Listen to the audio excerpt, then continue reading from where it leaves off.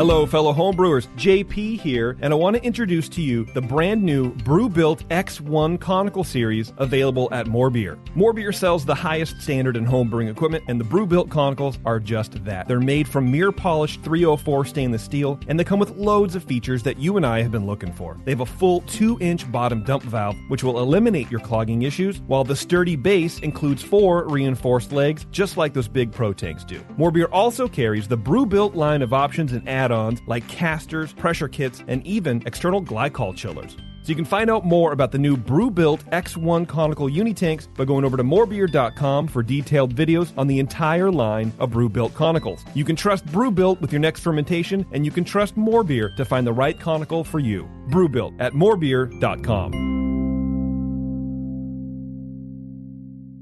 This week's Sunday session is brought to you by homebrewing source of awesomeness online, More Beer at morebeer.com. I poured it in my mouth and it just wasn't going down. My first beer was an IPA, the best IPA I've ever drank. Mostly because I brewed it. If you have a scale that is good for measuring cocaine, you're probably good for measuring hops on cocaine. You're scaring me. I think the information is awesome and the audio sucks. Make some sugary water, throw some yeast in there, and you're going to drink good beer. Yeah, it's going to be good. It's fine. God damn it, man. Oh, my God. Oh. Now, live from the Brewing Network studios in Northern California, this is the radio program for home brewers, craft brewers, beer lovers, and beer geeks. It's your only source for live beer radio that brings expert brewers together with, well, expert drinkers. This is the radio program with a head on it. This is The Session.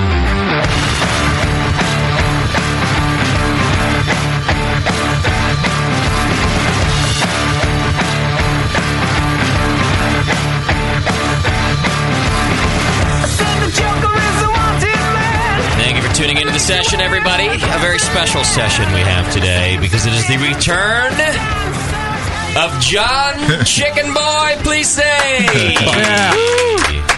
In the house. In the studio. Back in the house. Yeah. At last. Nice to see you, Johnny P. Yeah, it's been a while. It has been a while. You've seen Studio D before, right? This is D or B? This is D. We named it after Dan. Okay. Because Dan helped us christen it. You know, good old Dan Gordon. Oh, yeah. So we named it Studio D. We skipped over B and C. Awesome. Yeah. It's brilliant. You've Perfect. seen it. I've been here, yeah. You have, okay. Yeah. So it's temperature controlled, so right. It's good. It smells just as bad as Studio A, but it's temperature controlled. Well, it's Jason, right? Right. But it's good to see you, man. You too, bud. Glad you're here. Became a dad. Oh, that's right. 4 months ago, yeah. I have a 4-month-old. What's this baby all about? Tell me about this baby. The glory of my baby. Yeah. Her name's Alicia. Alicia. Yeah. Alicia what? Alicia Sophie Plisse. Wow. Yeah. That's a sophisticated name. Yeah. I can't even say it. Pretty sophisticated. Yeah. ESP. You don't have to worry about young guys remembering her name. That's a good thing, right? They'll call her Ellie. Yeah. Or something like that. Are you worried already about her reaching dating age? Oh, yeah. She's like a month old. Now, how old is she? 4 months old. 4 months old. Yeah. You're already worried? Yeah. Really? Won't be Don't long. look at her the wrong way, you know. Right? She's playing with the other babies on the floor. Yeah. Your boy baby just touched my baby. Just rolled into her. 2-year-old be like, what are you doing? I would like to know your boy baby's intentions with my boy girl. Yes. My baby girl. My baby girl. It's not a boy girl. It's not a boy finger girl, right? condoms that you get. Here you go. Right. Oh, man. How do you like being a daddy? It's awesome. You're all about it, aren't you? Oh, I love it. Yeah. I could tell. You wanted to get married, too. You're a family guy. Family guy, yeah. Got married in 2009, September, and took a year of enjoying our marriage, and then it took us 2 months to get pregnant. So, right. You know. And then ruined it. We enjoyed our marriage, and then we ruined it. We ruined it. You're going to have 100 babies, aren't you? No. We've talked about another one, but one's a lot of work. Yeah? Yeah. And one's enough where you can manage it, and you're like, it's all love, and you're just staring at her, and you like give her undivided attention all the time, you know. Right. But 2, whew. 2 is like more poop than you can even throw away. Yeah. Yeah. You know? Like you don't have, like I have that problem here with beer bottles. I fill up the recycle bin every week, and I end up with excess beer bottles. Right. You would have excess poopy diapers. for another 3 years, 4 years. Yeah. You guys are going to have another one eventually, though. Yeah. You're going to have 18. Justin's convinced everyone's going to have 100 kids.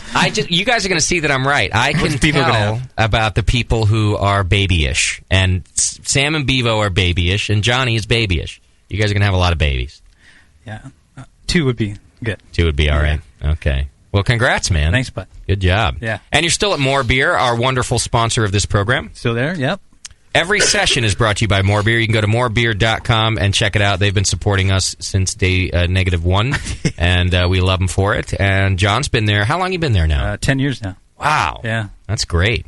Yes. And they've moved you around, though. Yeah, it's always movement, you know. You're not the showroom manager anymore. No, that ended last year. So what are you now? Product and sales management. So mostly all e-commerce and bringing in new products, making sure bringing to market, having all the descriptions correct, working with all the production department, making sure that they're released on time, stuff like that. So, you got a desk job now. Desk job. Yeah. And actually now the irony of the whole thing is I leave my desk to go be like down in fulfillment to like just get away from your desk, you know. Right. Just to get out of there. Yeah. I see. Yeah. I had my eyes checked out like 2 days ago, and I thought I was like going blind. Oh, from looking at a screen all day? You don't blink as much. I have that happen too. I think I need glasses now. What happened at your eye check? They gave me Optive. They said Vising's not good because it's a steroid. It gets rid of redness. But Optive actually just it was your tear ducts. It puts moisture back in your tear ducts. You listen to this, Tasty? Yeah. I'm getting this. All right. Optive. So I feel great, and my headaches went away, and my eyes are hydrated. Okay. Optive. And now you can see again. What was the problem? You were crying so much that your tear ducts were empty? Headaches, dryness, and like spottiness of grayness. Oh. Yeah. I think it's cancer. I don't know. Or worse. It's not the tumor. Like glaucoma or something. Yeah. I don't have all that. I can't read things anymore. Now I'm holding them out to there. I turn them sideways as if that helps somehow. Just hold up a note right here for you. Yeah, I have to go get them checked. Here. I think. You want my glasses? I've tried yours before, and yours are you're a little too blind. You broke my glasses. You have to pay for new ones. Because yours do help. Oh shit. I can see everything. I can see. John's here. John Plessé's in the studio. Hey, welcome back. I was wondering why you're looking at me and talking to him. That was weird. I haven't seen you in so long. You look good. These are good. Are these for when you can see things close but not far? Because Susie is a blurry mess, but everything in front of me is very clear and big. Yeah, I'm a little nearsighted. Shit, yeah. I need glasses. I'm really disappointed about this. Yeah. Well, you can get contacts, but see, it is a radio show. I mean, who cares? That's right. And everyone sees the back of your head. There's some funny-looking ones. In fact, on you, they'll all be funny. They're all, all glasses are. Get the big clown ones. I mean, except JP's. He looks great. Well, mine are very handsome. We're just used to it. You actually look pretty good in those, by the way. I'm just kidding you. See? Do you think it's going to get me laid, Tasty? No, unless you're looking for smart chicks. They might think you look smart. Yeah. As long as I keep my mouth shut, then maybe. Well, there you go. That's the trick. I'm really disappointed at how well these are working for me, actually. Wow. You're doomed. You didn't know till now? Well, I'll tell you what, I have to actually update this prescription and get new glasses, so when I do... I can have your old ones? Yeah. Yeah. I think I do. I always had great vision, but the whole screen thing all the time. Yeah, it's weird. I think it's what it is. Well, I think it's jerking off a lot. Is that what it is? Well, you go blind. But I've always been doing that. I never went blind before. But I think it's a little bit. It adds up. Yeah. I see. At least it feels good. Feels good. Today we are covering a very important topic with John Plessé, and his friend Aaron Wood has come in the studio. Aaron, welcome. Hey, thanks. It's good to be here. You are our... today we are doing a show on gluten-free beer, and people have been asking us to do this show for a few years now. We just never had enough information and people who could speak about it intelligently to do an entire show on it. And we still don't. I don't think that's going to change tonight. It won't. I see. Well, because there hasn't been a lot of research before recently, or at least experimentation with it, has there? Yeah, it's fairly recent. It's small. It's a huge topic. I mean... So we have avoided it because we felt we couldn't do the topic justice. Because I agree that it is a significant amount of the population, but there wasn't enough information. We didn't know very much about it. But tonight we're going to get into it, and boy, do we have a plethora of information. Tons, yeah. First of all, Aaron over here is our token celiac. He's in the room today. And I've gotten him to agree to eat a loaf of bread in the middle of the show. You brought the honey nut, right? Yeah, I brought the most gluten-positive loaf of bread I could find. And with extra focaccia. Yes, and Aaron agrees with me that for the sake of research, it's necessary to show the world at home what happens. Absolutely, and luckily the bathroom's just around the corner from the studio, so we're all set. Yeah, exactly. He won't be able to fit through the door because he will be bloating so much, but he has agreed to do that. No, we're not going to kill Aaron, but not tonight. We will hospitalize the shit out of him. Instead, we're just going to drink all of the gluten-positive beer we have and point and laugh at Aaron, the poor guy. Yeah. But Aaron is a home brewer, which I think is a very ambitious thing to be as a celiac.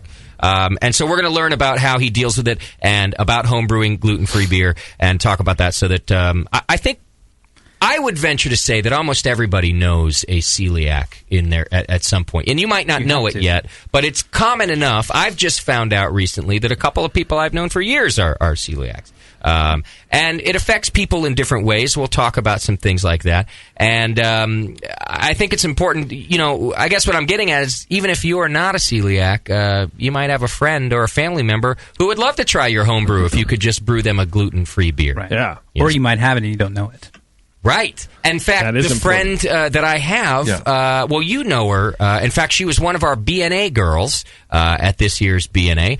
Jocelyn, my friend Jocelyn. Oh, wow. All these years, she just thought that she shit a lot, I guess. Yeah. And it turns out she's celiac. Really? And diarrhea a lot. Right. Lovely girl. Lots of diarrhea. Anyway, I'm glad that's fixed.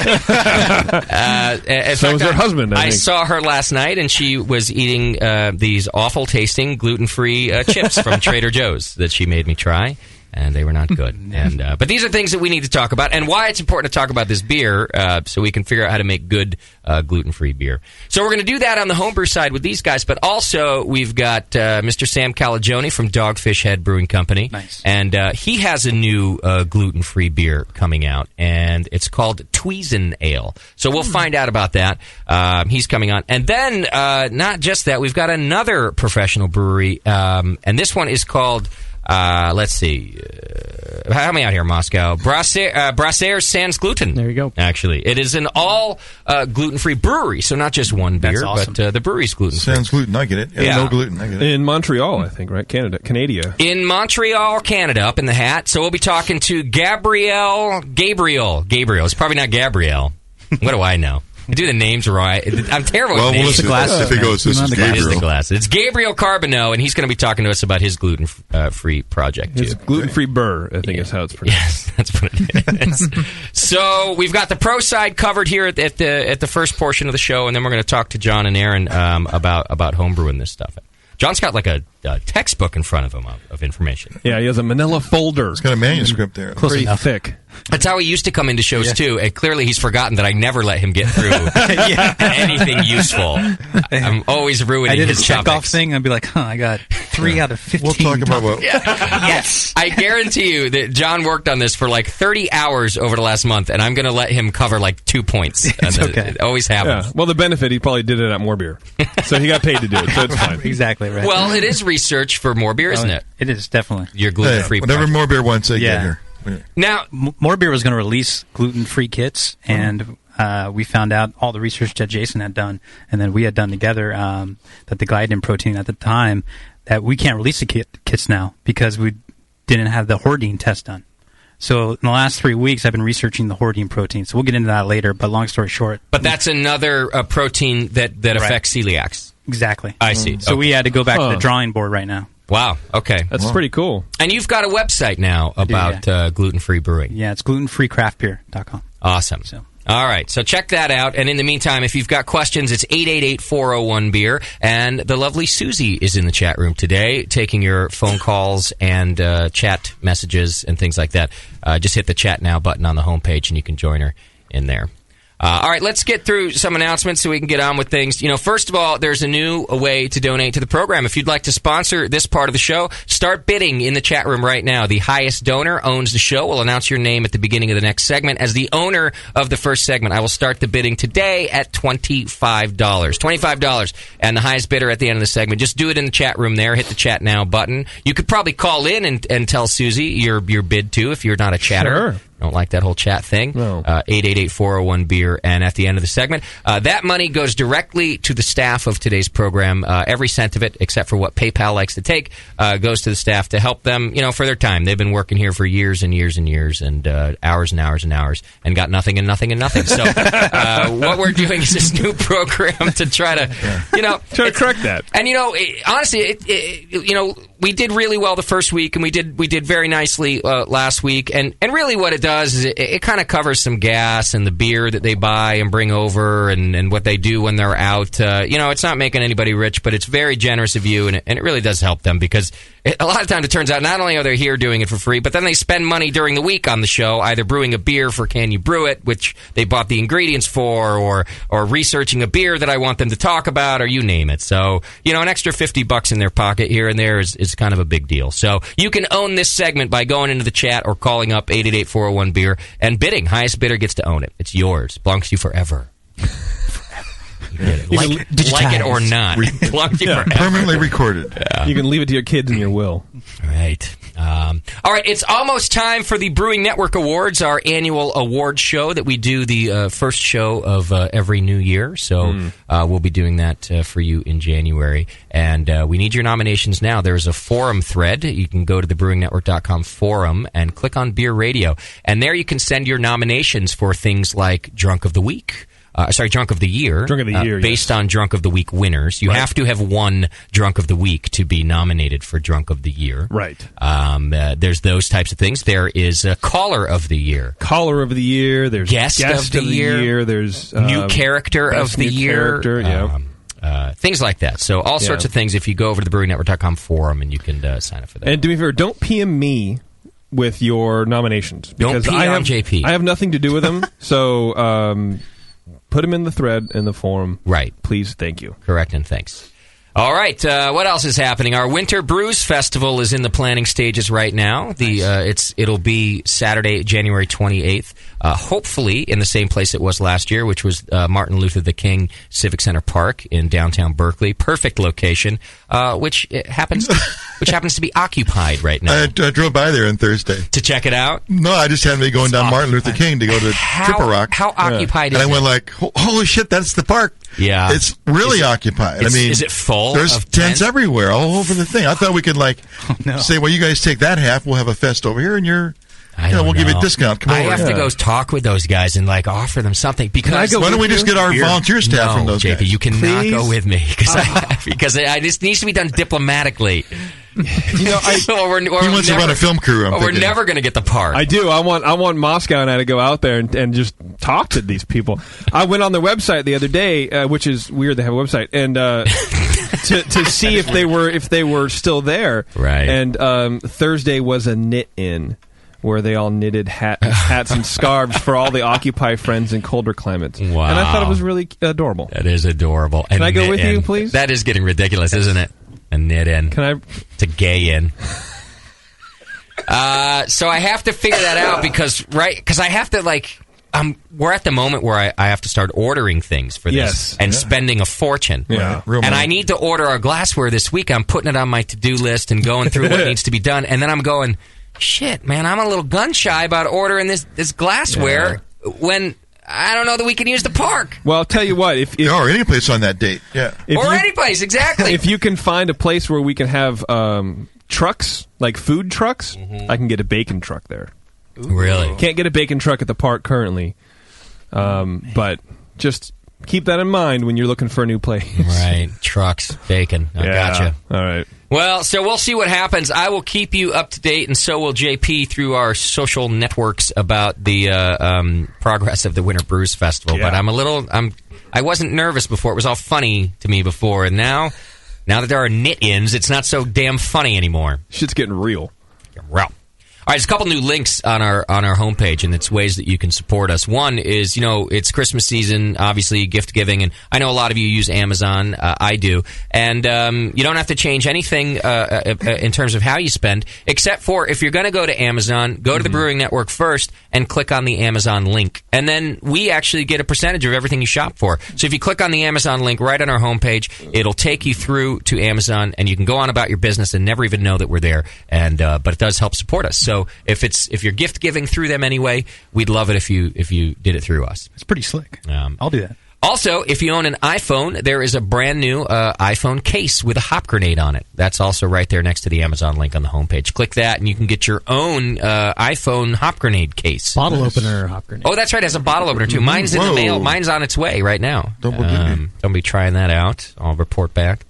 All right, and then, of course, as always, you can go buy T-shirts and books and hats and things like that in the BN store. There's a new iPhone and Android app, so you can listen on the go, both in the Android market and the iTunes store, and they are both free, like my employees. I like my apps like my employees. I like them free. So go get it, and you get free app, and you can take it anywhere. It works really well. And have you guys used it? Used it a little bit for the Android. I used it for the first time this week, and it sounds really good. The audio quality's there, and you can click through to our YouTube page and our Facebook page and our Twitter page and everything. I didn't know all that. I'll have to try it. Yeah, you can email us through it, which is not too great for me. Yeah, I won't answer them. They hear the bullshit. No, the app doesn't have past shows on it. It's only a live listening app. Where are the past shows? Can you please They're make on the website, you idiot. And by the way, if you have a smartphone, you can go to the website. Yeah, but it's such a pain in the ass. It doesn't have everything I wanted in it. I wanted it to blow me while I was listening. Where are the show names? Where's that? Where's my handy? That feature. You just put in the HDMI port. That's what I have to listen to. How come it's always Moscow's mom that emails me? I don't know what to do. I don't like this app anymore. These apps are scaring me. Whatever happened to when you can just talk to people? Right. Just talk to me. All right. And also, you can subscribe and join the BN Army. If you're a monthly donor, recurring monthly donor, you're entered into the More Beer donation giveaway, which basically means there's a chance to win $100 to More Beer every single month. And I know that Johnny P. sent out a bunch of gift certificates for us this week because I was a little behind on giving him the names. But we're all caught up now, and we'll be doing December's name at the end of the month here. And so if you have not gotten an email, you didn't win. But make sure you check your inbox, and you should have an email from More Beer. For example, I know one guy wrote to me. He said, "Hey, I got an email from More Beer, but I was real busy, and I thought it was like one of their advertisements, like telling me about a sale or something. And he didn't delete it. He just didn't have time. So he waited like a week until he had time. He opens it up, and it's none other than our friend Johnny P. emailing him that he had won $100. That's pretty good to More Beer. And so you get that by becoming a recurring donor. How do you have time to be a home brewer, but you don't have time to read an email? I know. I'm like that, though, because I sign up for like different tech bargain emails and stuff like that, and I'll put them all at the bottom of the queue just to move on to something else. Yeah. You know, like I have other things to do. I don't know either. Fucking emails. And you're not a home brewer. Right. I'm not a home brewer either. That's a good point. Barely. I'm like on the fringe. All right. Oh, wait a minute. What is a home brewer? Is that how often do you have to brew to be a home brewer? That's true. Good question. I would say once every 2 years makes you a home brewer. Why 2 years? Why not 3 years? Well, it could be more. I'm just saying something. I'm exaggerating. So yeah, I'll go 3. So am I. 3. I did it twice this year and once last year. Well, so I'm good. Totally you're a home brewer. Yeah. I'm great. Yeah. No. You're it. Perfect. You actually have homebrew points to give to someone else if you wanted to. I'm more like those married homebrewers with shitty wives, though, who like don't let them ever brew. And they're, we get emails from them, so I'm not making this stuff up. But they write in and they go, and their tail, you can see their tail between their leg in the email. Yeah, so wrong. And they're like, I can't right now. Well, that one time we did a show on like how to fit brewing into your like family life, all that kind of stuff. Yeah, we should do another one. What it came down to was get divorced. Yeah, get rid of your wife, right, and your family. Yeah, and yeah. We should have another one that talks more about like how you can convince your wife you need to brew beer more often. It's like that's what she needs. You need more equipment. You load them all in the minivan in the garage, and you get one of those self-starter remote starters. And then you go in before you start the car, you'd be like, hold on, I'll be right back. And you go in the house, start it remotely, and then in like fire an up hour. the kettle. Carbon monoxide. In an hour, you fire up the kettle because you know everything's great. You got no family. Yeah. I didn't know. Time to brew all you want. God darn it. Sir, that's the third marriage that's happened to this year. It's the MO. I'm so forgetful with that. God, it's probably on right now. Yeah. I'm so anyway. Oh, my God. All right. Get all these updates over on Twitter and also, you can send your show ideas over to Scott the Jew. He's available at scott@thebrewingnetwork.com. He's doing a great job booking. And if you have homebrew topics that you want covered and things like that, don't just complain about it. Send a email to Moscow, and chances are he'll go find us a guest to cover it. So that's true. This is your show, ladies and gentlemen. Yeah, make it work for you. I start to think that all the complaining is just like because people have nothing better to do, because we never get better ideas, Right. I have gotten a couple ideas, but the key word being better ideas. Right. People know what they don't like. They're not so sure what they do like. Right, exactly. I know I don't like this. All right, and then you can send feedback over to feedback@thebrewingnetwork.com.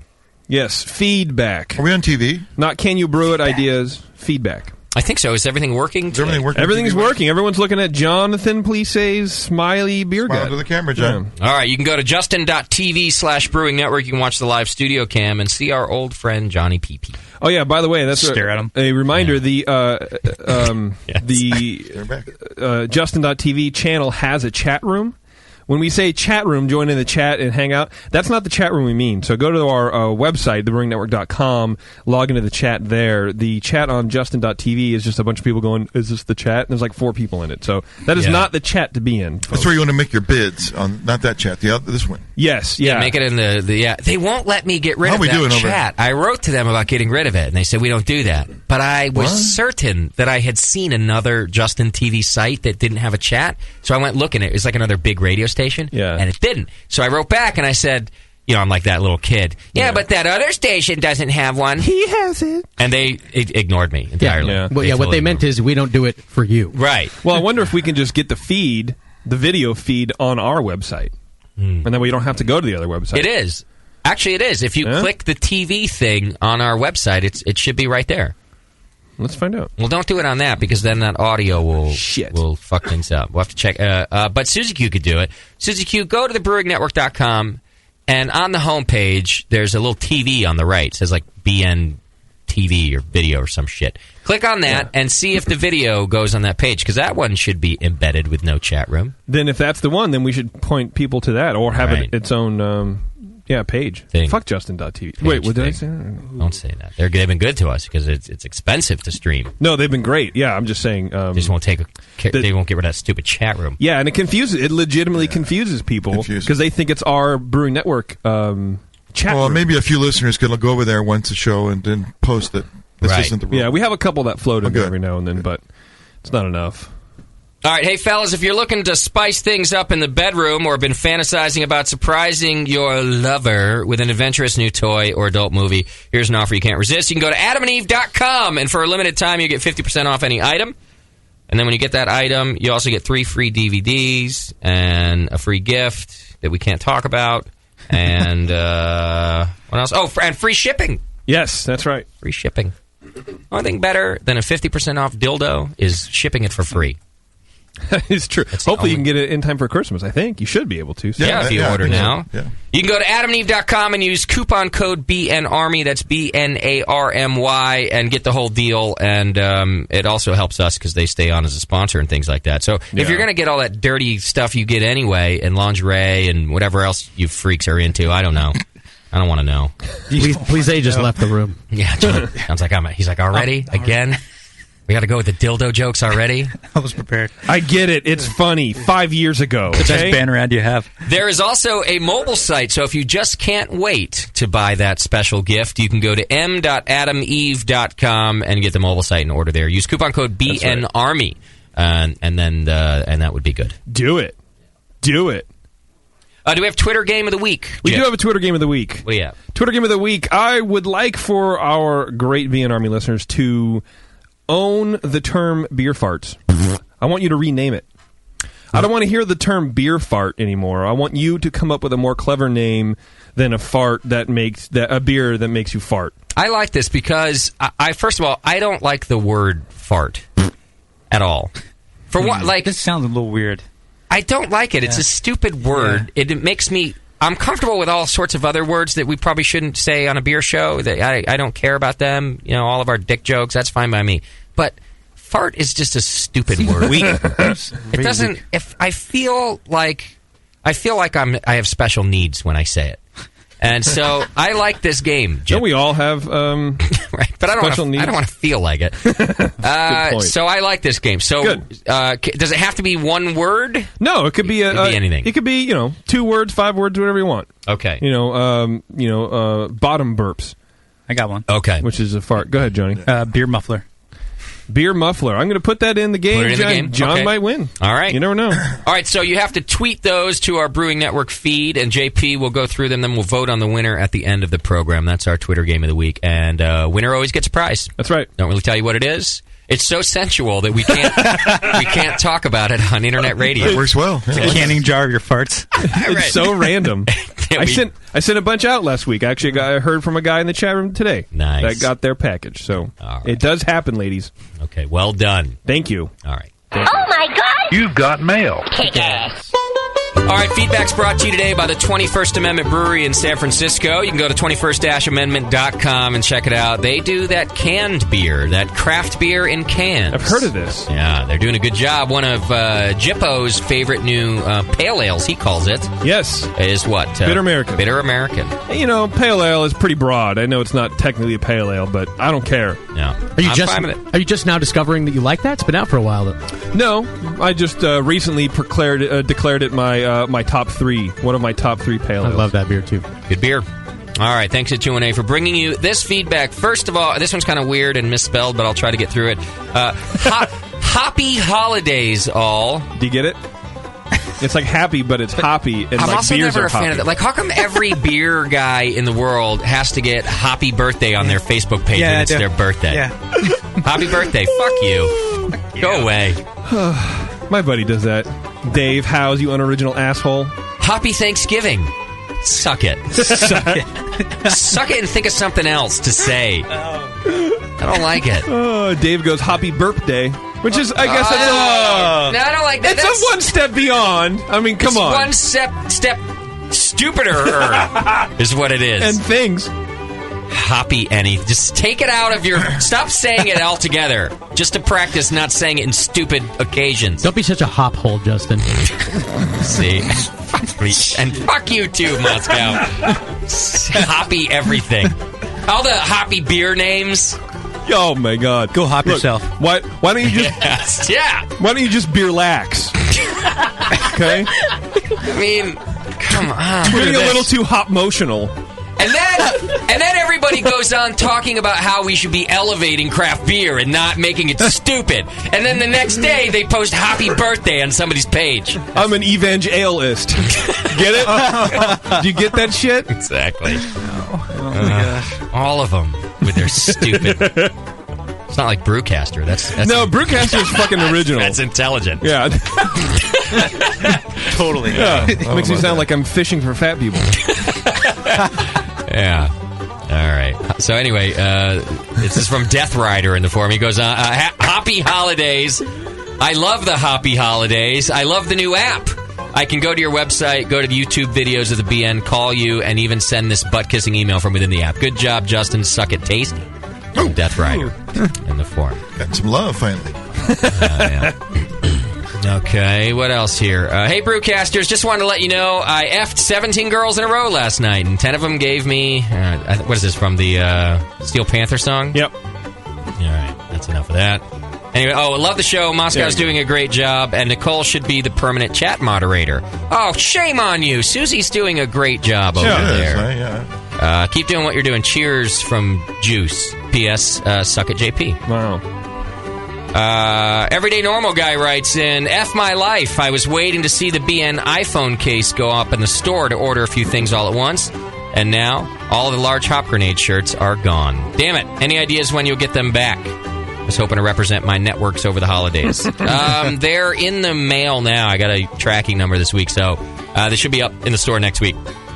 JP will ship out promptly if you make an order when they come in. Fuck yeah. Real quick, just about the case being in the store. I've heard that question a couple times. It's not in the store. You just click the link on the homepage and you go to their store and do it. Right. Okay, great.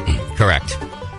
All right, Billy from Jersey writes in, I just enlisted into the BN Army and wanted to thank you guys for being such a great resource for craft brewers. Urge all listeners to either buy some merchandise or make a donation. Don't be a cheap F. This is valuable info, not to mention funny as shit. Funny as S. Funny as S. I'm a cop and I work midnights. I listen to the archive shows all night in the patrol car and smack my chops thinking of that first homebrew I'm going to get when I'm going to chug when I get off duty. That's awesome. Unfortunately, drinking on duty is frowned upon, so I enjoy you guys in between dealing with the asshole public. Keep up the great work, Billy from Jersey, patrolman for a living, but corporal in the BN Army. Is that not the best fucking email? That's testimonial from of the year Jersey. right Okay, I'm gonna go roll with that guy when I go out. For sure. See, I'll do a ride along with that dude. It's guys like Billy that makes me not like the song "F the Police" because they should take that back after listening to Billy. Good cop right there. Or maybe it's the beer lease. Yeah, he's not a cop. He's a hop. I thought it was the hop police. Damn it. All right, somebody else whose name isn't here writes in, hi, asshats, hope the planets align. And, this is a whole thing asking for a recipe from Calagione. I'll see what I can do. Find out if he knows anything off the top of his head. Doubt it. Hop the police. Elliot writes in, I just wanted to throw in a thank you to the BN for having the Better Beer Scores folks on a few weeks ago and offering up some sweet discount. I've been thinking about taking the BJCP exam for a while, and this pushed me over the edge. Also, it's good to hear that Chicken Boy will be back on the program next week, and I'm excited for the topic, as my sister-in-law has celiacs and cannot imbibe my gluten-rich swill. So thanks to you and the crew at the BN. Cheers. I like that gluten-rich swill. Pretty good. And let's see. P.S. After I get my scores back from this exam, I'll be more inclined to tell JP to suck it. Oh, what the hell. There's lots of reason to do it right now, so why wait? Suck it, JP. Yeah, remember when that was Suck It Schumann? Right. And you started that to do it specifically to Suck It Schumann? I know. But I didn't ask for it to become Suck It JP. It evolved. Yeah. Like Ebola. Which is weird. Right over to you. Did it beer-volve? Oh, God. That's the question you have to ask yourself right now. So witty. Oh, my God. Happy Beer Day. Happy Burp Day. Happy birthday. God. Oh, I'm sorry, David. That was beerlicious.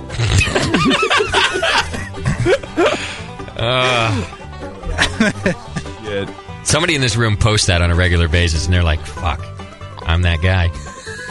I just taught you something. I just taught you that you're that guy. You're welcome. You are welcome. It's even weirder when like a craft brewer does it. You're like, whew. Right. Yeah. Marketing is lost on some people. All right. Feedback's brought to you today by the 21st Amendment. You can go to 21st-amendment.com. Check out their beer in cans or go down to the Brew Pub at 563 2nd Street, just 2 blocks from Giants Park. All right. Thank you. Okay. Thank you. Great. Thanks a lot. All right, so like I said, we got a big show for you today. 888-401-BEER is the number. We got Johnny P. and Aaron Wood, and then we're going to talk to Calagione on the phone, and we're also going to talk to a Montreal brewer on gluten-free, Brasseurs Sans Gluten. Where's Blobber Gloopy Glop when I need him? We should have had him on to help me pronounce all these names. He's hanging around somewhere. I'm sure he'll... Isn't Blobs not drinking or something, or did he fall off the wagon? I think he was all done with whatever meds they make French Canadians take, and then I think he went back on them. Got it. Okay. We got to take a break. Before the break, I wonder if there is a short definition to what celiac disease is that we could do. Do we need to come back from break and do it, or is there a quick, what is essentially celiac disease so we know what we're getting into here today? Celiac disease is celiac. So it's not celiac. It's celiac. It's celiac need to get that right disease first. Is the full name. Celiac sprue. Okay. Yeah. SPRUE. It's a dietary intolerance of the proteins that are in the grains wheat, barley, and rye, and they're very close relatives. Okay. It's all in the same family. Got it. Yeah, it hits your intestine, and when it gets there, it sets off an immune response right in the intestinal lining. causes your body to attack that and destroy the cells that you use to digest food. Yikes. Yeah, and from there it can set off secondary effects, but the actual disease is just that effect right there. Wow. Yeah. Does it have anything to do with getting sweet chops on your face like that, Aaron? 'Cause I can't No, these grow are a chops bonus. like that. These are a bonus. That's a bonus. Although, maybe there's a special gene or something related to this that means that you can grow sweet serious chops. mutton chops. Yeah. Yeah, my mother has celiac, but she doesn't have mutton chops, so maybe it might be a sex-linked gene. So I'm not sure. Yeah. Right. Yeah. I'll give her some time. I'll give her some time. See, because I would almost want it then, because I can't grow chops like that. It'd be worth the wait in her case, I think. She looked really good with some mutton chops. When did you realize you had the disease? Actually, about 11 years ago, after a false negative on a test 2 years before. Okay. Tests were really bad back in the day. How fucked up is that? Yeah. Seriously. So you were having problems, and you went to the doctor, and they said we should test you for celiac. Yeah, basically I went in and said, hey, can you test me for this? My mom's got it. There's a chance I've got it. Yeah. And they said, okay, sure. Tested it. Nothing. You're fine. I'm like, damn. That would have explained a lot of things. I'm never going to get chops. No chops for me. Yeah. So you sued them for malpractice, and then what? That's actually the next step now. So I'm going to go get a lawyer, and this is chops that I was denied. So Were you a beer drinker at this time? Actually, I did like a few brews, mainly Guinness, and I grew to really like Harp Lager. Okay. But other than that, I really wasn't into too many beers. And I really wonder if it was sort of a defensive move by my body to just kind of make you not crave it. Yeah. Keep you alive longer. Mm-hmm. All right, we'll learn more about celiac disease when we come back, and we'll also hear from Sam Calagione from Dogfish Head. 888-401-BEER is the phone number. You can also, hit the chat now button right there on the homepage and be able to communicate with us that way if you have questions about this beer and how to brew it. You're listening to The Session. We'll be right back.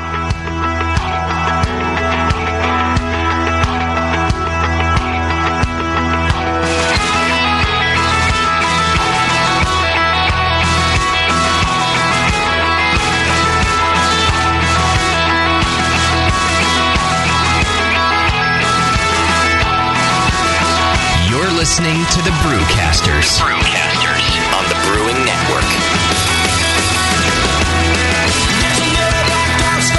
Since the first time the Brewing Network microphones turned on, More Beer was behind it. More Beer sponsors the programming on the BN because, like you, they love brewing. And like the Brewing Network, they love sharing their knowledge.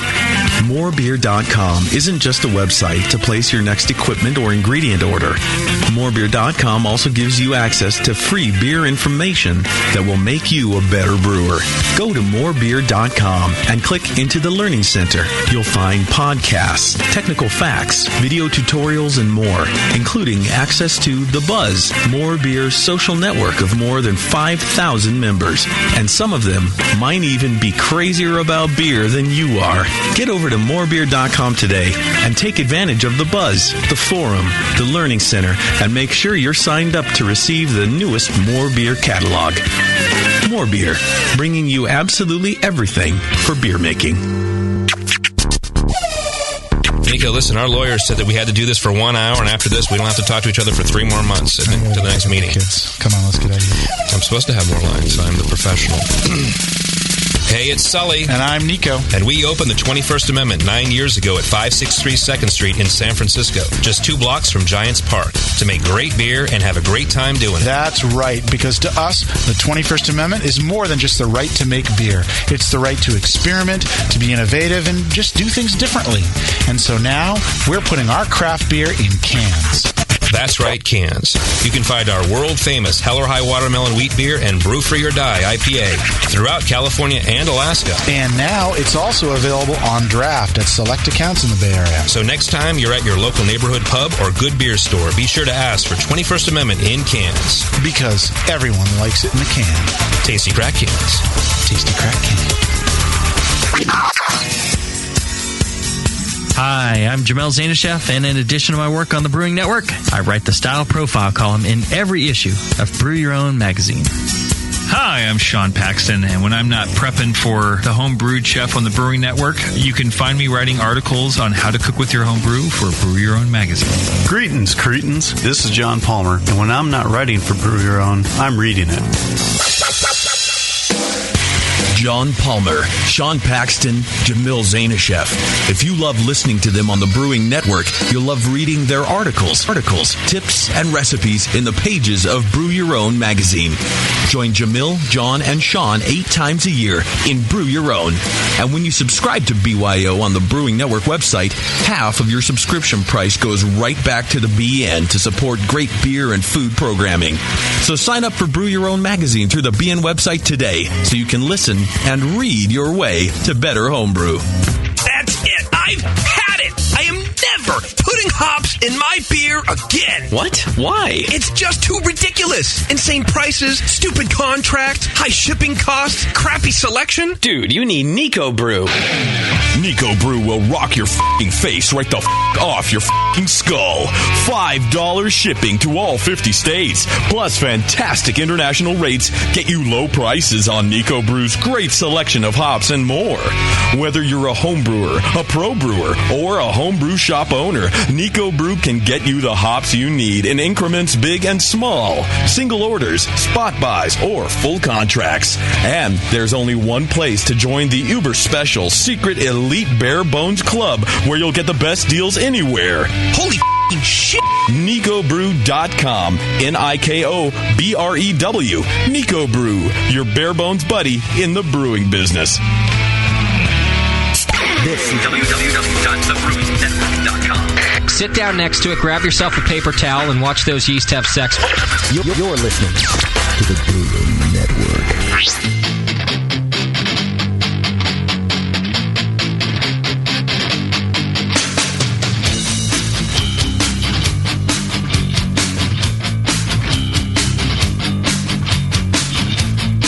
The session.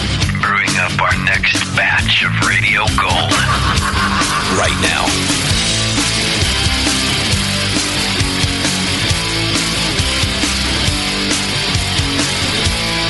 All right, welcome back to the program. Thanks for sticking with us. Today we are talking about gluten-free beer and why it's necessary in today's celiac-infested society. You guys are everywhere. It's craziness. It's like 1 out of 125 people. Is that what it is? Yeah. That really is a lot. That's amazing. That's like And tens it's of millions. 9 out of 125 Most don't of them know. don't know it. Yeah. Wow. Yeah. I see. Maybe I am. I tend to shit a lot after a night of drinking too. Is that the only? We'll find out. The only symptom. Yes. I think there are more things. I think it can get a lot worse. In fact, Aaron, who's our guest, I'm told we'll find out more a bit later or as we go. I'm told it has it pretty severely. Yeah, I'm not too lucky that way. Yeah. Some people are pretty much asymptomatic. Okay. They don't really have any issues per se. Okay. They just get swept up in a test when some family member gets tested. Gotcha. I would argue if you don't have any symptoms, you don't have anything. I hear that. I hear that about STDs sometimes. Like, oh, they don't know they have it. There's no symptoms. I'm like, well, then there's nothing there. You don't have it. You don't have it. Good point. All right, let's talk to our first guest today, our old friend Sam Calagione from Dogfish Head Brewing. How you doing, Sam? Uh-oh. He's doing great. Here we go. Sam, you with us? We're going to go through this again, aren't we? Where we can hear him, but he can't hear me. It was on our end last time, wasn't it? Let's have a look here. Oh, you should be able to hear me. Everything's right on my end. Boy, oh boy. We could have Crazy Sam come. Do your thing, Sam. Oh, I see why. He's wanting to show me video. I'd like to look at his face. Wants to have an introduction? He has an introduction video? Hey, Sam, can you hear me at all? I can see his face. Poor guy's looking to get connected, but I think he's on line 1. It's on the hard line. He's on the phone, too? Yeah. You sure? No. We're looking right at him. Did he call you? Yes. Does it say it's from Delaware? No. It is. Susie. It is. Hey, Sam, are you on the telephone instead of the Skype? Hey, Justin, how you doing? This is Sam. My phone. Oh, it's the wrong Sam. Hang on a second, Sam. Just hang on there, will you? Hey, you got it, whatever you need. I think that one's evil Sam. Well, I can see Sam on my Skype, and I can hear Sam, but Sam can't hear me, which is always a problem. Moscow, why don't you just give him a call? He did there. He said, Sam, are you there? Yeah. Yeah, he can hear me. My phone is. Moscow, give him a call. Tell him we're going to use his cell phone or his landline or something, please, quickly. All right. hop to it. Not again. No, wait, that doesn't work. Not again. Technology is retarded. It is retarded. Well, can I feel like an ass right now because I just drank out of Aaron's sorghum beer. He's like, well, now you can have it because I contaminated his beer by drinking from my mouth on his glass. Is that right? Yeah. It's that sensitive that even if you drink just a sip. Mm-hmm. Really? Yeah. A crumb is enough to get me sick from bread or something. That sounds that sounds like you would be sick all the time because isn't bread just everywhere? It's all over the place. It took me years to learn how to avoid it successfully. Can you even eat out at a restaurant? It's getting better now. Actually, now, especially in the Bay Area here, you go to a restaurant, a lot of times they'll have heard of it. They'll have plans to deal with it. Some even have gluten-free menus. John and I actually went to a restaurant to talk about the show on Friday night. They had menu items marked gluten-free and whatnot. They had GF right next to it. It was awesome. It was awesome. Yeah. Well, that's better. Yeah. But I would worry, if it's that sensitive, I would worry even that, like, you said no bread that comes with your whatever you ordered, and they put it on the plate, and then it got taken off the plate at the last minute, so you never even knew it was there. Yeah. I have to worry about that. I do have to worry about that. And so I tend to frequent places that aren't like a Denny's. They're more like a sit-down, nicer place. I see. Yeah. Where they pay a little more attention, take a little more time. I feel like I would just want to live in a bubble. Yeah, it gets like that.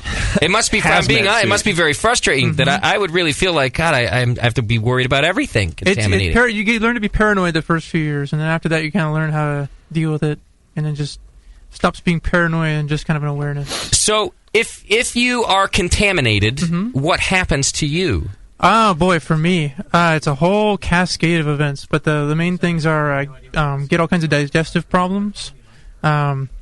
Everything runs the gamut from diarrhea on out to constipation, and I start losing weight because my guts aren't absorbing food very well anymore.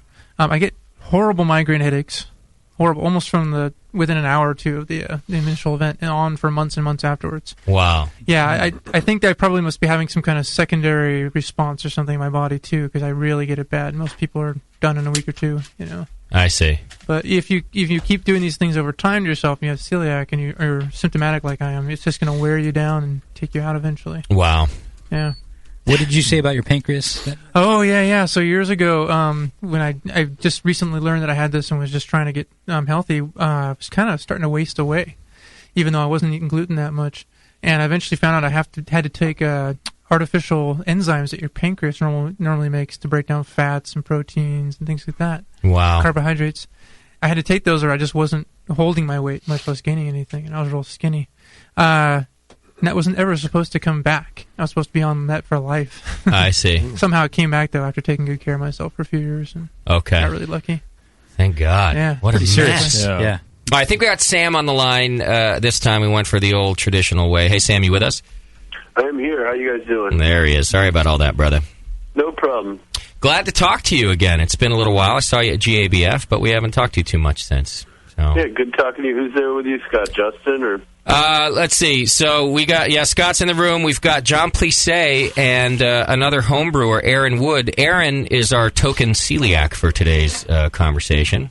And he's just kind of educating us a little bit about the things that can actually go wrong when you have this disease. And then a little bit later, we're also going to talk to a brewery in Montreal. Have you heard of this brewery that's all gluten-free up there called Brasseurs Sans Gluten? Yeah, that's cool. Yeah, we got them on too, and we'll be talking to them in a little while. They've got a gluten-free beer. And then, of course, we have you on here because you've got a product called Tweezen Ale that you put out in limited supply. So tell us a bit about that. Yeah, I mean, we basically did the test brew, I guess, in June or so. We, through our brew pub in Rehoboth, our original location, we have a brew pub with a 5-barrel brew house restaurant and a pot distillery in Rehoboth. And between people coming in there and people sending sort of unsolicited emails to info@dogfish.com, we learned over the last year that the number one request that we had for something we don't do is a sort of off-centered take using more exotic ingredients than what's normally found in that category for a gluten-free beer. So we said, nah, it's not on our radar a bunch of times, and then the requests were so kind of loud and mounting that we said, screw it, let's do a test batch, and not thinking we'd do anything more than one little batch for a pub. but we really liked the way it came out. I did a lot of research on what ingredients I thought would work well, knowing that we couldn't do anything with wheat and barley, and so we found a pretty interesting way in to do this beer. Honestly, that's kind of the same cycle that brought us to do this show, that we kind of heard some murmuring about please talk about doing gluten-free brewing a few years ago. Yeah. And there wasn't a lot of information. It just seemed like a couple of people. And it's really, the murmuring grew into kind of a roar recently. And then, of course, we found some pros like you that were brewing the beer to give us something to talk about and some examples of it. So is it just kind of, and maybe, Aaron, you could help with this too, is it an increased awareness of the disease now that is making this become more apparent to everybody? Absolutely. The thing is, there's so many people out in the population who have this, and when I was diagnosed, they were estimating about 9 out of 10 didn't know it. And I think that number has gone way down. I think it's gotten much better. And an additional thing that's helping, frankly, is that it's becoming a fad diet now. People who don't have to avoid this food are doing it because there are other health benefits to be had by it. I see. And they're doing it for that purpose, and those people tend to be very good at demanding things, Right. Whereas the rest of us kind of feel like, well, can you help us out because we're, kind of screwed here. Sure. Yeah. The trendy health freaks are the ones that go make things and happen. Normally you want to smack them upside the head, but frankly, it's because of them I can go to a restaurant now. I used to have like 2 in the whole Bay Area I could go to and still shake the dice each time. Now there's probably 100 at least. Wow. Okay. That have items. I'm on the paleo diet. What, you eat dinosaurs? What is that? Well, I eat plates. I'm half, I'm half Greek. I see. So it's the. So, Sam, what are the ingredients that you can use, and what did you decide on? Well, I just did some research out there when we were working on this recipe, and we brewed a lot with a bunch of different honeys, like wildflower honey and orange blossom, and this crazy rough, unfiltered, like Ethiopian honey that we use for bitches brew.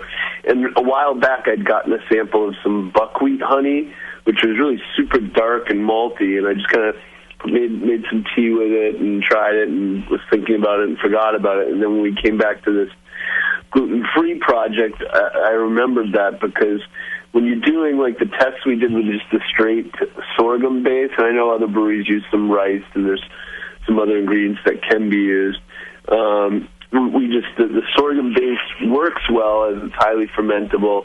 It's got some malt contribution or components to it, some malty components, but it had this weird kind of lingering bitterness, and so we learned that by using that with the buckwheat honey sort of magnified the malty component that we thought was missing from a lot of the sorghum-based beers we tried, and then a significant fraction of the fermentables comes from strawberries as well. So really, the 3 main ingredients are sorghum at about 51% of the fermentables, and then the balance is split between the strawberry puree and the buckwheat honey, and there's a tiny bit of hops in there. I think it's only about 10 IBUs and 6% alcohol. 6% still. That's not bad. Yeah, it's pretty good. Got a lot of malt out of that. Probably very honey-like. Even celiacs need to get a buzz, dude. That's right. Absolutely. Absolutely. Well, and now let's just be honest about gluten-free beer too. I think that the reason that beers like yours are important and kind of a buzz right now too is that the rumor kind of says that the beer just doesn't taste good without barley-based products in there and wheat-based products. So I think that that's something that seems to be changing, and that's on everybody's mind when I say, well, this commercial brewer has a gluten-free beer. I think a lot of brewers go, well, but do they have a good beer? Right. Well, I think a lot of Aaron could talk about that more than I can in terms of what he's tried out there. Right, Aaron, is this a consensus or just a weird rumor? There's a lot of truth behind that. The first one I ever had was absolutely horrible, and I hadn't had a beer in 8 or 9 years at that point. So I'm like, hey, it tastes like beer. All my friends were like, this is horrible. Then I had a few others that were better, and went back to that and was like, this is disgusting. What might I pick up? What would the taste difference be? The sorghum a lot of times produces this really nasty sourness that you get as like an aftertaste, and it's just pretty bad, and there's not a whole lot of character beyond that with just sorghum a lot of times. I don't find it as much with the stuff I make myself, which is still sorghum. and maybe that's just a home brewing advantage. Okay, yeah. There are some other commercially available ones that are pretty good. There's like Greens is really good. They have a triple that's a dark. That's pretty good. Okay. I like that. But it's expensive. It's like $5.50 a bottle. Whoa. Wow. Yeah, and then Lakeshore, I think it is, makes a decent one. And then there's a new company. I think it's New Planet. They make a couple of them. I had 2 of them so far, and the raspberry one's actually really good. So, Sam, in developing your beer, did you find some flavors that you really had to deal with and kind of change things up, especially in terms of sourness? Have I lost Sam? You there, Sam? Yep, somehow I got knocked off. Yeah, I got you back. Susie, careful which button you push over there. You're on the bottom row. Remember that. So, what kind of problems did you run into? Did you run into anything like weird sourness and things like that you had to go back to the drawing board with this beer? Yeah, we did some forced ferment tests with just straight sorghum stuff. What Aaron commented on is a sourness. We got sort of a lingering sort of metallic bitterness that was not a hot bitterness at the end. And at first we thought it was like a yeast bite, but in future iterations we kind of learned that was just kind of the quality that you get with sorghum. And by bumping up the ratio of the buckwheat honey and bumping down the hop bitterness down, we dropped it from like 20 BUs to 10. We think we found the right balance where you don't have that typical sorghum bite to it. Okay. Well, I think a lot of the problem, like you were saying a little bit ago, Jay, about us beer drinkers are going, well, have you found a good sorghum beer? It's different.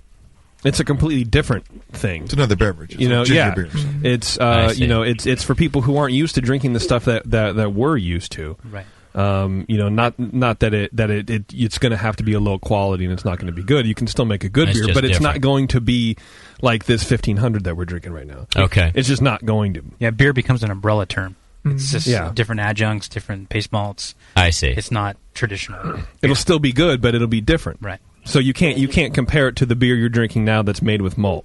It's just it's not fair to the gluten-free beer. Okay. And Sam, how about the strawberry contribution? Is that just a fermentable decision, or did it help with that flavor also? It also just brought a lot of complexity. The fruit character and the malt character from the buckwheat honey are probably the most forward flavors. As you said, it's not going to taste like any beer style that top 20 volume beer style, from a lager to a double to a white beer. It's but it tastes as much like beer as a Lambic or a Berliner Weiss.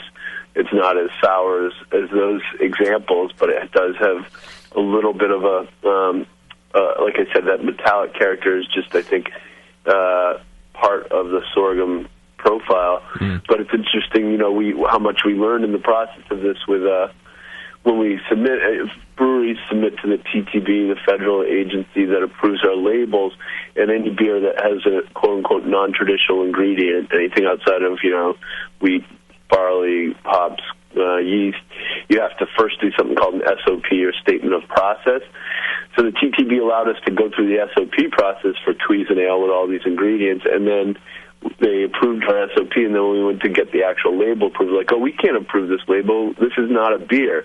And we're like, well, wait a second. You just told us, you gave us all this feedback and direction on how we should approach the submission of the recipe, but then they said, but sorry, we're not the ones that can approve this. So it's pretty interesting. So what we did, just to kind of cover our asses to make sure we do this right, is we spent, I don't know, many thousands of dollars to get this beer officially certified as gluten-free. So we had this guy come through the first day the big batch was brewed at the pub, and went through all of our equipment and all our floor space to make sure, when we're brewing this, there was no barley or wheat in any of the rooms or any of the process piping that this would go through. So by doing that, we get to put the official, gluten-free stamp on it. And our test came back, I think the legal limit is 20 ppm, or parts per million, and we were, less than 10, so less than half of even the minute quantities that's allowed in it to call it gluten-free. So that's an excellent point I hadn't thought about. Here we are talking about bread on your plate, Aaron, or the fact that you've just shared a beer with John Plissé, who had a beer before this one, and now you can't have that. But the brewery contamination, I mean, barley is everywhere. Mm-hmm. Yeah. It's a question. I mean, it really comes down to, what kind of cleaning they do, what kind of pre-processing. It's an issue I run into with food across the spectrum. If I get something that's a gluten-free flour, and I make great pancakes out of gluten-free flour. Okay. Did that go through a mill that was made, where they make wheat flour? Yeah. And there are specialty companies that only do that.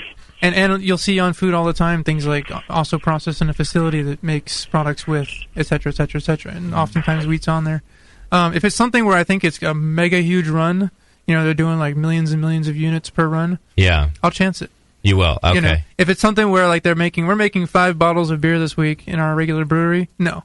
Or there's pizza places in the Bay Area that say we make gluten-free pizza. Well, what they do is they make the pizza in a separate part of the kitchen and they run it through the oven that all the gluten pizza goes through. I'm not touching it. I see. I'm not touching it. Well, so wow, there are there's different variations, obviously, of people with celiac disease and how much they can tolerate. So you're at the low level, right?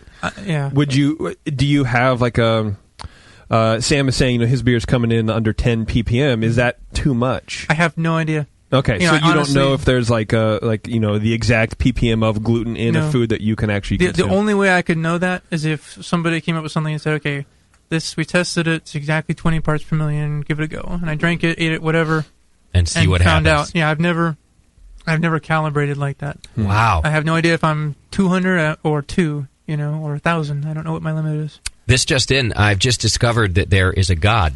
Because if I were a celiac, I would think that there is no peace on this earth. This sounds horrible to me. All of the thinking about the eating and the not having beer, and he's not your God, apparently. No, Aaron, my God's a very different God. Yes, he's angry with you. He's angry. I'm a sinner dangling over the pit of hell. Yes. His God has peanut allergies. Yeah. It's definitely a beer predicament. Yes. JP, go away.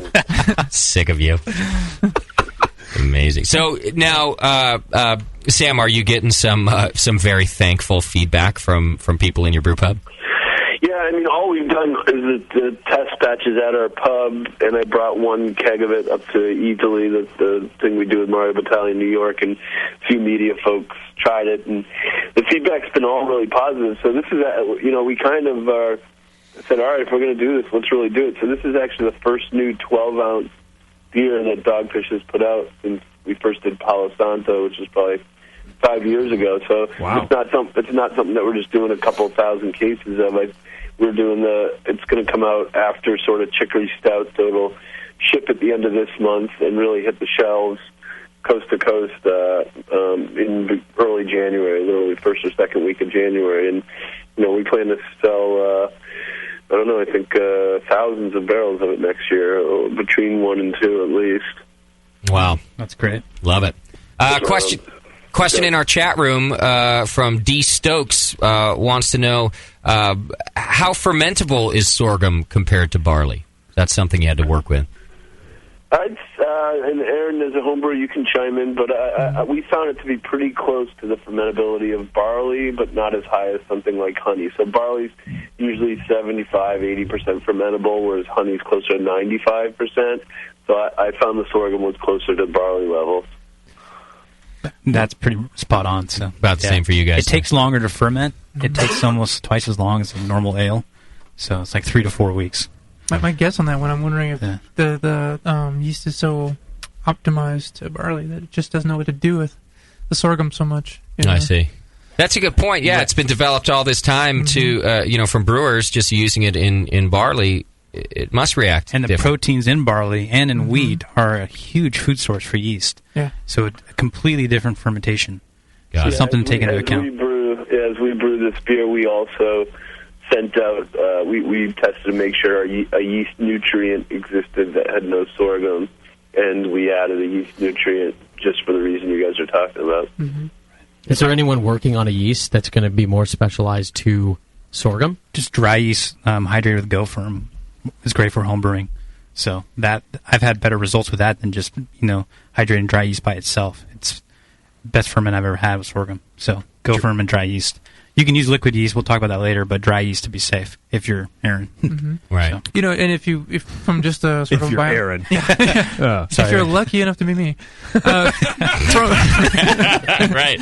From a biology standpoint, I mean, if you want to do work on a yeast, you probably just keep collecting. Right. Do some sorghum, collect the yeast off the bottom, reuse it. Sure. As long as you can keep it clean, you're going to end up with something that's going to be more and more and more targeted. It would evolve the same way as the barley yeast Absolutely. did. Yeah, that makes sense. And, in 1,000 years? Yeah, absolutely. You too. We'd be right back in the same place. Yeah. I'll still be doing this shitty podcast in 1,000 years, I'm sure of it. So once that happens... Why do you have to badmouth our show? We can talk about it. Now, how about cost for you, Sam? Is this a beer that it has to be more expensive on the shelf? I mean, we are, since we opened in '95, we've kind of specialized in beers that tend to have more expensive ingredients. Yeah. And we're pretty democratic with our pricing. That's why people sometimes are like, oh, your beers are all over the place on the shelf for price. But we're pretty honest and democratic. And if a beer costs us 20% more to make, we charge 20% more. And I think that's one of the great highlights of the craft brewing movement in general is, where wine pricing is usually based on snobbery and scarcity. Beer pricing is truly kind of based on production cost. And this was one where it was certainly a little bit higher than our Chicory Stout. But what we decided to do is put it in the 4-pack and sell it at the same price as our seasonal beers that are also in 4-packs. So whatever in your market, things like Aprihop or Festina Pesh or Pumpkin or Chicory are, that's what Tweezin Ale is going to cost. So not, I'm guessing around $9 a 4-pack. Got it. That is a benefit for you, I think, because like you said, you're using more expensive ingredients a bunch of times in your beers anyway. There's no sticker shock when people are going to see this from you. Yeah. But maybe another brewery might experience some sticker shock if they have to go through their brewery and pass this test, that you're under 20 parts per million on top of everything else. Yeah, I mean, let's say I don't know how many thousands of dollars we spent on that test, but if you're a small brewery, absorbing that thousands of dollars is probably going to make a noticeable difference in your shelf price, Right. Sure. Absolutely. Well, you know what? I think it's worth every bit of your time because, like I said, just the buzz about it right now. People are going to be thankful that you're doing this. Mm-hmm. Well, we're excited. We're excited to release this, and we encourage people to go to info@dogfish.com and tell us, what you think of it once you find the Tweezin Ale. I should also say it comes out in January, but we're going to do it quarterly, so it'll be so that I think the shelf life's probably 5-6 months. So by doing it quarterly, that was kind of our way of saying, well, if celiacs really dig it, we don't want them to have to wait a whole year. They could buy it quarterly, and each quarter's batch will last well enough that they could keep a supply, of this fresh for the whole year. Right. Absolutely. All right, Sam. Well, it's good to hear your voice again, and thanks for telling us about the beer. No, it's our pleasure. Thank you guys for educating everybody about this kind of booming niche within the craft brew niche for gluten-free beers. Absolutely. Are we going to see you on television anytime soon again? You going to do an HBO special next, or what?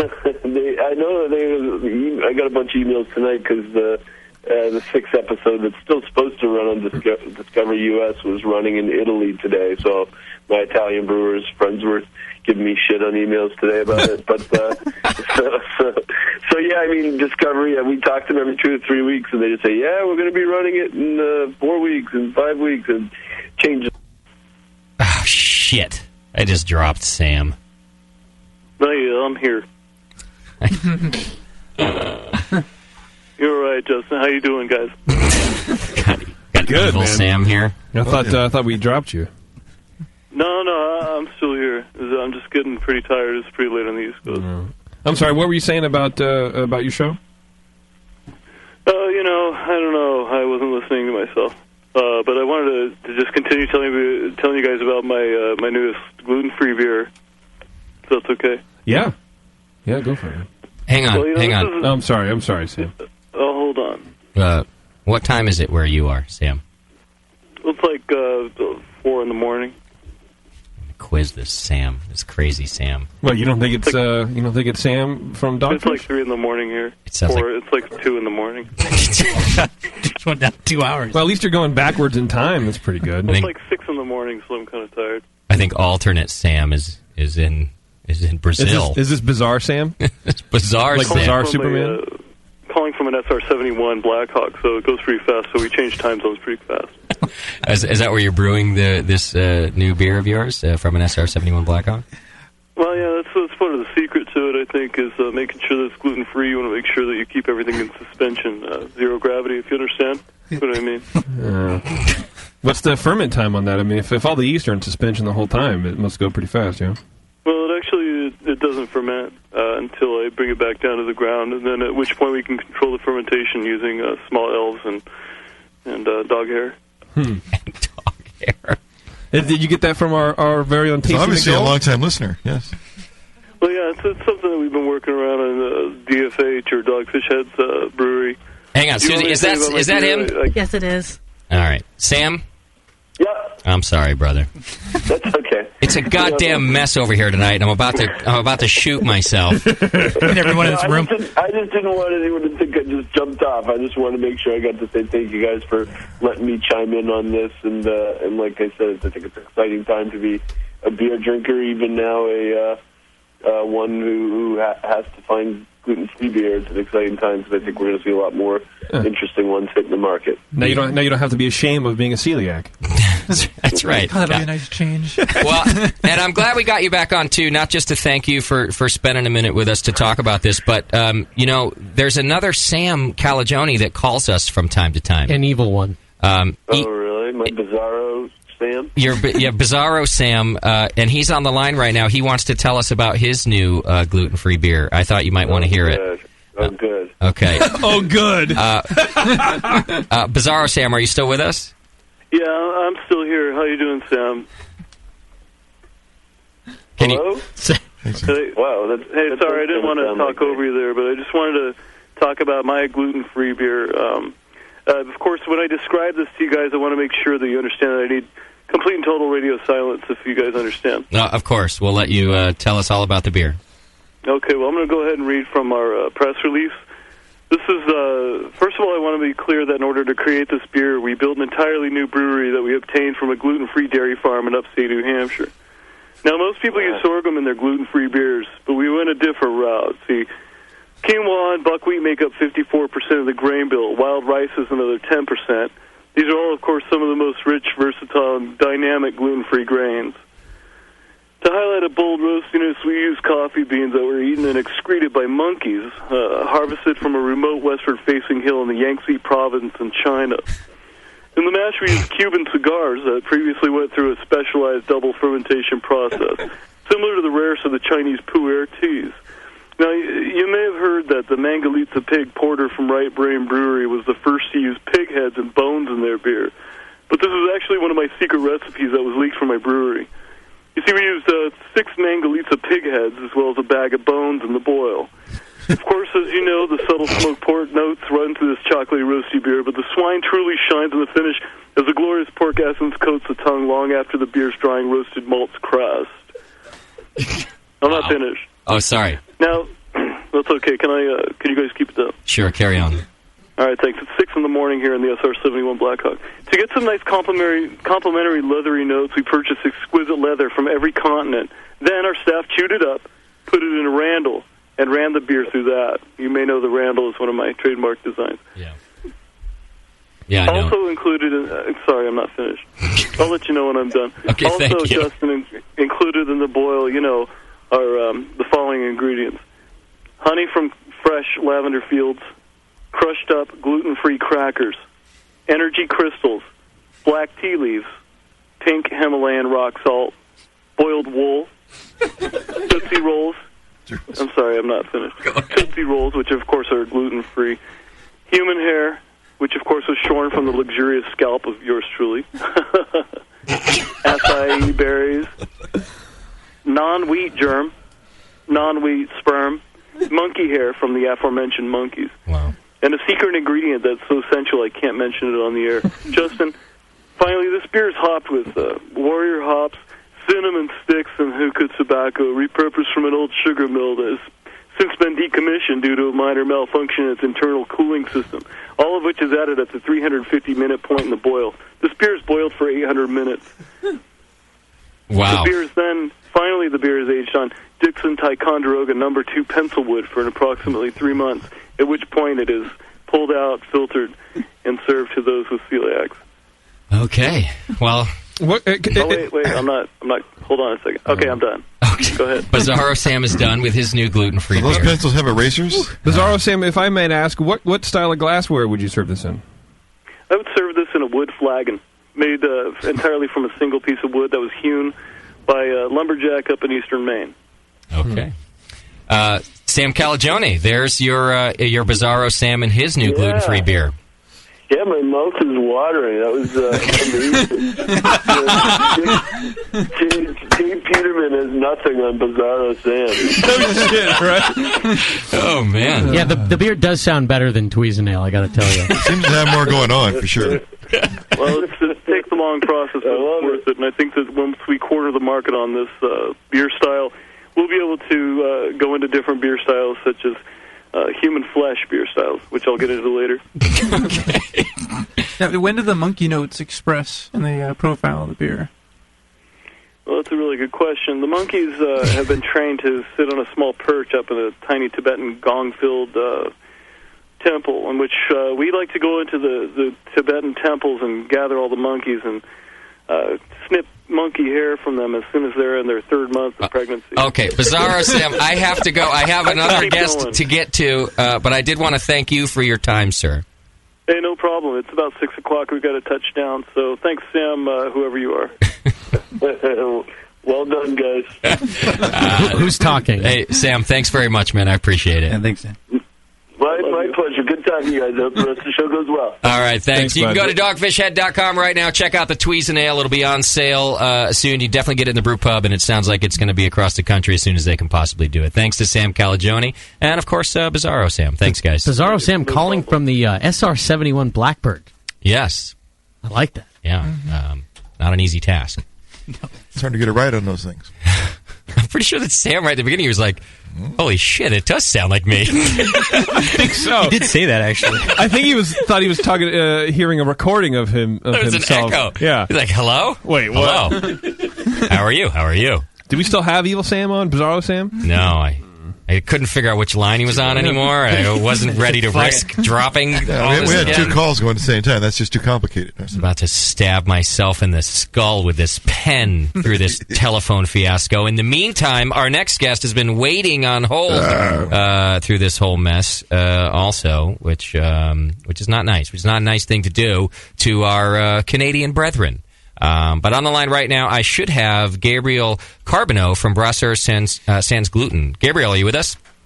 Yes, I'm here. Hey, thanks for hanging out. I'm sorry about the hold time there, buddy.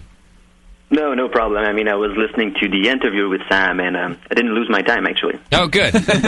I'm sure Bizarro Sam really helped you out at the end there, too. Very informative. Yeah, at some point I couldn't figure out which one was which, so... Well, at least now you know the full range of the competition in the gluten-free brewing world. That's right. You know. Yeah. So tell us about your brewery, Gabriel. It's an all gluten-free brewery? Yeah. Actually, we started the project around 2 years ago when 2 guys approached me. I was brewing for a bigger brewery, regular brewery, if we can call it, and they was looking to open, all gluten-free brewery.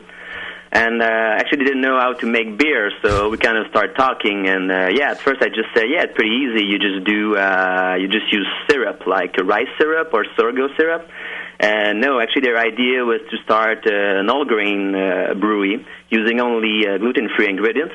So we kind of do R&D for a year and a half, trying all the different ingredients we could.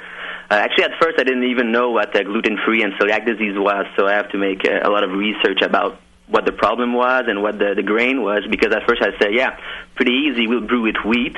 And then they say, no, we'll brew with rye. Then they say no, and then say, we'll try oats, and then they say no. So You're like gluten-free beer with wheat and oats. Why are you guys making this so complicated on me? I'm trying to help. It's fermented water. Right. Yeah. So, yes, actually, we did some tests, like, let's say, maybe 10, 15, 50 liters at a time. Actually, I have to admit that the first batch was pretty disgusting, like trying some new ingredients. but we managed to figure out a way to make a good beer. So then we started producing 8 months ago. Actually, no, six months ago, and we start producing it, and then it's so we're going to do it for now. So did you have to homebrew a bunch first, or did you just go right for it in a big brewery? No, at first I was working in a big brewery, and I was on brewing at the time. So, but I'm still doing. But I was on brewing a lot. So I just stopped brewing with barley malt and just start on brewing process. Let's say 2-3 batch a week, and try different ingredients. Because at first, the main problem with the gluten-free world is that there's no malted products available. So at first you can't get, if you don't have malted product, you don't have the enzyme that can get you the sugar you want to make beer. So we have to figure out first a way to get the sugar out of the grain. And so it was really too risky to start and at a big level. So we really start on brewing with the pilot system I had at home. So yeah, this is how we start. We try a lot of grains, and finally we settle out for millet, which can be compared as our base grain right now, actually. Okay. And so how much, how many barrels are you brewing right now at your system? What size system are you brewing on, all this beer? Right now, the brewery, we're producing, it's 20 hectoliters, so it should be something around 17 or 18 barrels a week. Yeah. And we're just looking to double this shift as soon. We're going to receive new tanks, so we're just going to double it as soon as we can. And that's pretty good. That is pretty good. That's a lot of fun. And do you have the same kind of regulation that Sam was speaking about, where he had to be inspected in order to claim the gluten-free badge? Yes and no, because actually the gluten-free badge is like, we can compare it to the organic one, which is actually a private, I don't know in the U.S., but here it's private organization that can kind of give you the stamp. So you have to go through them. Right now, we don't have any stamp like this, but we put our beer in the independent lab, and we are tested at 0 ppm. Oh. So we have the right to write on the bottle, let's say, gluten-free, because it is at 0 ppm, but it's not, let's say, approved by this organization or something. So we do a test which we call ELISA. We do it on every single, actually we do it on wort, we do it on fermented product, we do it on final product to make sure there's no gluten in the product. And we send it maybe every month or something like that. We send it to an independent lab, and we kind of test it to make sure everything is gluten-free. Yeah, just testing everywhere, make sure. And it's a good idea, especially in this day and age of lawsuits. I don't know how it is in Canada, but zero in the U.S., you can think about doing that, and you'll get sued. And of course, being a beer from Montreal, does your beer hate English-speaking drinkers? Yeah, it's a lot of, let's say, a little fight between French and English-speaking people. But I think when it comes to beer, the quality of the beer is just the only thing that matters. It's fine then. So all celiacs are welcome in this brewery, Aaron. Glad to hear that. Note off of my chest. There's a new god. Now, 0 ppm, he said, there are no gluten-positive products in his brewery at all, so this is something that you don't have to do extensive research about to drink. For me, I would see that if I knowing that it's an original brewery with no other gluten products, just grab it off the shelf, you're good. Right. Nothing to worry about. Yeah. So that was the thing, because at first I was when we first started the project, because there's another gluten-free beer here in Quebec, but this is a brewery that produce barley beers, and they have, I think, 2 or 3 brands which are gluten-free. And at first we were thinking about doing something similar, like let's say produce some brand that was regular ones and some gluten-free. And when we start to calculate the risk that we could find by, let's say, introducing barley in the brewery or other ingredients like that, we kind of find it was too risky, so we decided to just be an all gluten-free brewery. Mm-hmm. So this is why we are pretty sure that we are at 0 ppm all the time. Is that a risky thing? I mean, did you have some some reservations about just going all gluten-free, or you knew there was a big market for that? Actually, I'm kind of a brewer, so I don't really did the research. At first, I didn't think there was a lot of people, but like you said earlier in the interview, there's a lot of range between, let's say, people that have celiac disease, people that have, let's say, a small to a big intolerance to gluten, and a lot of people that just don't know it yet. So according to the numbers we have here with the research, there's probably between like 8 and 10% of the population that are or will be at some point in their life intolerant to gluten. So the market is pretty there. And right now we cannot produce enough beer to sell it to people, so we kind of we're trying to keep up with everything. Good problem to have. Those really are big numbers. We're going to need a very large island to move you all to one day. The market's going to explode. It's going to be strange, you know. Going to be in like the equatorial zone. Maybe? Yeah, somewhere nice. Yeah. Well, listen, I'm not heartless. There'll be no fields of grain. You won't need that. As long as there's beer. You're a beneficent dictator. That's right. And the sorghum grows to thigh high. Are you, Gabriel? Are you the only 100% gluten-free brewery that you know of? That we know of, yes. We know we're the only one in Canada.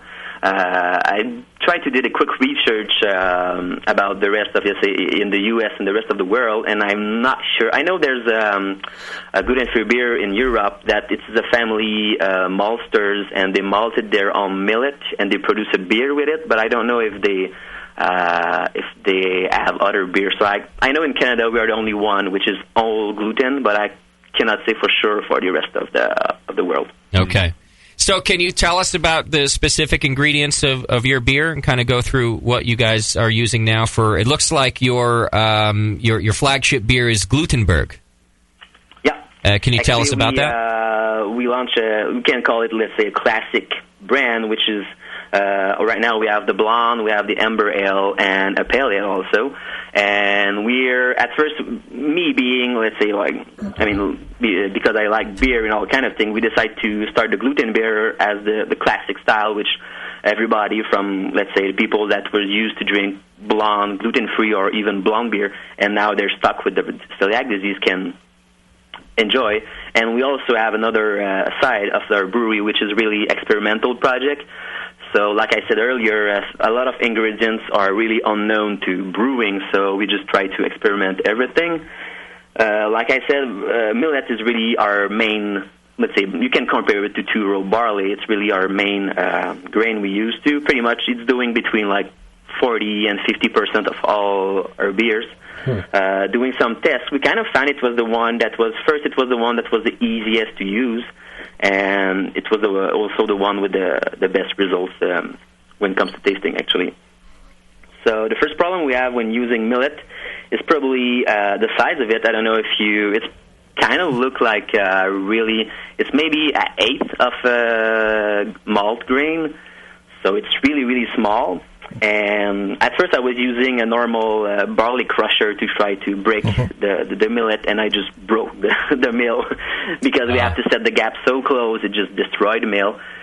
So right now we're using a coffee crusher to kind of break everything down to make sure we have the starch exposable. Yeah, why not? So that's the first problem. Yep. What about lautering? Is that an issue with the millet, or do you have enough fiber there to create a lauter bed?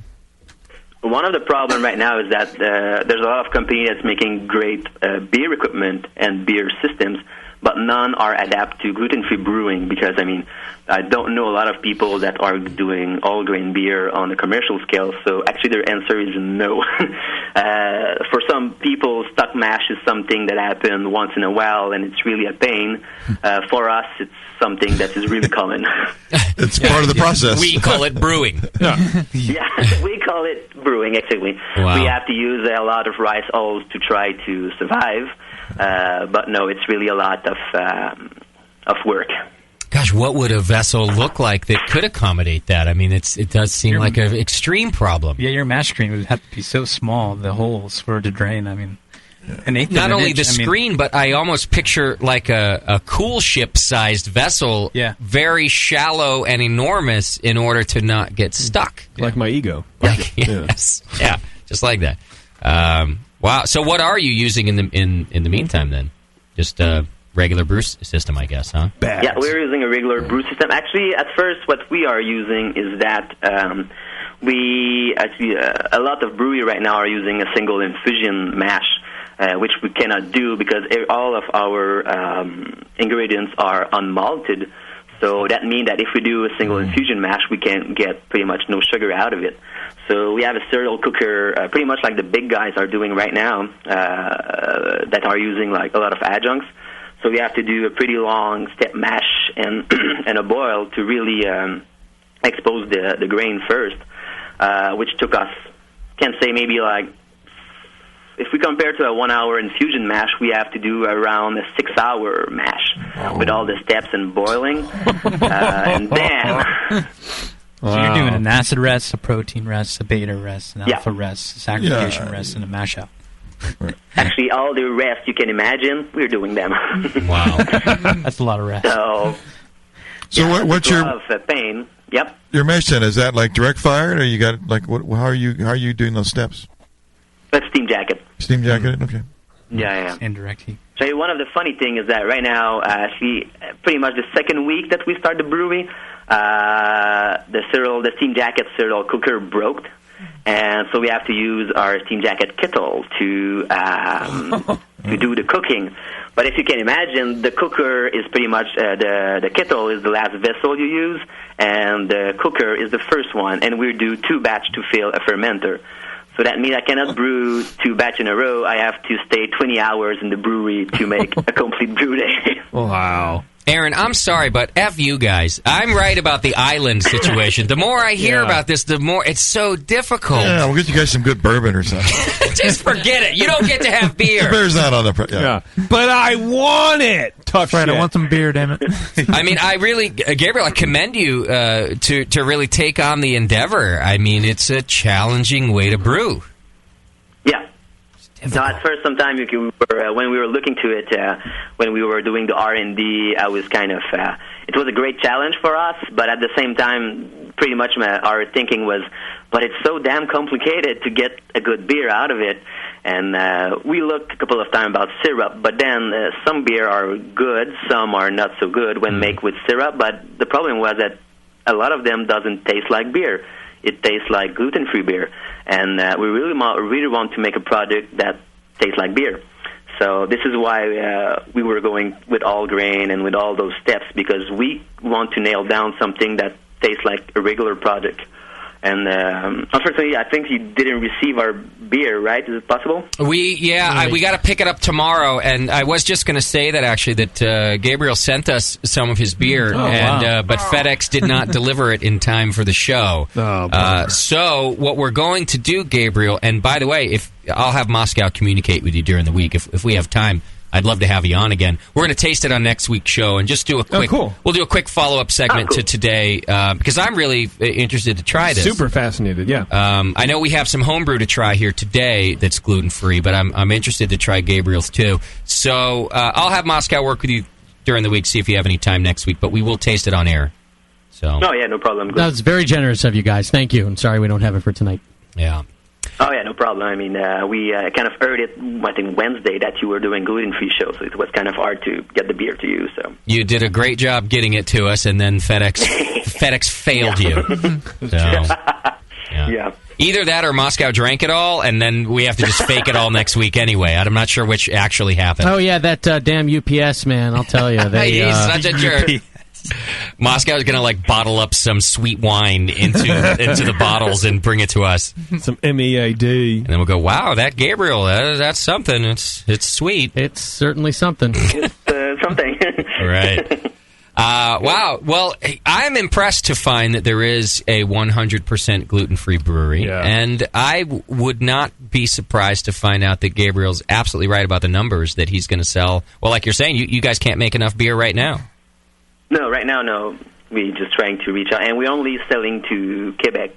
We have been approached for the other province in Canada and a little bit in the U.S., which we are looking in a couple of months / years, whatever. But the production is pretty much the problem right now, and this and the brewery process. I mean, 17 barrels a week. Yeah, it's not something to shake a stick at. No. barely keep them up. Sounds like too. Yeah, I only drink like 15 a week. So well, you're just learning. I'm just learning, just getting there. What does the marketing campaign look like for an all gluten-free beer? Especially tired of shitting yourself, especially for Gabriel's. I really wish he would hire Steve Gutenberg to be the Glutenberg. Yeah. Hi, I'm Steve Glutenberg, and if you're tired of shitting yourself, try Glutenberg. I mean, it is kind of a serious question, though. Is what does the packaging look like on the shelf? Do you have to put kind of a big, gluten-free, banner on the packaging? We were kind of questioning ourselves at first when we didn't do it, but when we were starting to design the package and everything, whether we put, let's say, a big stamp like gluten-free beer. Yeah. But after what we found out is that there's a lot of talking about that in the circles of gluten-free people, intolerant people. There was a lot of talking on the internet and everything, so people were already knowing that we were coming out. So we didn't have to, let's say, put a big stamp on it. Our brewery is called Brasseurs Sans Gluten, which is in English gluten-free brewers. So it's pretty obvious that we're doing gluten-free beers. True. And, good point. No, we write it every time we have to put our logo somewhere or we have to make an advertisement. It's written somewhere gluten-free. We have to because it's really our main target is gluten-free people, actually. So what you're saying is that all gluten-free people know each other. There's a secret handshake, like actually. Family. Maybe not everyone, but... yeah, they're just like blacks. Everyone knows each other. Hey, I have a black friend. Do you know Terrence? Yeah, I know Terrence. They all run in the same circles. Do they all look alike, though? They're all gluten-free. Mutton chops. They all have mutton chops like Aaron there, yeah. That's fantastic. And they occupy. It's a good way to know about it. They occupy. Well, Gabriel, I wanted to ask you a question about this millet. What sort of points extract do you get? I mean, how does that compare to like Western Canada 2-row in terms of like efficiency and stuff? Yeah, it's hard to get because actually if you buy, let's say, a couple of kilos from a certain malter, you can have all the numbers, let's say the potential of the grain and everything. But if you compare to millet, we have nothing. And at first, this thing is all malted, so it's raw. We get it. We have a producer in Manitoba which just sent us pallets of millet, and whatever it is, we have to work with it. So it's kind of a surprise every crop. But the efficiency in terms of potential can compare to, let's say, unmodified to low quality barley malt. We can compare it to. So I get a little bit lower of efficiency out of it. And right now we're doing tests about, is it the grain itself? Is it our brewing process? Because since it's on malt, we have to use external enzymes to get everything out. And or is it, the lautering is really a problem, so there's maybe a problem there. But in general, we get a little lower extract than if we were using the same amount of 2-row barley. But we need to figure out right now where the problem exactly is, because there's so much issues in brewing process that we really need to pinpoint everything one after the other to get the numbers out. Well, is any work being done at any university in terms of gluten-free beer that might help you, guide you in terms of adjusting your process to maximize the extract? There's there's some research that has been done, but the research is mainly concentrated in the process of malting. So if you go on malted sorghum or malted millet, there's a lot of information there. So what is the best condition? What is the best humidity to use? What is the best temperature to use to get the perfect malted sorghum or malted millet? But when you're looking to raw millet, there's almost nothing there as information. Okay. So one of the main things Go ahead. No, I was just saying that one of the main things we're trying to do to cut, hours of brewing and everything, we're looking into malting our own grain, because it's really, there's a reason why the brewing process includes malted barley. It's because it's the way to do it, and so we're really looking into malted our own grain to kind of have more control in the process. And I believe that after the break, we're going to talk a little bit about how home brewers could do their own malting with this kind of thing, too, here at home. A question from one of our Canadian listeners, our good old Blobberglop. He's in the chat room, and he's got a question about gluten-free with corn. Is corn not a gluten-free fermentable? It has no gluten in it. So it seems to me that there are other very large breweries in the world using corn as 50%, as corn and rice, for that matter. You probably do millet, corn, and rice to make I guess a very dry, light American lager type of beer, but it still could be a product. Did you guys experiment with corn at all, Gabriel? Yeah, actually, our blonde ale is pretty much a blend of millet and corn, actually.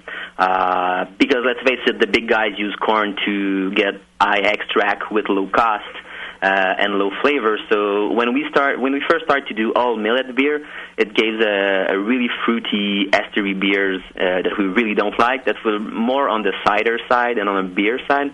So we kind of cut with corn, actually, to try to make the beer more, taste like beer.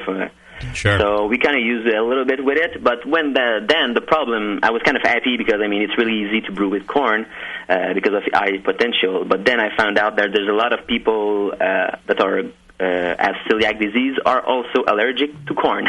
Wow, really? Aaron, are you? So we have to do. I'm lucky. Actually, a lot of people who have celiac disease also have secondary allergies. Like corn, soy is a big one. Sometimes eggs or even orange juice is a problem. Wow. And there's a protein in milk called casein that looks too much like gluten for some people's bodies. Okay. But I don't have any of those problems. You don't? My Okay. mother, on the other hand, she's got a lot of them. Thank God, Aaron. You have one thing that you can say, I'm not, I don't have that. Right. And those secondary diseases could have been a result of them beating themselves up in their intestinal lining over so many years they didn't know it. Not knowing, I see. And it led to those other diseases. Right. That's a good point. Or intolerance. That's one of the things with celiac disease is it just leads to a lot of other, it's an immune disease. And the longer you go untreated with it, treatment being just not eating it, the more you're raising your chances of getting other autoimmune diseases. I see. Diabetes, all kinds of things like that. Yeah. I would guess it leads to depression as well. Oh, yeah, absolutely. As having to deal with this shit all the time. See, and people say that that this country oppresses people. Bullshit. Gluten oppresses people? No, this country. Oh. Right? No, I'm saying it doesn't. No. Gluten does? Well, yeah, well, no, well, JP, you're saying you ruined it. You're saying we're falling all over ourselves to accommodate them. Yes, we actually over accommodate people because at some point I would think like if I had celiac disease, please God don't let me have it. But if I did, I'd be like, okay, well I'm not going to do it. I'm not, I would feel bad if can you really just separate the bread? I mean, I want a Coke that won't kill me. Yeah, I want to do a lot of blow. But I don't want to die from it. Can you make that happen? No. Well, then that's not for me. I see. But this isn't our country. This is Canada who's making all this. Well, I'm talking about our country. Yeah. I see. All right. Okay. Look, it was funnier in my head, okay? I'm sorry. All right? Good try. All right? I stepped on it. I laid an egg, and you let it just sit there, and everyone took a step back and looked at it, scratched their chin, and went, oh, all right. Not me. I was on the same page with Thanks, you, JP. Scott. It's an egg. We need a laugh track on this show. Yeah. Yeah, we do. Gabriel, I had a quick question. We have like 12 people in here. You think someone can muster up a chuckle, right? That was a real chuckle for me. Go ahead, John. Happy days. I was just curious, did the corn help convert the millet? The enzymes found in the corn? But at first we were using flaked corn, which are pre-gelatinized. But so actually they don't contain a lot of enzyme by itself, but the sugar are easy to access. But the problem is that when we want to buy a large supply of flaked corn, they were produced in a non-gluten-free plant. So we have to switch to corn grits, which actually doesn't we have to gelatinize it ourselves, and so actually no, it doesn't help at all to convert sugar. We really have to use external enzymes to get everything out. Gotcha. That's all. Okay. It's a lot of work. Okay, it's a lot of work, man. The more I know. But he had to source it and make sure it was gluten free before he ever used the raw ingredient. Yeah. And we'll talk about that later. But there's so many steps. Okay, Gabriel, I got to take us a break. Where can people go to find out about your brewery and your beer? Actually, you can go to Brassard Sans Gluten. This is actually you're going to find out on Google. It's our website. And for people in Quebec right now, we have 4 products, which is the Amber Ale, the Blonde, the Pale Ale, and we have called the Gutenberg 8, which is an experimental project made with, I can name it because it's really fun.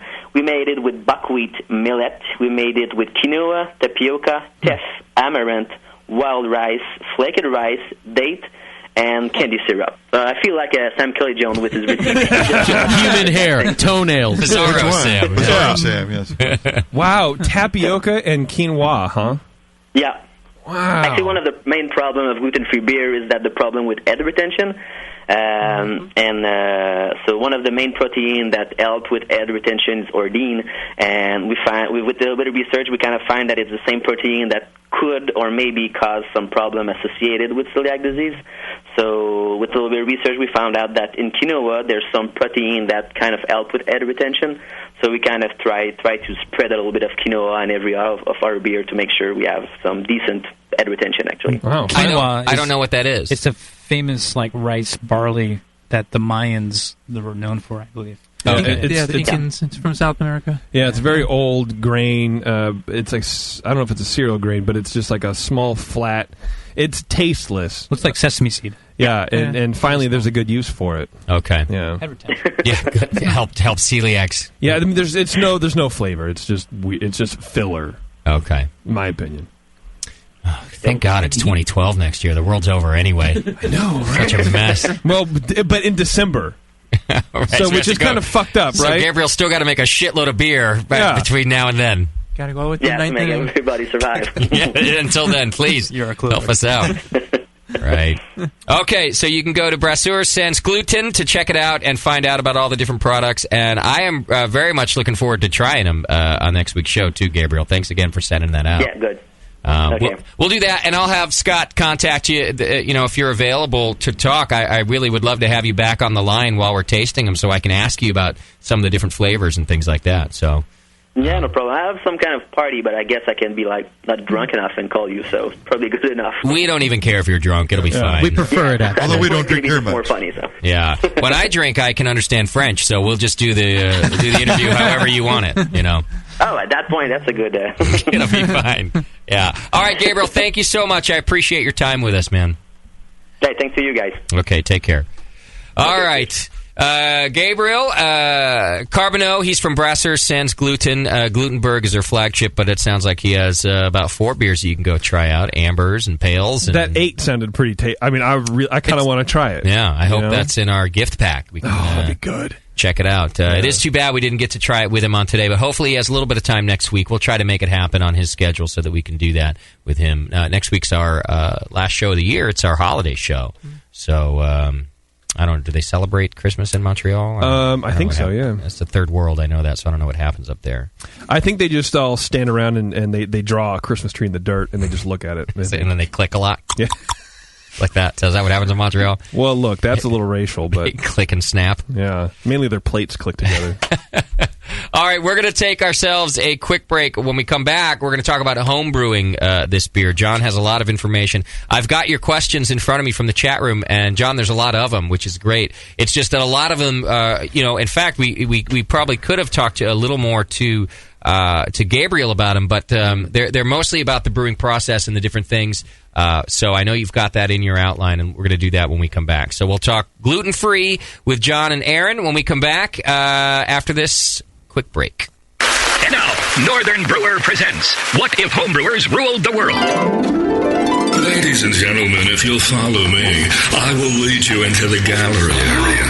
Now, the first piece up for sale today is a Jamil Zainasheff original, a bottle of 1997 vintage Evil Twin. I see. A bidding for this one-of-a-kind piece will start at £7,000. And if you'll continue to follow me, ladies and gentlemen, I can show you a rather abstract piece from Bay Area brewer Justin Crossley. It's a German Doppelbock entitled Justin's Giant Bock. The brewer's notes here indicate that this beer had excellent mouthfeel. That's just a crazy dream, or is it? With Northern Brewer, a thirsty nation can craft its own ale and lager for the greater good of mankind. Northern Brewer, the home of $7.99 Brew Saver shipping, superior customer service, and the finest selection of home brewing goods for the future.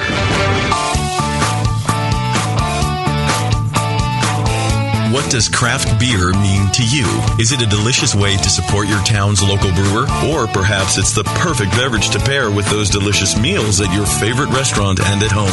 Regardless of whether you're thinking of pints or pairings, pilsners or porters, craftbeer.com is the site where craft beer lovers come together to learn and share. Craftbeer.com is brought to you by the Brewers Association and celebrates the best of American craft beer and its brewers. Craftbeer.com is the best place to find craft beer events, recipes, great feature stories, the most up-to-date brewery listings, and resources for your next beer tasting or dinner, like style guidelines, pairing mats, and charts. Get the inside scoop on new beer releases and special events from today's craft beer insiders, and chime in to share your own knowledge, perfect pairings, road trips, recipes, and more. Craftbeer.com, celebrating the best of American beer. Hey, what are you doing, man? Writing a review of WLP 400. What? You're reviewing yeast? Yeah. White Labs has home brewer reviews of all their strains. Are you new to these interwebs? Check it out. That's awesome. White Labs, your source for great yeast, invites all brewers to visit whitelabs.com to read and write your own reviews of all their yeast strains. Get real-world tips and tricks from other brewers who have made the most of their vials and post your own experiences. It's another way White Labs brings you closer to the best yeast on the planet. And send. There you go. You misspelled flocculate, dude. What? White Labs. It's all in the vial. Hi, this is Push from the Brewing Network, and I want to tell you about the Brewmaster's Warehouse and how you can get 10% off your next order. I'm a pretty techie guy, but I've never seen an online store like this. It's awesome. Go to brewmasterswarehouse.com and click on Brew Builder. You can whip up a custom recipe so easily even Sven could do it. Seriously, it's slick. You can share your recipe with your own logo and notes to the Brewmaster's database if you want. And the best part, it keeps a running tally of the beer you're building while you're doing it. Then, bam, click Buy Recipe, and your cart is filled and ready to go with helpful suggestions in case you forgot something. This thing is amazing. Brewmaster's Warehouse is run the way a home brewer would do it, with great service, fast turnaround, and $6.99 flat rate shipping. Brewmaster's Warehouse and the Brew Builder blew me away. Check it out today at brewmasterswarehouse.com. I'm serious. And don't forget to put BNARMY in the discount code box for 10% off your order. Check out brewmasterswarehouse.com. Cheers. What's funny is brewers will say, yeah, I don't brew to style. I'm brewing my own beer. And it's like a German Pilsner, but it's black. Yeah, it's a sports beer. You know? The home of live beer radio. TheBrewingNetwork.com. Because like beer, radio shouldn't suck. You're listening to The Session.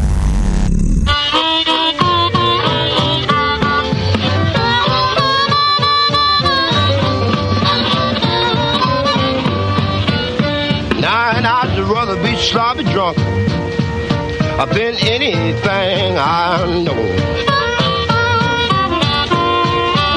Oh, you know, and I'd rather be sloppy drunk than anything I know.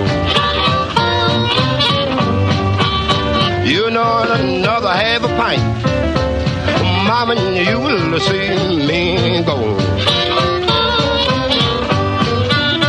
Now, and I'd rather be sloppy drunk, sipping from the can. You know, and I'd rather be sloppy drunk, sipping from the can.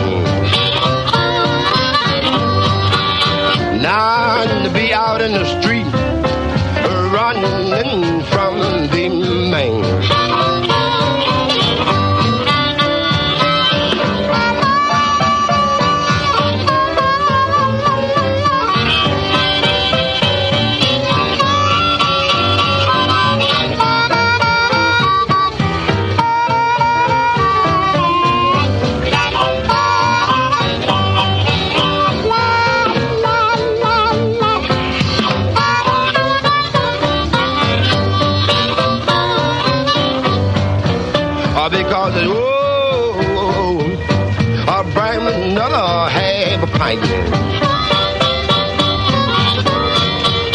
Because it's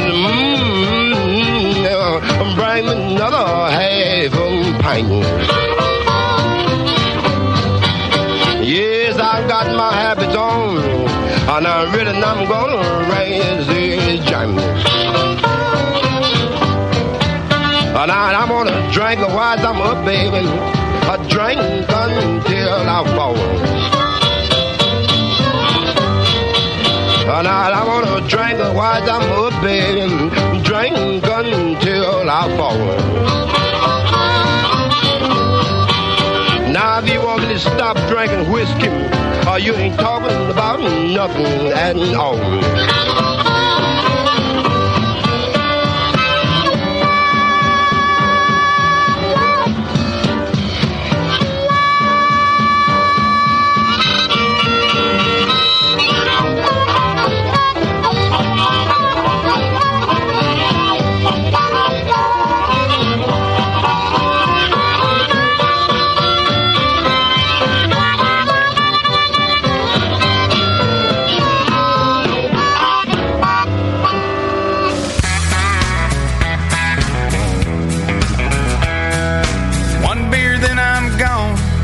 The ugliest women that I've laid eyes on got together and decided to come here.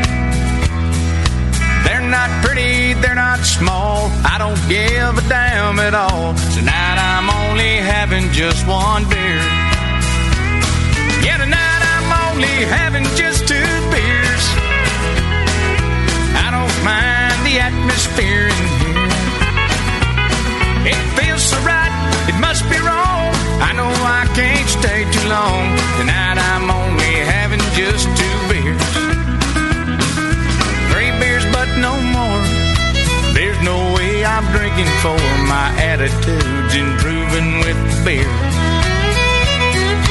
I was mad, but now I'm glad. The women in here, they ain't so bad. Tonight I'm only having just 3 beers. Yeah, tonight I'm only having just 6 beers. I kinda like the atmosphere in here. It feels so right, it must be wrong. I know I can't stay too long. Tonight I'm only having just 6 beers. 12 beers and I quit. Oh, good Lord, I'm drunk as shit. I just spent my whole paycheck in here. I took a chance, I tried to dance. I threw up and pissed my pants. One beer. Yeah, tonight I'm only having just 1 beer. At least that's what I said when I got here. It felt so right, but it was wrong. I know that I've stayed too long. Think I must have drank 100 beers. Well, I wished I'd only had 1 beer. God, I wished I'd never come in here.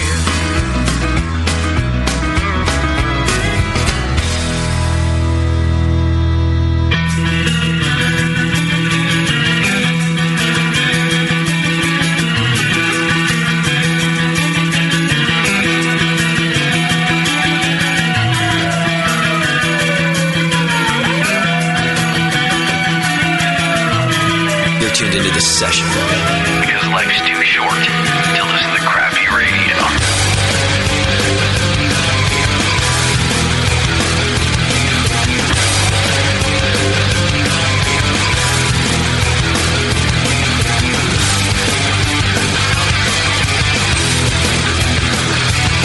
Welcome back to the program. Thanks for sticking with us. I want to thank Sam Calagione for spending a little time with us from Dogfish Head Brewing Company, and also Gabriel Carbonneau from the Brassers Sans Gluten, and spending time with us from Montreal. Good stuff. That was cool, man. Good information. I'm looking forward to trying that beer. And then, of course, Calagione's got his beer coming out called Tweezen Ale. So you can check that out, hopefully coming to a store near you. We'll see. Those breweries have so much opportunity right now just to expand the market, to educate people. You know, I hope they keep pushing that. I'm sorry, did you say opportunity? Oh, my God. Lots of hopper asshole opportunity. Brutastic.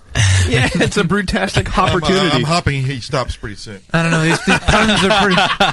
These puns are pretty brutal, if you ask me.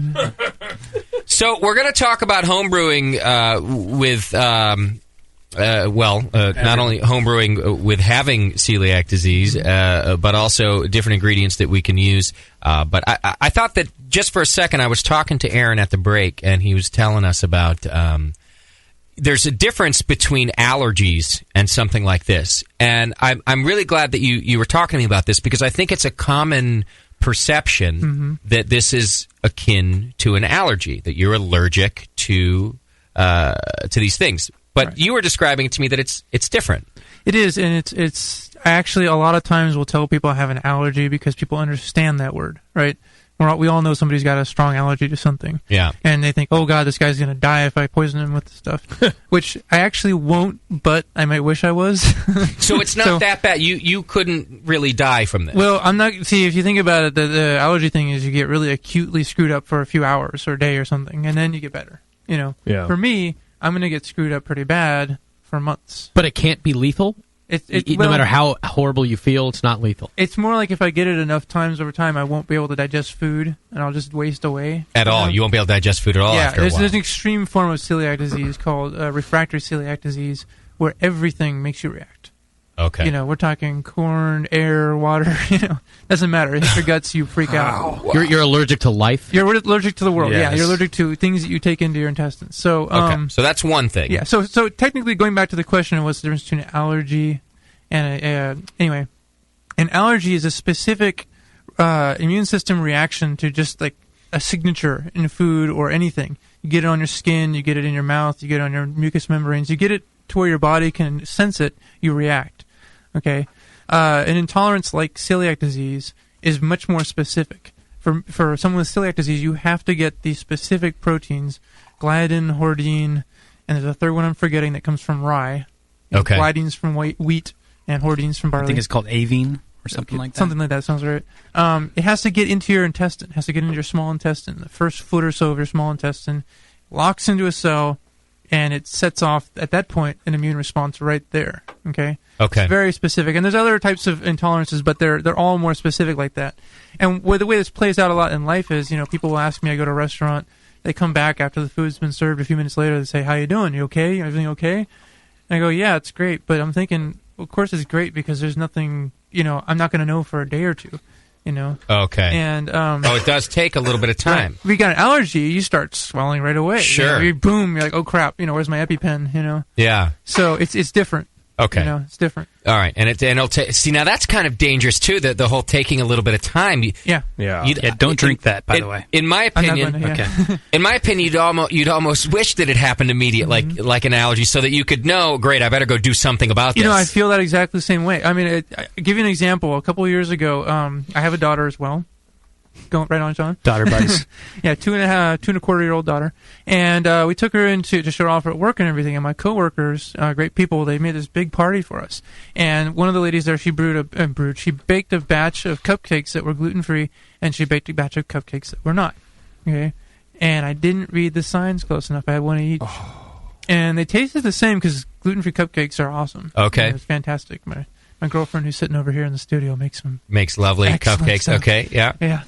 Clever. I didn't realize it. It wasn't until like an hour later somebody pointed out to me and said, no, actually, those aren't... And I was like, oh, God. Oh, here we go. But there was nothing happening to me that would tell me. I had no idea. No idea whatsoever. And you're thinking, what an idiot. How wouldn't you know? No. The consistencies were similar. So what happened then? Like a couple days later, you had to be hospitalized or what? No, I don't actually have to go in the hospital, but I basically end up spending way too much time in the bathroom. Okay. And then I've got months of being like dehydrated all the time. Like I drink gallons of water and it's all coming out. Months? From one cupcake? Oh, yeah. Months. Yeah, 2 to 3 months later I start feeling better, but it's still not good. Yeah. That's incredible. From one cupcake. Yeah, from one cupcake. And in fact, a cupcake, before I had that, I was thinking that if I had that much gluten, I'd be seriously hospitalized. Right. But for me, I think my response is probably kind of the same between, a crumb or two and a cupcake level. It doesn't make too much difference because my body just kind of freaks out the same each way. So I want to get into brewing, but I'm fascinated by this. I have to ask more about it. So what about how do you keep a job? I don't mean that as a rude question. That's a really good question. Because this could happen accidentally at any time, and then you're kind of stuck at home. Frankly, all the time. I'm very lucky that I work at a place where it's sort of a safety first, take it easy, take it slow kind of mentality. But even so, the fact that I'm in the crapper, way too much for 3 months, it does impact my work. It also I get stupid, frankly. Okay. Parts of my brain kind of shut down during that time. Well, you're dehydrated and all sorts of other things happening that there's like a affect chemistry you. going on. Like I noticed when I was younger going through school, I couldn't get through mathematics beyond the level of like advanced algebra. Trig was forget about it. Okay. A few years ago, I started taking night classes. I went to a trig class, and it was like review. It was the easiest thing. No problem, because I was clean off of gluten. Interesting. And it's just this whole sections of my brain. I was clean, man, clean and sober. You went to GA. Did 11 years. GA. My name's Aaron Wood. And I'm a celiac. I don't know. I find it like Candle Brother. I find it hard to relate when you can only get through advanced algebra. I mean, that's a first world problem. Well, we're talking about Algebra 2 in high school by advanced algebra. I took Algebra 1 twice in high school. I took and it barely passed 4. it because I'm an idiot. I took it 4 times. And in junior college, I went on to Algebra 2, got a D, which was passing for that, so I was good. Yeah. JP, let's figure out a disease we can claim we have so we have a reason for sucking at math. Stupid. Idiot's disease. Idiocy. There you go. Yeah. Idiot's disease. I have idiocy. We can work on this after the show. I need it. Aaron, I don't even know how many people are in this room. Aaron's like... well, you need glasses, so we've already been over that. Covered that in earlier segments. I appreciate that. That's brilliant. Yeah. Aaron's like, I couldn't even operate on a baby's brain. I was so affected by this. I wasn't able to figure out the trajectory of the Mars lander in 5 seconds. It was terrible. But what I am getting at is I really believe you that it would affect your entire body chemistry and make even doing normal things like having a day job very difficult. It is, in fact, my current career is about my 4th. Okay. My career before that, I was a apprentice plumber and pipe fitter with the United Association of Plumbers, Pipe Fitters, Steam Fitters, etc. Ironically enough. Do they sponsor the show? No. I'm just thinking that you're shitting all the time. Plumbing is a fantastic profession for you. This segment of the show is These brought to guys you by sponsor Union everything, 13. so I wonder. Right. No, seriously, it was a real problem. I was 100. I'm 160 pounds right now. I've gotten up to that weight in the last year, thanks to really being good on my diet. Getting out of a really horrible marriage. Okay. Having a fantastic girlfriend who feeds me wonderfully. Let's give her a hand, man. Yeah, I like to hear all this. This is good news. I think the beer's helping, too. Right. Absolutely. But when I was doing the plumbing, I got down to like 130 pounds. And I was doing construction, like heavy construction, industrial I saw construction. him at that weight. It was not good. Okay. He saw me actually at 145. And I was concerned, too. I was like, Aaron, you all right, bud? No, my eyelids were sunken in weird ways. It was bad. Wow. So, I had to quit that career because I was just too sick. And I was getting sick every 3, 4, 8, 10 months. Okay. If you have a severe celiac reaction, life is very difficult. I knew a lady who almost died from just wasting away before she found out, finally. Just because she couldn't eat. Whatever she ate made her sick. So, all of this is happening to you, and then at some point, you have this stupid idea to become a home brewer? I don't get that. So, I basically got into a situation in my life where I've been gluten-free for years. I've always been interested in the idea of brewing because it just seemed like, wow, that's an interesting concept, but it wasn't something I thought I could do. I remember being in college and just learning what mead was because one of my hobbies is Renaissance fairs. Okay, Drink mead and like, oh, this is really cool. And then I saw some recipes and was like, oh, that'd be fun. But I never went for it. Then once I was, thoroughly ensconced in my gluten-free lifestyle, just kind of kicking back, getting settled in the world, it's like, I should try and make some beer. Wow. Because I liked a few different kinds of beers, but not many of them. I wonder if I'd like it more without gluten in it. So, first, my wife at the time and I started messing around with ciders and so forth. But eventually we wandered into more beer in Concord and ran into this dude named Jonathan. Yeah. Sitting over there. Yeah. And it just so happened they'd recently sourced some sorghum extract, and he had a basic idea how to use it. So we started talking. And it turns out I also went to school with his cousin. So That's right, yeah. Yeah. I'm like, you have a cousin named Emil? Yeah. Yeah. So we just kind of became buddies and worked with it, Got it. And decided to go with it. You just decided to go with it. And, my first batch was an up and down experience. The fermentation kind of got stuck, and I woke it up again because it was too cold in my apartment, Yeah. And when it came out, It was drinkable. It was pretty good, actually, especially once I let it bottle age a little bit because it was a little too sweet at first. Okay. And it was fantastic, and I just got so excited. This worked. This is great. I just kept going with it, I see. Yeah. It's like I could see that. It's a victory for once against this this thing's been effing with you for so long that you get to actually enjoy a product that you're not supposed to be able to have anymore. Right. Now, in all these years, there had been a good interim between when I could drink beer because I didn't know better and when I couldn't. And when I finally made some, where everyone around me is drinking beer all the time, having a good time. It's convivial. Just pop open a beer. It's cool. Sure. You go to Renaissance Fair like I do, everyone's got beer. Yeah. One of my main gags was to run around saying, I need more beer. Oh, and yeah. then people would offer to me, like, oh, no, I can't actually have it. Yeah, well, keep that shit away from me, man. What, are you trying to kill me? What are you, nuts? Give me some beer. No. Yeah. So, it's just a whole different thing. It was cool. Now, I've got another buddy at Fair. He and his fiance, they're making all kinds of cool meads and whatnot with hops in them and everything, and they bring in all kinds of wild beers and whatnot. And we're almost in a competition to see what kind of cool stuff we can come up with. I like it. So it's just another part of the hobby, the same thing we do it for, really. Yeah, pretty absolutely. much. And now he's drinking beer with us, too. His own That's true, yeah. He brought in his own beer. And in his own aluminum canister that cannot be contaminated by anybody's touch or mouth. Or Don't pass it rated to up to me. 500 degrees. Stay away. Yeah. It lives in a bomb shelter below his house the rest of the time. It's got I actually keep it in a stasis field. I don't Right. All right, let's talk about some specifics, and especially because I've got a lot of questions that I want to get to. But let's do some basics, John, because we've heard a lot of different ingredients thrown out today in the interviews that I haven't really stopped us to talk about. So we've heard of sorghum and sorghum extract, or is it all sorghum extract? It's all the same thing. What is sorghum? Sorghum's a flower. It grows about 3 feet high. It's sorghum fields. It's just a beautiful kind of flower. And it's a fermentable. It's fermentable. And so what is the form that I buy it in from More Beer? It's liquid extract. Okay. So it comes in 3-pound containers. Does it look the same as my malt extract when I buy that? It actually tastes kind of the same. Okay. But the final product is like tart pepper.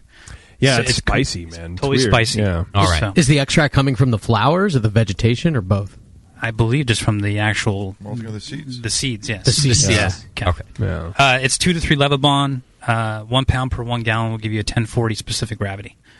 All right. Just so throwing that out there. Okay. They give a little bit of international flavor. I think they use it in China for a sorghum wine. I've heard of sorghum wine, too. Okay. And also I think in Africa it's used along with other ingredients for beers there traditionally. Yeah. And just so I can point out, JP brought this into More Beer. So he sourced it, brought it in, had it tested. We collaborated on recipes. We worked with White Labs. He had them submitted, and we had all the proteins analyzed, the gluten-free analyzed. So. Yeah, for like 2 years, you and I kind of ran this project. And it kind of just went to nothing for a few years, But it's become more popular in the last year or 2 years. There's like the newfound buzz going on in the craft beer industry. So kind of like brought it back to life. So. Is sorghum? I'm drinking a beer of yours. It's a homebrew, John, that John brought in. Is this sorghum? That is sorghum. Now, that is considered low gluten because there's actually barley in it steeped. So we had that recipe tested for the gliadin protein found in wheat, and it came below the detectable levels of gluten. So it was actually considered gluten-free. Now, the gliadin protein is found in wheat. Okay, this to be very clear. All right. Now, but that beer, because it's made with barley has a protein called hordine. So we were going to release this about 3 weeks ago, right before the show, and we had to pull it off the website because someone called in, hey, my neighbor is a celiac. What about the hordine protein? We were like, oh, shit. So we technically cannot ever call that gluten-free, anything ever made with barley. And now we got to actually research, and there's no known test right now that currently actually test the hordine protein and an actual consumption rating of parts per million that Aaron can consume. There's nothing known right now. Okay. But there are some people with celiac disease who could drink a low gluten beer My like father-in-law. This. Okay. So he was diagnosed with celiac disease in his mid-50s. And I met him, about 5 years after that. And he drank this beer, raved over it, and he actually was drinking Aaron's base beer too, which is honey and sorghum. And this one's actually got barley. It's Crystal 40, some 60, and some black patent for steeping grains. All right. And that all came back below the detectable levels of gluten. And so I gave it to him. He felt great. He loves it. I deliver beer to him, once a month. It's like the best thing I could possibly do with my father-in-law is like drink a beer with him on his deck. Yeah. So there's like social aspect, it's kind of like a motivational factor when you get into gluten-free brewing, Sure. and providing this knowledge for other brewers to brew for celiacs. Well, and the detectable level, at least the lab that we used, was less 5 ppm or under. Okay, that's really low. Yeah, so it could. I mean, it could be 4 ppm, it could be 1 ppm, but they can't detect anything that's less than 5 ppm. So, all right, which is pretty crazy. And the FDA says 20 ppm is okay. To be considered gluten-free. Right.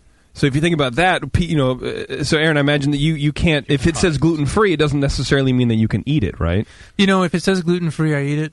Oh, really? Frankly. Oh, okay. Yeah. Okay. So probably I'm fine with the 20 part per million thing. It's been a few years. The FDA regulation. What are you complaining about? Is very recent. The FDA regulation is very recent. Yeah, it's only about 3 or 4 years old at most. And before that, there really was you had no idea. If it said gluten-free, you hope that it never had any gluten ingredient at all in it. Right. Should be completely free. But you didn't know. Or but now, at least you know that there's a range. Right. So this one, John, is made with sorghum extract. Sorghum the beer that and we're drinking. And steeping grains. I can taste a little bit of the pepper that you guys are talking about. Not in a heat sort of way or even an offensive way. It's actually really nice. To me, it's akin to rye malt. It has that peppery flavor that I perceive from rye malt. Yeah, totally. Which in low amounts like this, I like. It's nice. The problem that we always had is it doesn't leave much by the way of body or mouthfeel. This has the maltodextrin. This does have made the from dextrin? corn. Yeah. I think this has plenty of body, this one. Right, and there's 8 ounces of maltodextrin in that for 5 gallons. I think it's a little. I mean, just from switching from the 1500. The pale ale to this beer, I think it's a little thin. It's a little thinner than a normal beer. Can I have more? Yeah. Yeah, but on its own, not compared to the 1500. Right. It's got enough body, enough flavor, a little low carbonation, but and maybe that's some of it. Yeah. I think that might be part of what you're picking up is the carbonation. Yeah. But it's good though. I mean, it's for flavorful. what you consider a low gluten beer, it's like a really aged brown porter. Yeah. What's the ABV on this beer, John? It's about 4.5%. See, there's something to be said about sorghum, though, and its fermentability is even though like the pound per gallon gives you 1040, I found it to be far, far less, and it takes twice as long to ferment out, and it's really, really dry when it ferments out. And like JP was saying, it's like there's no body to it. Okay. So even though like More Beer wants to release these kits with 6 pounds of sorghum extract in it, I'm thinking about jacking it up to 9 pounds and putting a pound of rice just to really just up the ABV and just give it some more character. Yeah. And I think honey is a great base for malt character. So maybe 1.5 pounds or 2 pounds for 5 gallons will kind of subdue it and give it some texture and some body. Does this have honey in it? No. And I think you could probably do 1 pound in it and it would just kind of complement it. Another flavor that I think it's akin to is sake.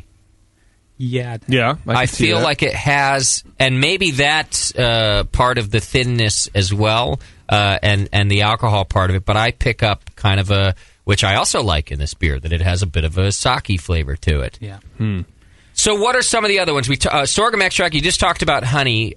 Dry rice extract. Yeah, you can use that for sure. That's gluten-free. Is that something sold at More Beer now? Yeah, it's the DME form. It looks like...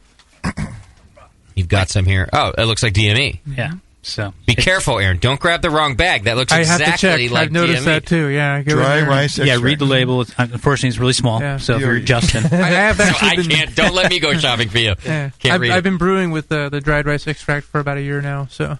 And now, is dried rice extract something that you would want to use as a big part of the fermentable? to jack your alcohol up. So it's more of a supplement to something like a sorghum extract. Exactly. And the honey is as well, right? It's another way to bump up the alcohol. Right. And what Aaron's been brewing, he's drinking a blonde there, and that's just sorghum with honey and dried rice extract.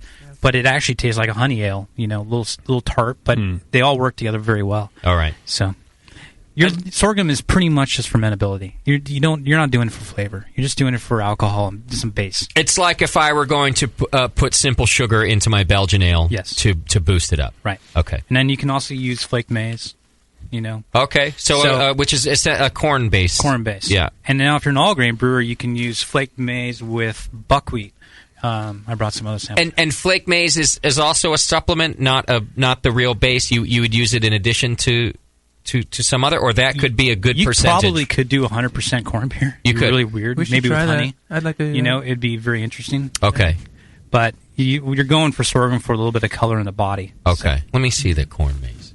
What else could we use? Well, and now for the advanced brewers, there's malted buckwheat out there, and you can get that from harvesthouse.com, celiac.com. You got to make sure when you find this buckwheat that it actually says it's gluten-free, because depending on how they package it, there could be some cross-contamination. So it could have traces of flour, and if he was to get in his hands and touch it, and then he'd be sick.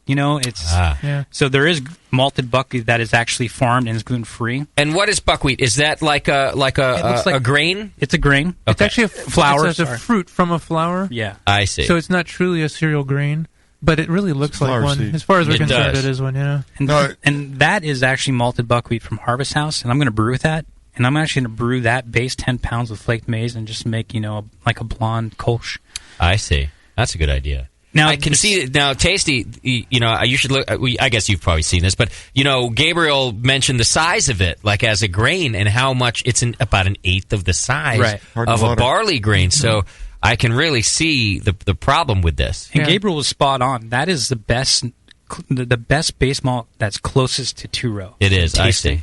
But a bitch to use. Now, remember, if you're a home brewer doing this, you have to use a completely separate mill that's never ever seen your grain. Okay. Ever. So you have to buy a new mill. I'm just saying that you have to put that out there. Well, or a coffee grinder.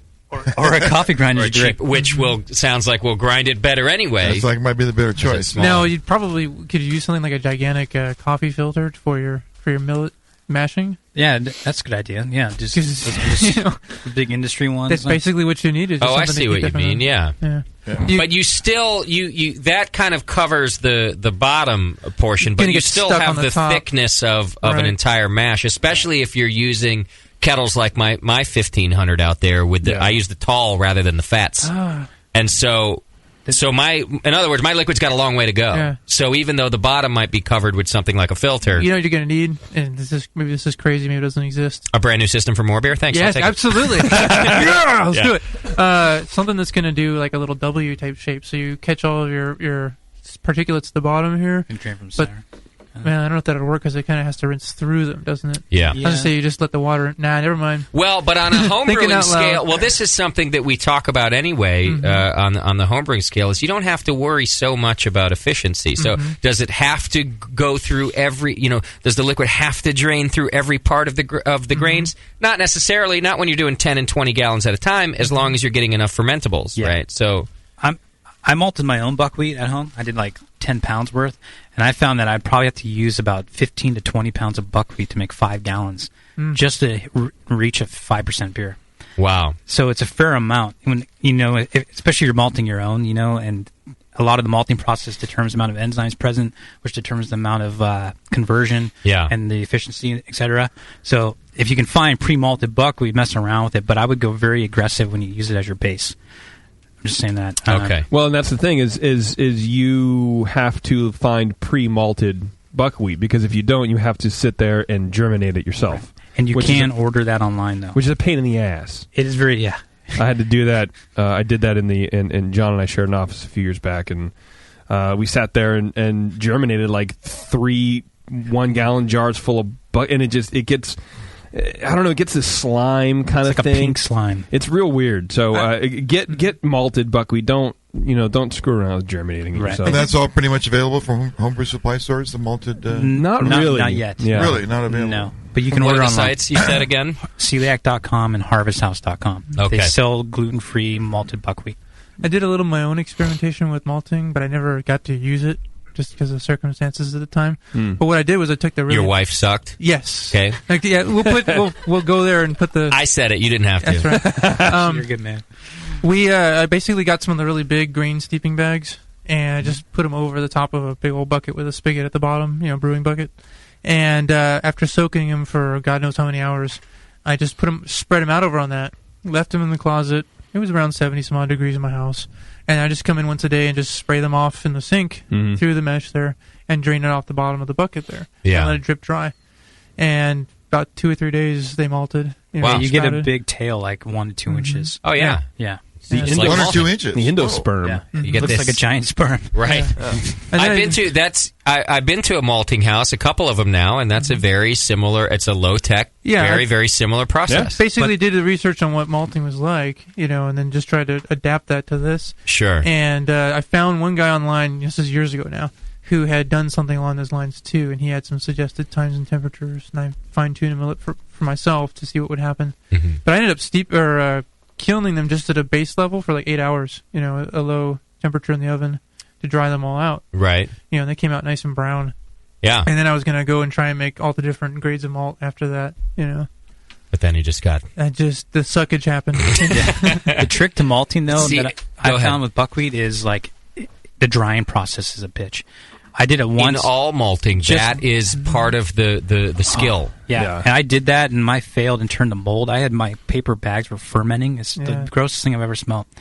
And then, so I redid it, and I just surface area. You're talking like a 1/4 inch thick, and just every day, 3 times a day, I would, I had a firm wrap underneath it. I had that on high, like 80 degrees. Yeah. And I would stir it with my little plastic shell. You'd buy it like for your kid or whatever, And this is kind of the product I got.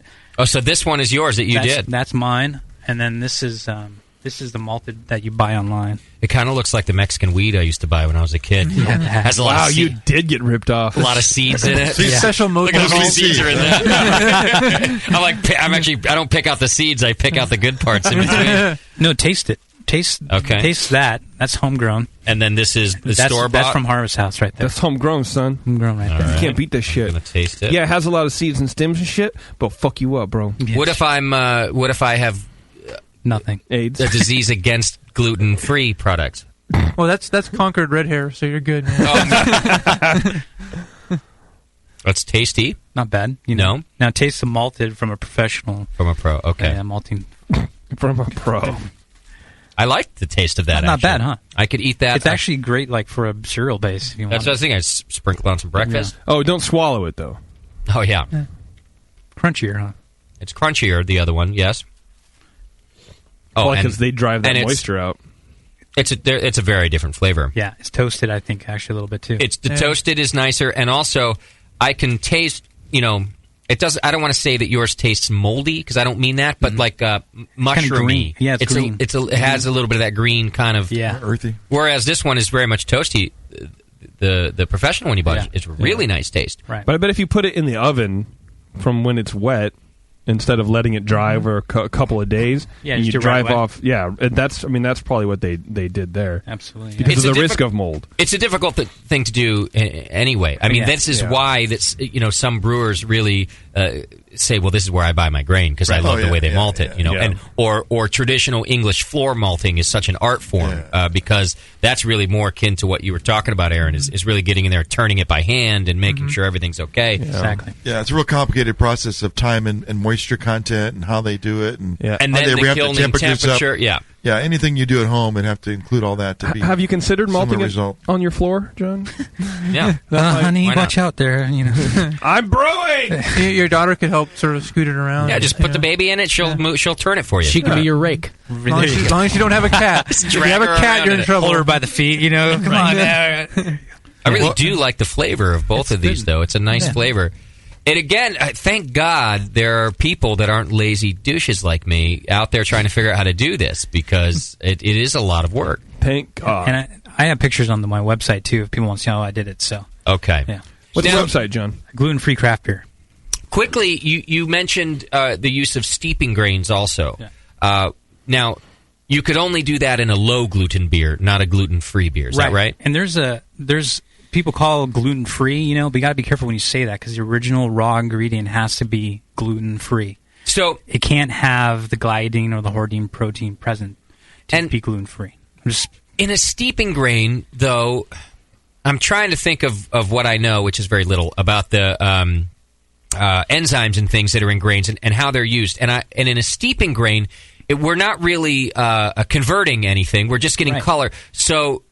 But you're still putting gluten, some bits of gluten in the beer? There's traces. I call it. See, what happens is the heating process will actually kill off the endosperm inside of the actual grain, and that reduces the amount of protein present, which in the final product, when the beer you drink, will have like minimal to undetectable less traces of gluten. Okay. So that's why you call it low gluten. But that's why we were going to release these kits with sorghum and, pre-malted, like cooked grain, basically Crystal 40 or higher. Yeah. Because those had no detectable levels of gliadin protein. But they have the other one, which was what? Hordine. Yeah. But it's never been proven. I see. Okay. There's tests out there showing that the hordine protein, and we'll talk about this, but the hordine protein actually causes beer haze. Prove it with Aaron. The poor guy. You could. He could drink that right now. Yeah, we could find out this week, but I'm not going to want to do it, man. You could. It's kind of killing two birds with one stone because, for one, I don't want to kill her. His girlfriend was like, "Oh God." If you're Aaron, having a real job sucks. Mm-hmm. So why not just work for More Beer full time, trying, and then if you get sick, it's gonna blow a little bit, but at least you don't got to go to work. You know what? If they want to take me on for, let's say, another 10 or 20% salary raise and keep my pension going. I got a pension. Okay, I see. Then I'm down. Then you'll do it. So down. Because, dude, you can just sit in your bathroom and read all day. I mean, shit didn't work. Frankly, you do kind of get used to it. You do. Yeah. Like, God, this hurts so much. But how did I do this before? Right. How was this ever was normal? Like every day. Oh my God. Well, I gotta imagine that that you're into the wipes more than just the standard toilet paper, right? Let's get into more of those. I'm a pretty tough guy. Aloe? I don't look on that big and everything like that, but I'm a tough guy. You can take. I'm a tough guy. I'm not Tux medicated cat. Yeah, pine cones. I use corn cobs. Yeah, but even Chuck Norris has a sore asshole. 60 grit, man. Right? I mean, 60 grit sandpaper. Go hard or go home. No, so Trader Joe's toilet paper. Exactly. Right. Yeah. Right. Industrial, please. All right, I have to take a quick break. I've got questions in front of me about yeast because we haven't talked too much about fermentation and things like that. Plus, I know, John, you brought some other beer I could try. The one you just gave me here was low gluten, but you've also got gluten-free? He does, yeah. Aaron, you've got some gluten-free. 2 bottles of it right that here. I can try out of your glass. Yeah, absolutely. It'll be your beer from there on out. All right, so let's do this. We'll take a quick break, listen to our sponsors, and take good care of them. When we come back, we'll talk about fermenting these beers, and we'll talk about tasting a completely gluten-free beer. When we come back, it's The Session. The Holiday Beer Shop is the best place on the internet for homebrewers and gift givers of homebrewers. Homebrewers know exactly what's on their Christmas list, and telling their significant other what a refractometer is one thing, but having that person navigate the convoluted matrix of homebrew supply stores on the internet to find a refractometer is another. At holidaybeershop.com, they speak the language of gift giving. Products are bundled. They have only the top 50 brewer gifts in the industry, and the site is easy to navigate. holidaybeershop.com is a huge fan of the BN Army, and for a limited time, buy any 2 starter recipe kits and get 1 recipe clone kit for free. Promo code BNARMY, a $45 value. Limited to the first 25 BN Army members through December 20th at midnight Pacific Standard Time. So tell your spouse, your girlfriend, your parents, or anyone who's shopping for a home brewer for Christmas, holidaybeershop.com is the place to shop. holidaybeershop.com. Follow them on Twitter at holidaybeershop and facebook.com/holidaybeershop. Homebrewer shopping made easy. A heretic is anyone who does not conform to an established attitude, doctrine, or principle. If you love craft beer, you're already a heretic. The very first thing we did when we started looking at the beers that we would brew, we got rid of all those recipes. We started from scratch. We've been pilot brewing the most creative things that we think of and the most interesting things. We've completely gone away from style. Heretic Brewing Company is opening this spring in Pittsburgh, California, and you can be a part of it. Visit hereticbrewing.com and facebook.com/hereticbrew. Get the latest updates on the brewery and upcoming beers. Show everyone how you celebrate great beer as a heretic. It's a fairly powerful word. Being a heretic, that means you're not settling for ordinary beer. You are going with flavorful, creative, bold, interesting beers. A heretic is looking for the best beers out there. Be a heretic. Don't drink ordinary beer. When you hear Blickman Engineering, think innovation, passion, quality, and customer service. Blickman gear is designed by brewers to give you a sense of pride in your equipment. At Blickman, they know what makes brewing a pain and build gear that makes it fun. like the intuitive beer gun, a completely different approach to filling bottles, the Therminator Wort Chiller, a new take on a plate chiller that's sized for flow, performance, and the high groundwater temps homebrewers face every day, the Brewmometer, a brilliant weldless thermometer design with brewing parameters right on the dial, the Autosparge, ultimate simplicity for preventing an overflow or running your mash tun dry, and much more, like the modular top-tier brewing stand, conical fermenters, and their Boilermaker brew pots. With more cutting-edge equipment coming soon, keep up with the latest from Blickman at blickmanengineering.com and stay on the cutting edge. BN Army, HopTech has a great discount waiting for you. Do you often find it difficult to find specific specialty ingredients for your home brew recipes? Well, listen to this. HopTech stocks 59 different grains to choose from, 39 varieties of pellet hops, and 8 kinds of whole leaf hops. And HopTech not only carries Y yeast and White Labs yeast for you, but also Fermentus, 04, 5, 6, 23, 33, and T58 Belgian yeast, plus Cooper's, Nottingham, and Windsor yeasts. Got your recipe ready to go? Pick up some great brew gear like new long and short sleeved shirts, games, and more. HopTech's new website is being updated every day with new items. If you don't see it, call the shop. They're open 6 days a week. BN Army and AHA members get a 10% discount, and active military personnel get 15% off. Visit HopTech.com today for great selection, great service, and a great discount. HopTech.com. Mix me your 100-grain amber recipe, and I'm going to eat it. And then it can ferment in my gut. It totally works. The beer is almost identical to the grain sandwich. Your colon won't know what hit it. The home of live beer radio. TheBrewingNetwork.com. Because like beer, radio shouldn't suck. You're listening to The Session.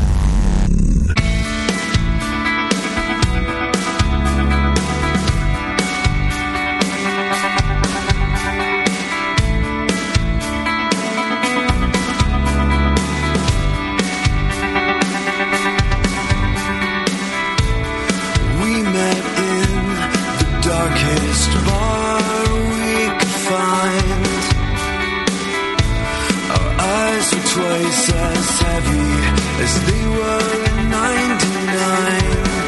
Through suburban sprawls, academia's halls, there'd been some heavy weather, so close together, and love's long left behind. Some old architects of our minds.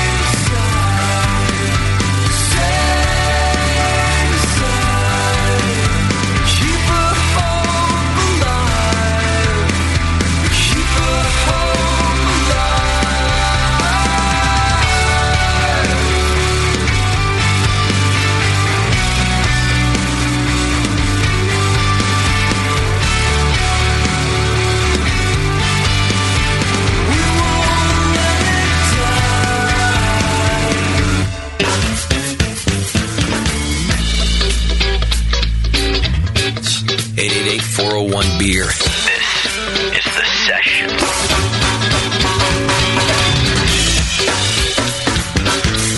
All right, welcome back to the program. Thanks for sticking with us. We're talking gluten-free beer with John Plisse and Aaron Wood. We also had Calagione from Dogfish Head on the show, and Gabriel from Brasserie Sans Gluten.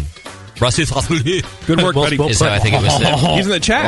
Oh, cool. Yeah, they're hanging out. Gabriel's fantastic, and I really do hope we get to talk to him next week, too, about his beer. Oh, we will. And, if at any point in the discussion, Gabriel, you have anything to add as we're asking questions, please call. Questions always come through that we don't know, believe it or not, every week. Doubt it. But I know that John and Aaron here are pretty well prepared to cover different things. All right, I said before the break that we'd start talking about fermentation, and I think that that's pretty important because we've it's everything. Yeah, we've talked about all the how to get fermentables, but then how to ferment them. And one thing that was briefly discussed while Sam was on was the fact that yeasts, as we know them, brewer's yeast, have mostly been evolved as barley-based feeders, right? So they're used to that. And now all of a sudden we're throwing in these kind of these gluten-free ingredients with yeast that have been around for so long for barley. Right. So what's the result? You mentioned dry yeast, but we could talk about liquid yeast use as well. We'll talk about them all. Okay. So dry yeast is gluten-free. It's been freeze-dried. All the residual proteins present are killed off. They're not there. So you can use dry yeast. We definitely recommend hydrating the 100-degree water. Maybe use GoFirm, a nutrient source, which is another yeast media, to grow it up so it can actually replicate before you pitch it. Okay. Although that's never been tested with GoFirm, because you don't know what GoFirm's been. Has that been grown on a gluten-based media? So I'll safely say use dry yeast and hydrate with 100-degree distilled water. All right. Gluten-free. Now when you get into White Labs. So JP had sent these tests to White Labs. They brewed these beers. They came back at 12 ppm. Of dissolved gliadin or gluten present. Now, that's below the 20 ppm threshold of the FDA approves. That was just for the vial, right? Just for the vial. That's concentrated, pitchable yeast slurry in the vial. So Aaron could drink the vial and be okay, technically. I wouldn't recommend it.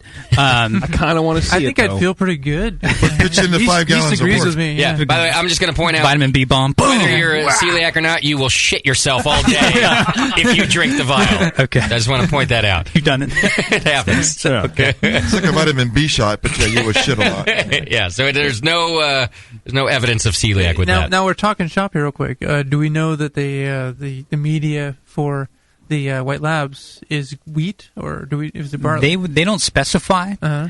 Now, White Yeast does say we use a concentrated gluten-based media to grow up our yeast because they know that gluten is such a nutrient source for cell replication that they do use it. Mm-hmm. So they will not call their product gluten-free ever. Mm-hmm. But White Yeast actually endorses that it potentially is gluten-free or low gluten on their website. Mm-hmm. So you can use White Lab. So that was like what Jason said, 12 ppm in a raw vial, unpitched. Now, we haven't gone through fermentation where metabolizing has gone and it's happened, etc. Mm-hmm. So the final product, yeast eats these proteins that are all present, the hordein protein, the gliadin protein, cleaves them down, breaks them down, and now they just kind of go dormant. They've metabolized, they've done their thing, and then they go to sleep. So after the test we had done, there was no gluten present. It was undetectable by the lab. They couldn't find any gliadin protein present. All right. Now, once again, gliadin is found in wheat. And there's really no known tests right now for hordein protein found in barley. All right. Okay. So it's a huge it's such a huge topic to talk about. Sure. But you can use White Labs yeast for low gluten brewing. And definitely, but not necessarily in gluten-free. You can't brewing. call it gluten-free because it originally was grown on a gluten-based media. But, and I know that you're kind of saying this clearly, but since I'm a little slow on the uptake, I just want to make sure I get it too. Just because you're now calling it a low-gluten beer and not gluten-free could still very well mean that it's below the FDA 20 ppm, and you could be totally fine. Exactly. Okay. And then there's a whole range of people that have this intolerance to gluten. Yeah. So if you're on the low end or high end, consult your doctor, talk to him about it, But if you only get bloated or you're a little uncomfortable, you never get, maybe you're okay. Okay. So. All right. And Another thing you mentioned earlier, and I just want to cover it again, is that it takes longer to ferment. Yeah, sorghum does. I haven't fermented buckwheat yet. I've had beer made with buckwheat. It's delicious. An IPA was phenomenal. But sorghum, it doesn't have the protein content like barley. It doesn't get a head retention like barley. The lag time is a little longer for fermentation to start. And it takes about 2 weeks to actually go to the end. But even at the end, you kind of have a weird flavor. And I just let it go another 2 weeks cold. And it's much better product if you just wait the 3 to 4 weeks. Because you'll still see like hop particulate afloat. So you know there's something going on. There's some suspension going on. So don't rush the issue with sorghum. And how about temperatures? Do you follow the same rules that you do? Same ale, 65 to 70. Okay. You can use a lager yeast strain. I like lager yeast even better for if you're gluten intolerant because it actually will strip down even more sugar, make a drier beer. So I think you might even be more protected using a lager yeast strain. But the ale yeast strains we had tested were fine. They were fine too. Yeah. What about phenolic yeast and with sorghum and buckwheat? Phenolic yeast. Phenolic, like Belgian style. We hadn't had that tested, but I don't see why you couldn't use I'm just it. talking about the ppm of the gluten. I'm talking about just as a flavor that would go well with those malts. Why not? I think it would enhance the spiciness. What Jonathan and I actually, John brewed most of these beers. Actually, all these gluten-free beers when we were testing them. And what we noticed is you can't use really spicy hops like the German Nobles or something like that because the spiciness in the sorghum actually accentuates that. So you have to use kind of a lower. So I think if you did a kind of a Belgian beer, you might have to back off on the temperature. Maybe do it at 70 instead of like a 75 or something. It could be a whole different science. Yeah, it could be different. Yeah, right. Yeah. And hops, you got to be very careful with because I use half of what you normally would use for to make a pale ale. Why? They just cut through sorghum. I mean, they're so bitter. They're just there, and Aaron's been doing a lot of late hop additions, and so have I now recently. It's all 30 minutes or less, and it just tends to smooth it out. You have a better, more balanced beverage. All right. Late hop additions. Aaron, can we try yours too? Because Let's do it. We've only had low gluten, and by all means, keep going. I just wanted to start pouring that too. Is that this year? These 2 bottles here, both of them. Yeah, and this recipe, what is this, Aaron, in this? This guy right here, let's see, let's pull that one out. That's my number 5 batch. And I took 6 pounds of sorghum extract. I went to 5 pounds of clover honey. I used to use 3, and I decided, what the hell, let's go 2 more pounds and see what happens. Yeah. Plus a pound of dried rice extract. Okay. And then I threw in 4 ounces of maltodextrin, just, again, playing with things. And for hops, I used 2 ounces of Cascade hops at 6.4% AA. Mm-hmm. So, and then as for the actual brewing, 1 hour total. I added half my sorghum at the first part, and then right at the beginning, and the second half at 30 minutes. And I dumped in all the honey right then at the 30-minute mark. Then at 20, threw in the dried rice extract, the maltodextrin, and then at 15, I threw in my first addition of hops, half the hops, at 15 minutes. And with 5 minutes left, I threw in the second piece. So, and that recipe would be considered gluten-free. Mm-hmm. Okay. I'll tell you my first impression of this beer is that I can taste all of the things that you have mentioned in your recipe. Whereas in another beer, I might not pick out so many things, but I pick out some pepperiness. Mm-hmm. I pick out the honey. Yeah. I pick out the alcohol. I pick out the hops. I can really. It's a very kind of. I almost feel like I don't know how to describe it other than like stepped. It's like a stepped flavor profile that I really get. Yeah. Where I'm getting a bit of all of that. Mm-hmm. It initially. Boy, this is great. It initially it's nice. It initially smells like mead. Mm-hmm. So I go, okay, I'm about to have a mead, but it doesn't taste like that. It tastes like all of those things that you've mentioned, all of your ingredients. I really love the bouquet, like on brewing days, and then when I go to bottling days and everything, just the house smells fantastic. Yeah. I'll leave the hops bags in the sink for a day or two just to enjoy the smell. That's awesome. Yeah. Hop puree. Very dry. Yeah. Oh. God damn it, You stuck that in my brain like a bomb. It went in and then it exploded about half a second later. It was a hop grenade. It's a sharp dryness on this one. Yeah, the honey is highly fermentable. Is that what it is? Okay. And it does. I love the way that it's very flavorful, Mm-hmm. and then pretty much disappears for me with that kind of severe dryness. I like it. This is a good beer. So this one is gluten-free. Totally gluten-free. There shouldn't be any gluten in here at all. Now imagine if you drank beer for 20 years, and then you didn't have beer for 10 years, and you went back to that. You'd be probably stoked. Yeah. Dude, for sure. You know, you'd be like, dude, that's like drinking my light ale and my lager again, you know? Thank you for that. Yeah, you would. You'd go right. My analogy to that was the first time I had gluten-free pizza. Oh, yeah. I cried. I cried. I didn't think I was ever going to have pizza again, and it was just so good. What an excellent point, because clearly we can talk about how important beer is to us, but what about other very simple things that pizza, I don't think about it, but it's very important to me. I would be very, very disappointed to find out that I couldn't have it What if you anymore. can't have pizza or beer? Oh, You're hosed. Like, what's there to live for? This is why, There's a tear coming down this your is why I've been so hard on you tonight, Aaron, because I would have killed myself a long time ago. Yeah. This is a very depressing thing to me. I'm Italian, and like pasta and stuff. You can't have pasta, right? Oh, fuck all that. Man. Fuck that, yeah.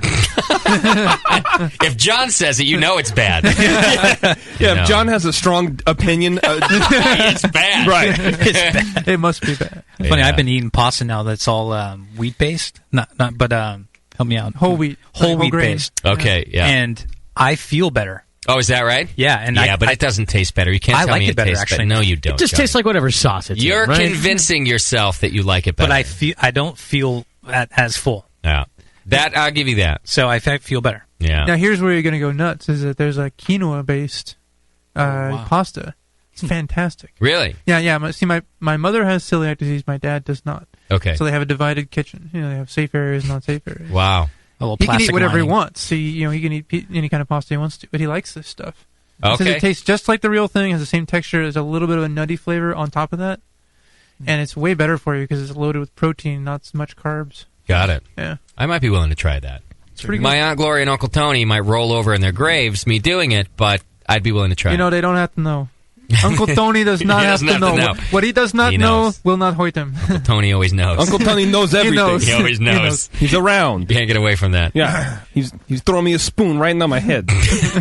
He hits it. Well, Jonathan, I know we're talking about fermentation.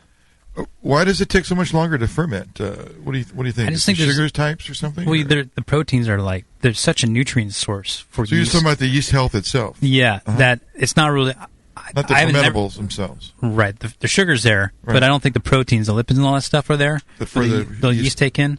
So can you add that as something into the ferment or into the boil so it'll be there for the yeast when they need it? I don't see why not. You know, you need a higher lipid-based I don't know what you'd use. Like some olive oil or something like that? Yeah, why not? Probably a drop or something. Okay. Yeah. That was a gluten-free burp. All right. It wasn't. It was low gluten. No, I think this was that originally included gluten. Oh, it was from that. Your stomach originally included gluten ingredients, so you can't say that's in the FDA would classify the burp as gluten-free. Yeah. Right, and that's all that matters. Under 20 parts per million of... Now, I go by my government. P-Town, one thing you told me during the break was that even these other products have gluten in them, but they break down in a different way. Is that what you're explaining to me? Sorghum has gluten in it. I see. This is where it gets tricky, okay? Yeah. Because now the word gluten, in the most technical dictionary respect, means specific any protein in any grain, okay? Now, but... That's what the word gluten means. That's what gluten means. Any protein in any grain. Most general usage of it. Okay. But since the advent of the acknowledgement of celiac disease and these things, gluten has become to mean specifically the offending proteins from wheat, barley, rye, and the real close relatives in the family called triticale. You know, they're all triticum family, whatever. When you're looking at your whole classification of species thing. All right. So it's a very limited definition nowadays. Okay. You could probably still find it in the technical literature and stuff, where other things like corn, rice, quinoa, whatever, would all say gluten, but they're just talking about protein in a grain. We're talking about protein in these specific grains that are going to offend the guts of myself and other people like me. I see. Yeah. So the proteins are all in the others as well. They're just okay. So the big three offenders. All right. Well, for my sake, keep it easy. Let's just keep what we're doing. Keep calling it all gluten-free or gluten. Good or bad. Anything more? Can you just tell me good or that's bad? Yeah. Right. Thank you. Yeah. I can understand it then. I dislike that. Sorry, that was Bizarro Sam. We should do segue would be to talk about that Clarity Firm, Beer Haze. protein. I'm glad you brought that up. There were some questions in the chat room asking about Brewers Clarex and Clarity Firm, and help me understand the question. Are they basically saying that these proteins are then dropping out of the beer, so you should be fine? No. Oh. You got to be careful with that. Okay. Because Clarity Firm cleaves praline bonds, makes them, there's chains, breaks them down so they settle to the bottom, right? But that doesn't mean that they're not solubles, that they're so fine that they're still there and they're liquefied that if he was to drink it, it would still be digested in his intestine. So you can't really say that Clarity Firm makes gluten-free beer. So yeah, to go on with this one, yeah, but Brewers Clarex and Clarity Firm are the same thing. Okay. Clarity Firm is just the beer industry specific application of Brewers Clarex. I see. Right. And it was founded by mistake too. Right? Yeah, as I understand. Yeah, basically the product was developed to take care of chill haze and things like that. But what they found is that, as he's saying, hordein protein that's in the barley, that is what the problem is for me for most beers. Is very specifically targeted by this enzyme. It's an enzyme. Okay. Now, enzymes, what they do is they're a chemical that comes along and attacks specific parts of proteins. Okay. This one's targeted towards the proline amino acid. All right. Okay. A protein's a long chain of amino acids. Smaller pieces of that are called peptides. Okay. Now, the offending compounds that I have to worry about are gliadin and hordein and so forth. Okay. All right. Hordein is basically like a peptide, I believe. Proline occurs so frequently in the hordein strand that it just kind of tears it apart, okay? Whereas in most other proteins that are out there, it's much less frequent, and so it doesn't break them up so much. It's very specific for the hordein protein, okay? Now, what that could mean, what that should mean, what it seems to mean from what I've been seeing from other people reporting in forums and stuff on their own use, is that it results in a beer that was made with gluten ingredients, well, specifically with barley, that tests out by the tests, and again, we've touched on how there's no tests specific to barley. They either underestimate or overestimate. So it's not that you can't touch it at all. It's just that you don't really know where you stand depending on the test. They test out fine, but also people drink them and they don't have problems. Okay. Now, I haven't done this myself, and it's it'd be a real big dice roll, so I'm probably not going to do it until there's more information. You're such a pussy, Aaron. I am. You gotta donate your body to science. Come on. Poor guy spent half his life in the bathroom. What do you think all this hair is about?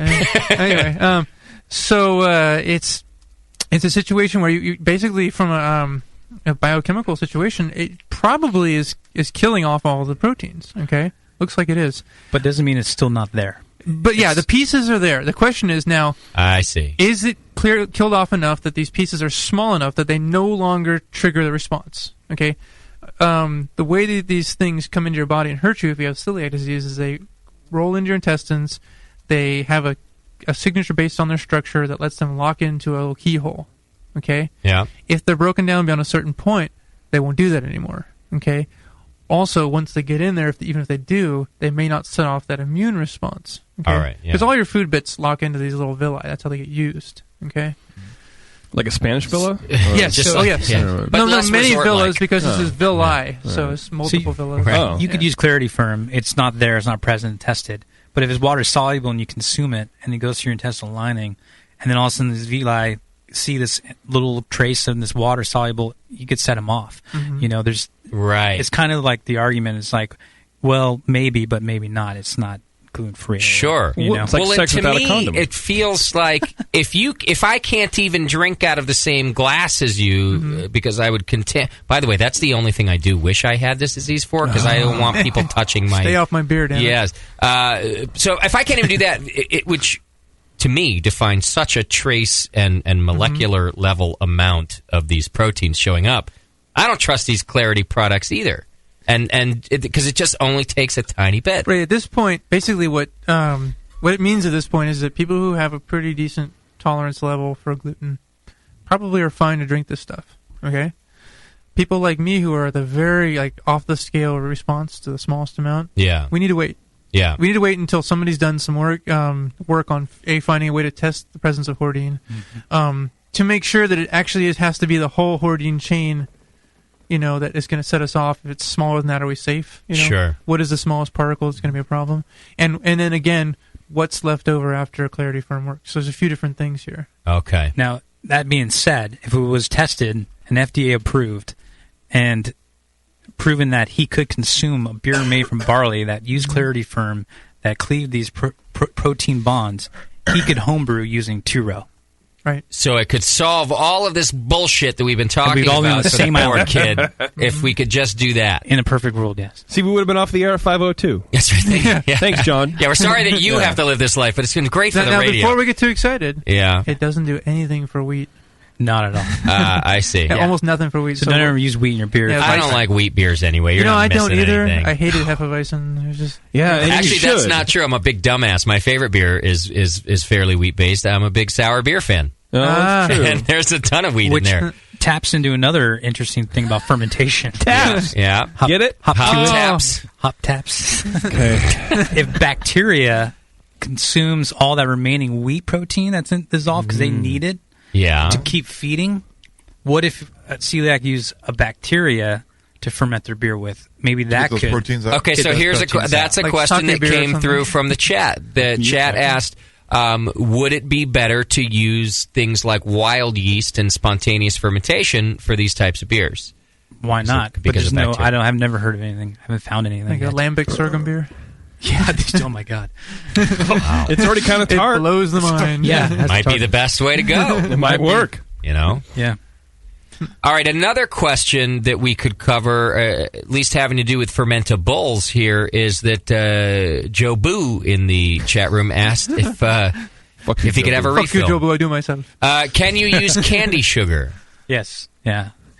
You can? Yeah, absolutely. For coloring or fermentability. Because it's just sugar, isn't it? Yeah, there's no grain involved. Yes. Okay. Yeah. Here's the thing: if sorghum didn't take so goddamn long to ferment, we'd be drinking beer with gluten-free beer with candy sugar in it tonight. Oh, I see. You would have done. You would have. It went into bottles a few days ago. Got it. And he loved the taste. It was an amber. When I was bottling it, it was fantastic, and it had really good mouthfeel. Okay. I've had nothing like it in the sorghum range. Right. So maybe candy syrup contributes to head retention. Who knows? Oh yeah. So much. It is wide open. This field. Mm-hmm. All right. Here's a question that came through. What about? Maybe you guys can help me figure out why this is relevant. But could you barrel age gluten-free beer? Yeah, I don't know if it known any proteins in wood. Yeah. Wood. I Right. mean, other than sugar. You don't and have wood. any aversion to wood, Aaron? Aaron Wood. Yes. Actually, I quite like my family. I get along pretty well. They're fine. That's good. Don't ferment. Actually, I have an uncle who has a winery over in Santa Cruz Mountains, and I've been sort of trying to figure out how I can get a barrel small enough from him to try and do it myself. But he uses the big old 300 bottles of wine per gallon. You just have to up your home brewing production. You're right. Yeah, I Yeah. have to do that. Get a brewing sculpture. I just have to get more beer to send me a brew sculpture. John's like, yeah, that's going to happen. You could just trade the money in for one, Yeah, money. Monetary return. That's a good I like it. trading money. That's a new concept. I could see wood contributing some tannin profile. Mm-hmm. Yeah. Some sugar complexity, rounding it out, masking the sorghum if you used it. Could be great. Yeah, why not? That might really make a good beer, Yeah. actually. Age it for 6 months. You John, could try you- it with chips or something. John, you knew a question like this was going to come through. Have you heard about this chicken disease? Does buckwheat? I remember that. Does buckwheat taste biscuity? Does it taste biscuity? I'm going to try right here. Oh, man. I think it is a little. To be honest with you, I get the joke, but it is a little biscuity. Biscuity. Try that, and then tell us if you think it's biscuity. It's been toasted. It's biscuity. Which is biscuity, right? There you go. Take that, jerk. Jonathan, what about the buckwheat? Can you roast that to darker colors to Yeah, I talk about it. make a 120L crystal or something? Yeah, I think it's like 300 to 350 degrees Levibon for like 10, 15 minutes. They'll make a crystal 15. If you want to do a crystal 120, probably about 30 to 40 minutes. Now, what happens to those? Are those then suitable as like Yeah. steeping grains Absolutely. for a beer? Yeah, they'll just caramelize. Cool. There's starch in there, and it'll just it'll change color, and that can be your coloring malt. All right, so you can make an all sour gumbo if you had these malts. Are those available to buy? Probably not. You have to make your own. Online they are. So malted buckwheat, yeah. The HarvestHouse.com. So. But not the higher lullaby. I've never not. You have to toast your own. But you can do that in the oven. I toasted my own at once upon a time. It came out real dark. Don't leave your oven though, because if you get one falls off, and then you get smoking. Oh. Bad experience. Ask me how I know. All right. Here's a question that I'm not sure we know here, but it's a good one, especially as we're talking about discovering these ingredients and how to use them. And it's about how it's tested. Fiercebeard wrote in, I'm interested in the process of finding acceptable, perhaps non-traditional ingredients, and how do you go about beta testing beer? Do you have any idea if in universities and things like this they're doing this testing, and is it on humans? Is it on animals? Do you know how this stuff gets tested? I have no idea. No idea. There was willing victims. Right? I would almost be one if now maybe not if it affected me as severely as you, but I would almost want to try beer so bad that I'd let them use me. If it was going to ruin my weekend, I'd go for it. There was a test. But not months. That's what I mean. Not 8 months or whatever. Yeah. Forget about it. I actually can answer that question. Okay, what do you got? There was a test done in Australia by the U.S. National Library of Medicine, and it was called Dissecting T-Cell Response to Hoardings and Celiac Disease Can Develop Barley with Reduced Immunotoxicity. Okay. Their whole test concept was basically developing barley malt that did not have the hoardine protein present. I see. So imagine that. You could buy pre-malted barley with no hoardine present. Awesome. Then we could all grain brew and have, hoardine less beer. Sure. We might look at But I thought we said that there's no way to test for hoardine in barley. Not. So how are they knowing? Because it's still present. There's this. If you get into it even more, there's even some cross contamination that exists between the gliadin and the hoardine. They actually kind of bleed on each other. So when they test for it, there's still traces of the hoardine present later. Okay. So they're trying to manipulate barley to not even grow hoardine protein. So you're saying the future of this could be that we actually just kind of genetically engineer a barley that doesn't have it. GMOs. What? Monsanto? You're giving more money to Monsanto. Monsanto in this case, I think. Yeah. But it's okay because it's recombinant. Monsanto. That's Japanese. Yes. And one more thing here that throws out there. There was a test done by the Journal of Food Biochemistry just October this year where they investigated hoarding proteins during brewing and the influence of beer haze. Look it up, check it out, Google it, but they actually break down, and quote, they said it was found that most of the malt hoardings disappeared during the brewing process. And when you get back to, there's an article by Michael J. Lewis, we've all heard of him, UC Davis, right? Brewers are experts at brewing, breaking down proteins, eliminating them for a clear beer. This journal was basically analyzing all these hoarding proteins present and its effects on beer haze. What they stumbled upon was that these hoardings were there, and this product comes out, Clarity Firm, that could cleave these beer haze proteins. So there's this whole kind of new buzz going on in the last 3 months where you can actually potentially make beer without the hoarding protein present. You can eliminate it. Right. So, it's kind of exciting, That sounds like the route to go. I mean, I don't want to offend our guest Gabriel and his endeavor, but it's such a pain in the ass to be that brewery that seems like the way to go. Well, I don't even think it's insulting. I mean, I think it's the first one to tell you, it's really irritating. Yeah. And even so, he's still doing something valuable, even if Clarity Firm comes out. Oh, yeah. Now, his market might drop. But the deal is that some people are going to have secondary allergies. There might be other factors from barley in that malt now. Sure. That are going to set them off as an allergy, as opposed to a celiac-type intolerance. Okay, got it. That's one of the reasons why I'm worried about trying a low-gluten beer is I don't know if I have a secondary allergy to something. Is that why I get so sick, Sure. Oh, man. It's very complicated. Yeah, it's very complicated. It's like science and shit. It's very sciencey. Yeah. It's very wordy. Wordy? Yeah. Oh, Jesus. I hate all of you. I hate every one of you. Even Susie? Except for Susie. There you go.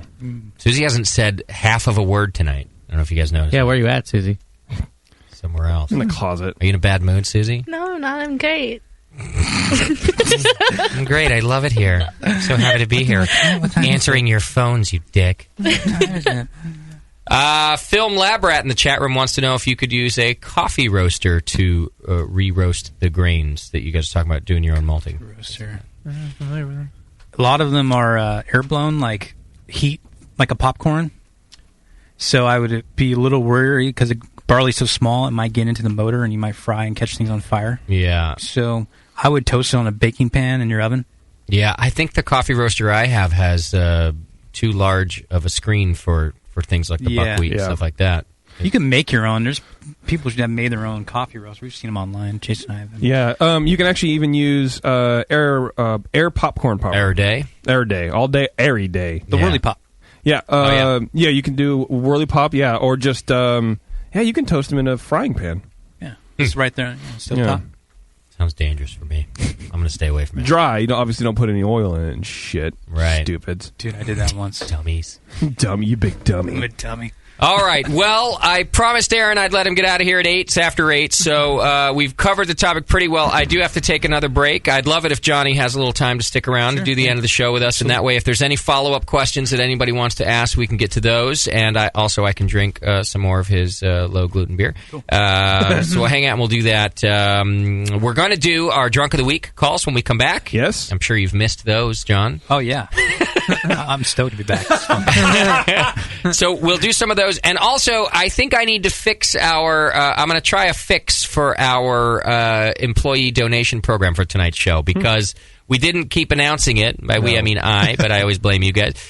Keep announcing it throughout the program. But I have a feeling that's going to keep going. So maybe we'll come up with a solution here in the next segment for how we can do that and help you guys help the other brewcasters here in the studio. And thank you, Aaron. I mean, the Hopcasters. Yes, Aaron Wood, thank you for taking all of my stupid comments and abuse, and really for your insight into this because I had no idea. It's absolutely a pleasure, and frankly, the more people who get into brewing gluten-free, better off my life is. Sure. Yeah. No, absolutely. You selfish dick. Yeah, it's a win-win. So screw all of you. I'm really glad. And it's, one thing that I don't know if we mentioned or not, but as pro brewers are doing it and needing to buy these types of ingredients, well, the people that are supplying the ingredients are going to do more research and get into it then too. Absolutely. So home brewers, we can make the impact, I think, on the research and the demand side, but it's going to be the pros asking for those ingredients that make the impact on the growing side. Yeah. I give it 5 years, and most craft breweries in the area will have a gluten-free beer on tap. Yeah. I just want them to have a non-IPA session beer. That's all I want. That's not asking much. Yeah, it's not. It's right? cheaper. Right. Well, thank you, Aaron, for coming in. You are more than welcome to stay. I know I told you I'd let you get out of here at a reasonable hour, so whatever you need to do. We're going to take a quick break. During the break, you're going to hear from Todd Ashman from 50/50 Brewing Company. Yeah, we went up to the Eclipse release party. Moscow and I went there, and a great party. You'll hear about it all at the break here. And then when we come back, we'll finish up the topic, take our Drunk of the Week calls, and have ourselves a good time and get out of here. All right, hang in there. It's the session. We'll be right back.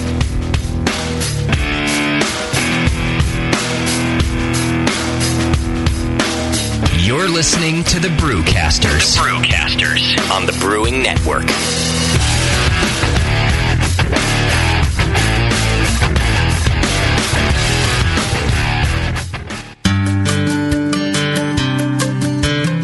Williams Brewing is your online resource for prompt delivery of quality home brewing supplies. Since 1979, Williams Brewing has offered the finest equipment and freshest ingredients, and the best customer service in the business. Cut hours off your brewing sessions by using one of their 11 varieties of famous Williams malt extract.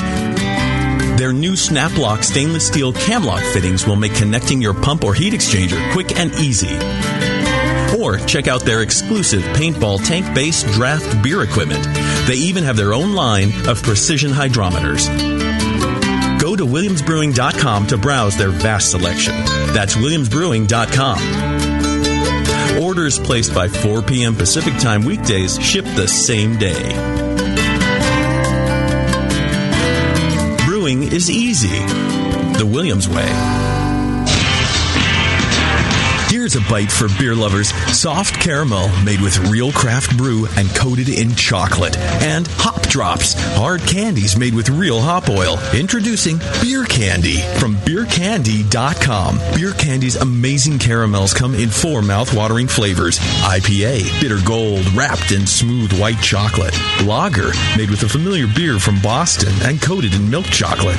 Lambic, soury Belgian goodness full of fresh raspberry and dipped in dark chocolate, and stout, roasty cocoa chocolate insanity. Hop Drops are made with Fuggles or Cascade hops and are known as the candy that bites you back. Choose from sampler and full sizes of both and make your mouth jump to life, all at beercandy.com. Hop Drops and beer caramels satisfy your sweet tooth as only a beer lover could with Beer Candy. Visit beercandy.com today. Live Beer Radio, the Brewing Network. The Brewcasters. If you're just starting, don't be discouraged by all this stuff. It's so easy. Just throw it together. Put some sugar and some water and some yeast in there. Yeah. Hey everybody, it's producer Scott the Jew with another sound clip upon which to feast your little ear holes. This weekend, some of the BN crew had the privilege of attending a very exclusive party at the 50/50 Brewery in Truckee, California. It was the release of their 2011 series of Eclipse Barrel-Aged Imperial Stout. We've talked about this beer before. The crowd, the vibe, and of course the beer were all outstanding, though we expected nothing less from the legendary Todd Ashman and his awesome crew there at 50/50. Justin and I took some time away from the crowd and sat down with Todd to discuss his thoughts on another year of excitement for this very special beer. Justin was particularly impressed with the intimate feel of the event. I thought I was going to be mobbed with people and just be shoulder to shoulder, because I know a lot of people talk about this beer. And I was really pleasantly surprised to come in here and find out that you kind of limited ticket sales. This is how many people we can hold. This is how much beer we have to serve you. And I'm so happy to be able to kind of not have to bump around with everybody and get to talk about the beer, get to try the beers I want to try. I've been able to sample each of the 2011 Eclipses that you have, because I don't have to wait 8 people deep at the bar, which seems to be a trend in events like this. Build as much buzz as you can, pack them all in, sell all the beer. I like the kind of selective nature of this, at least in terms of what you have to offer. Well, we had 25 people last year. This is Andy Barr, 50/50's owner. And we wanted to grow it, and we can put around 200 people in, but we didn't want to lose the intimacy as we grew it. There's room to sit and share beers. There's room to chat. You can hear what you're doing. Yeah. And that's what we were going for. If we grow again next year, I don't actually expect that we'll grow the party any bigger. This is kind of the space we have, and it works at this space. There's exclusivity to it, but at the same time, it's like how many people can make it to Truckee on a given day? Yeah. The weather in the winter is not a factor this year, but we have to expect that.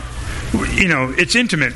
Not only do you have access to older vintages and some of our one-offs, the old Conundrum, the Bart, and we also have the Baril Baltique, our Baltic porter that we aged in French red oak. We just didn't want it to become a hassle. I mean, I don't want to say that we've learned from other events, but we take hints that that intimacy is offered here, and that what people are going to come away with, because one, I think everybody's had plenty of access to our charcuterie and cheese and chocolate. Yep. But access to the beer is easy, and that ultimately we all walk away with a one-off commemorative beer as well. And this is where we're comfortable until we move into a bigger space. This is where we're at. Yeah. If I'm not mistaken, Andy, did we sell out tickets in 10 minutes? It was less than an hour. We didn't check it that often, but we had around 400 requests the first day.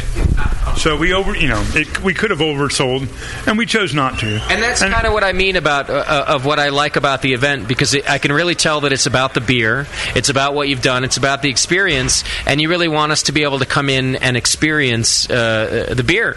And if it was packed, I don't think I would have had as good a time. It would have been a completely different vibe. Yeah. Where we're at right now is very comfortable. And it's like, I have time to sit with you. I'm hoping that your crew's having a good time. I'm pleased that you're up here, that you've made the trek up. What more could I ask for? I want to thank you guys, because from the radio show, and there has been a constant stream of people go, I heard you on the Brewing Network. I remember that day like it was the other day, and it was so much fun. Watched you guys doing that radio show, and it's like, man, I would have loved to have been in that house. But anyway. Well, we're passionate about what we do and trying to bring this stuff home, and having you on was an honor for us, too. I'd had your beer for a long time before we talked to you. One of the reasons we brought you on, Todd, was because of your expertise with this barrel-aged program and all the experimentation that you've done, and, of course, our listeners like to learn about that. So, for some of our new listeners, why are we here? What's the Eclipse philosophy about?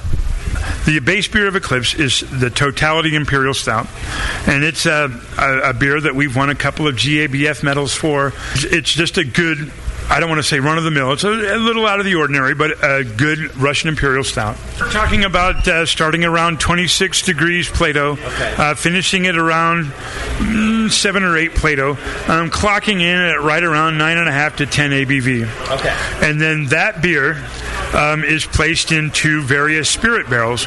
In 2011, we used brandy barrels, rye whiskey barrels, and then various bourbon barrels. Four Roses, Elijah Craig 12-year-old, Elijah Craig 18-year-old, and those age for approximately 200 days in the wood. Each barrel is individually tasted by at least 3 people. Is it the same 3 people every year? There's my good friend here, Gene Curtin, Andy Barr, my other assistant, Alyssa Shook, sometimes 1 or 2 others, somebody on the cooking staff that has an educated palate. And then, essentially, though, what we're trying to do is bring in as many different barrel treatments as possible so that people can actually see what barrel aging does to the base beer. Yeah. So it's hugely important that we make sure that everything's tastes right, but also that the barrel treatment is apparent in the end product, and we do quite well. You do something else to make the barrel treatment apparent here at the party, at least, and that is that you provide each of the whiskeys or brandies, you provide the actual product that came from these barrels originally if one of us wants to taste them side by side, and I think that's another unique experience that you really add to the flavor of this. We're demonstrating the distiller's art, as much as they probably not like us. They might not like it, sure. But I think it's hugely important to actually represent them here. We did an event at San Francisco Beer Week last year where a Four Roses representative was at the event, and they were very proud. You don't want to offend anybody. You really want to compliment their product. An interesting thing that went on in Colorado earlier this year, where Stranahan's distillery asked brewers to no longer incite their name in their product. Is that right? Yeah, they said, do not. You cannot. And then they stopped selling to brewers outside of the state their used barrels. Wow. So, there's things that are of concern. So we want to make everything respectful. It's interesting. We're just trying to do the right thing. Well, you've done a good job. I'm about to go back to some of the older samples, because that's the other part of the Eclipse party, is that you'll not only show the most current year and give us all those beers, but you'll pour your past Eclipse versions too. So I've had a couple of 2009 so far. I got to go back and try some more. I want to introduce someone that's on our staff that you probably haven't met. This is Amy Barr. She's our marketing director. Hi, Amy. Hello. So, Amy, as a marketing director, Eclipse is kind of a big deal for you guys. You have to get this word out there so that us beer geeks know about it. Absolutely. It's one of our favorite things to share with the public and the beer community, for sure. Are you overwhelmed sometimes with the response to this beer? Because I can tell you from our listeners, and we have a little thumb on the pulse of the beer world, people get excited about this release. Overwhelmed, but in a good way. I mean, it's exciting for us. We enjoy seeing the feedback from the community, and we definitely want everyone to enjoy it as much as possible. I think you can put another 50 people in here next year. I love and I'm being serious, I love that you guys are keeping it small. I was told, and you can correct me if I'm wrong, but you sold about 100 tickets for this year. And then, of course, you've got some guests and things like that. But I'm telling you that as a beer fan, it is really nice and open in there. And I can get to the bar and I can try all of them. And for your sake and for the sake of sharing this beer, you can go to 150. That's my personal advice. Would your marketing director be even more overwhelmed in that case? Not necessarily. I have to say we got a lot of flack for 100 people even this year. Everybody said, it was so intimate last year. It's a shame they're going to 100 people. We feel like, you're opening it up to way too many people. And I have to say I'm really happy to give the opportunity to others that have become fans of Eclipse in the last year to get a chance to try the beer. And I agree with you. I don't think that necessarily 50 more people would make it shoulder to shoulder, but I certainly don't want people to be disappointed when they buy a ticket next year. So we'll definitely talk about it and see. We actually ramped up production over 300% over last year, and it's like now it's up to Andy and myself to make it work, so we make a little more.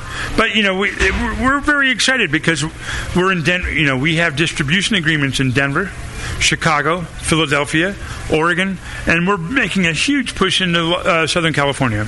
There's only one place to go, and now it's up.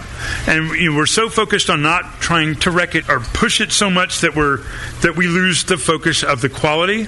And eventually, Andy over there in the back says, and eventually make money on it. Someday, please. I'm trying to rush that part of it. And I'll second that as the marketing director. Well, I will say this, and at least just to say that there's no question that you guys are here for the experience and for the beer. We're sitting in a very modest-sized brewery, and actually to hear you list off your distribution opportunities, I'm thinking that you're nuts even trying to do it. So I like that you guys are conscious of it. I think experience is number one, and I don't say that about every brewery I go to, because I think that there's certainly breweries out there that are just looking to sell more beer. So well done, Todd, and thank you for having us. I appreciate it. Thank you, Justin. It's been a privilege, our experience with you, the radio thing, and then the thing that we did to GABF. That's always great. Yeah. And it just, we look forward to our continued ventures in the future. Thank you so much. We'll be back next year, and if you want more from Todd, you can go back to our show on the Brewing Network. And, of course, as you mentioned, 2 years ago we talked about their collaboration series with several breweries at the Great American Beer Festival, so you can go to our video page and check that out. But thank you all for having us. It's been amazing. Thanks, guys. I'm going to go try 2009 some more. Yeah, you are. Try that old conundrum up. 888-401-BEER. It's time to talk beer and chew bubble gum. And we're all out of gum. The Session.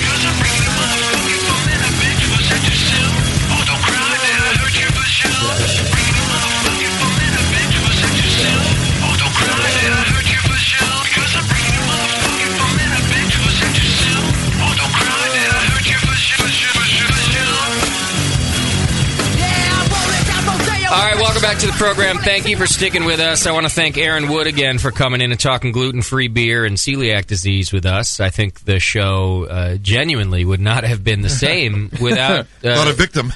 Yeah, without a victim. And I am truly... I gave that poor guy a hard time, but I'm truly eye-opened by the extent of how it can affect your life. And think about it, we're just talking about the brewing part. Yeah. I mean, there's the whole other... We consume a lot of things in our life to stay alive. And what do you eat for breakfast? Yeah, so I certainly don't envy that, and I'm glad that there's research being done.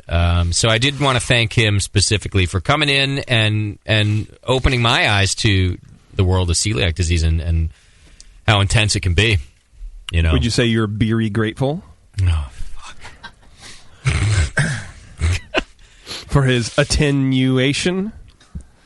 Okay, maybe that was a stretch, but that one was. Yeah, that's like not even, that one's not even offensive. That was just stupid. Yeah, that was just substituting an entire word. We didn't even try to do half of another. Well, word. attenuation. Right. No, I got it. Okay. Yeah. Sure.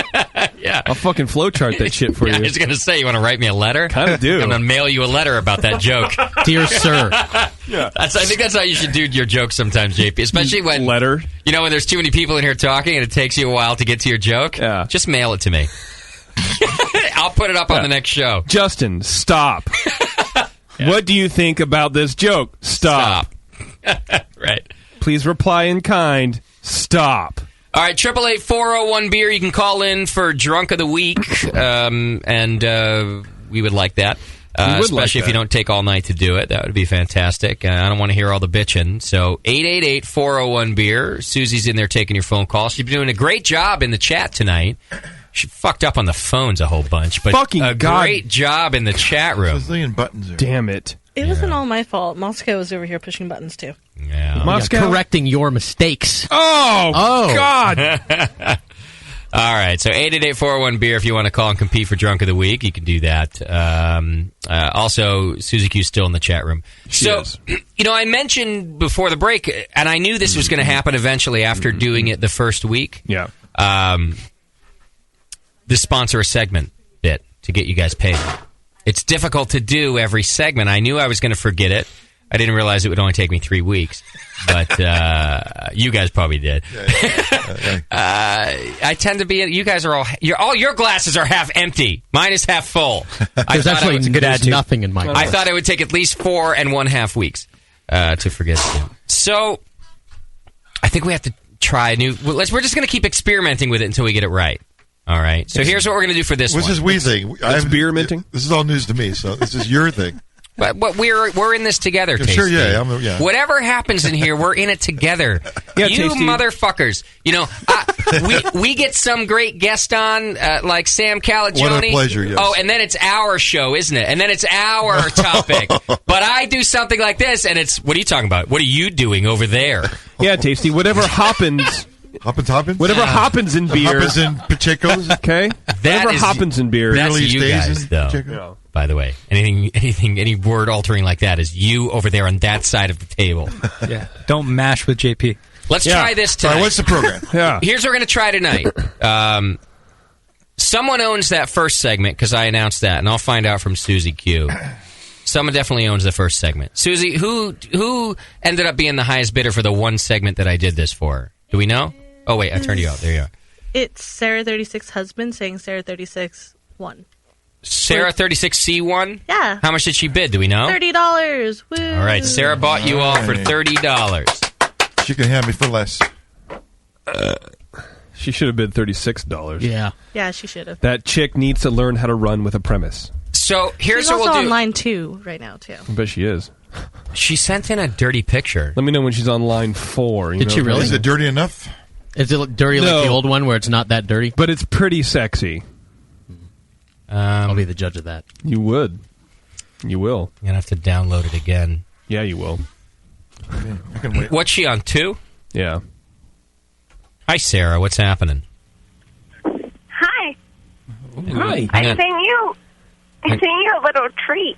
I know. I'm just opening it right now to share with the live studio audience. And nice little treat. Now, I'm sorry I didn't get this in time for Calagione because I can see that you sent it for Sam. Well, kind of. I'm in support of that craft brewery. Looks like both of them are in support. So you're well supported. What size bra do you wear? The little treat. She's a 36C. That's why she's Sarah 36C. John's a regular listener. She, I'll describe the picture to the folks at home because I'm sure that you'll be happy to get a verbal description from me. They're not curious. It's Sarah 36C in a lovely small girly dogfish head tee and like some boy shorts or something underneath. And it's gonna be panties. I don't know. Looks like kind of panties. Sarah, I gotta say that the bottom is as delightful, if not more delightful, than the top. Those thighs look great. Yeah.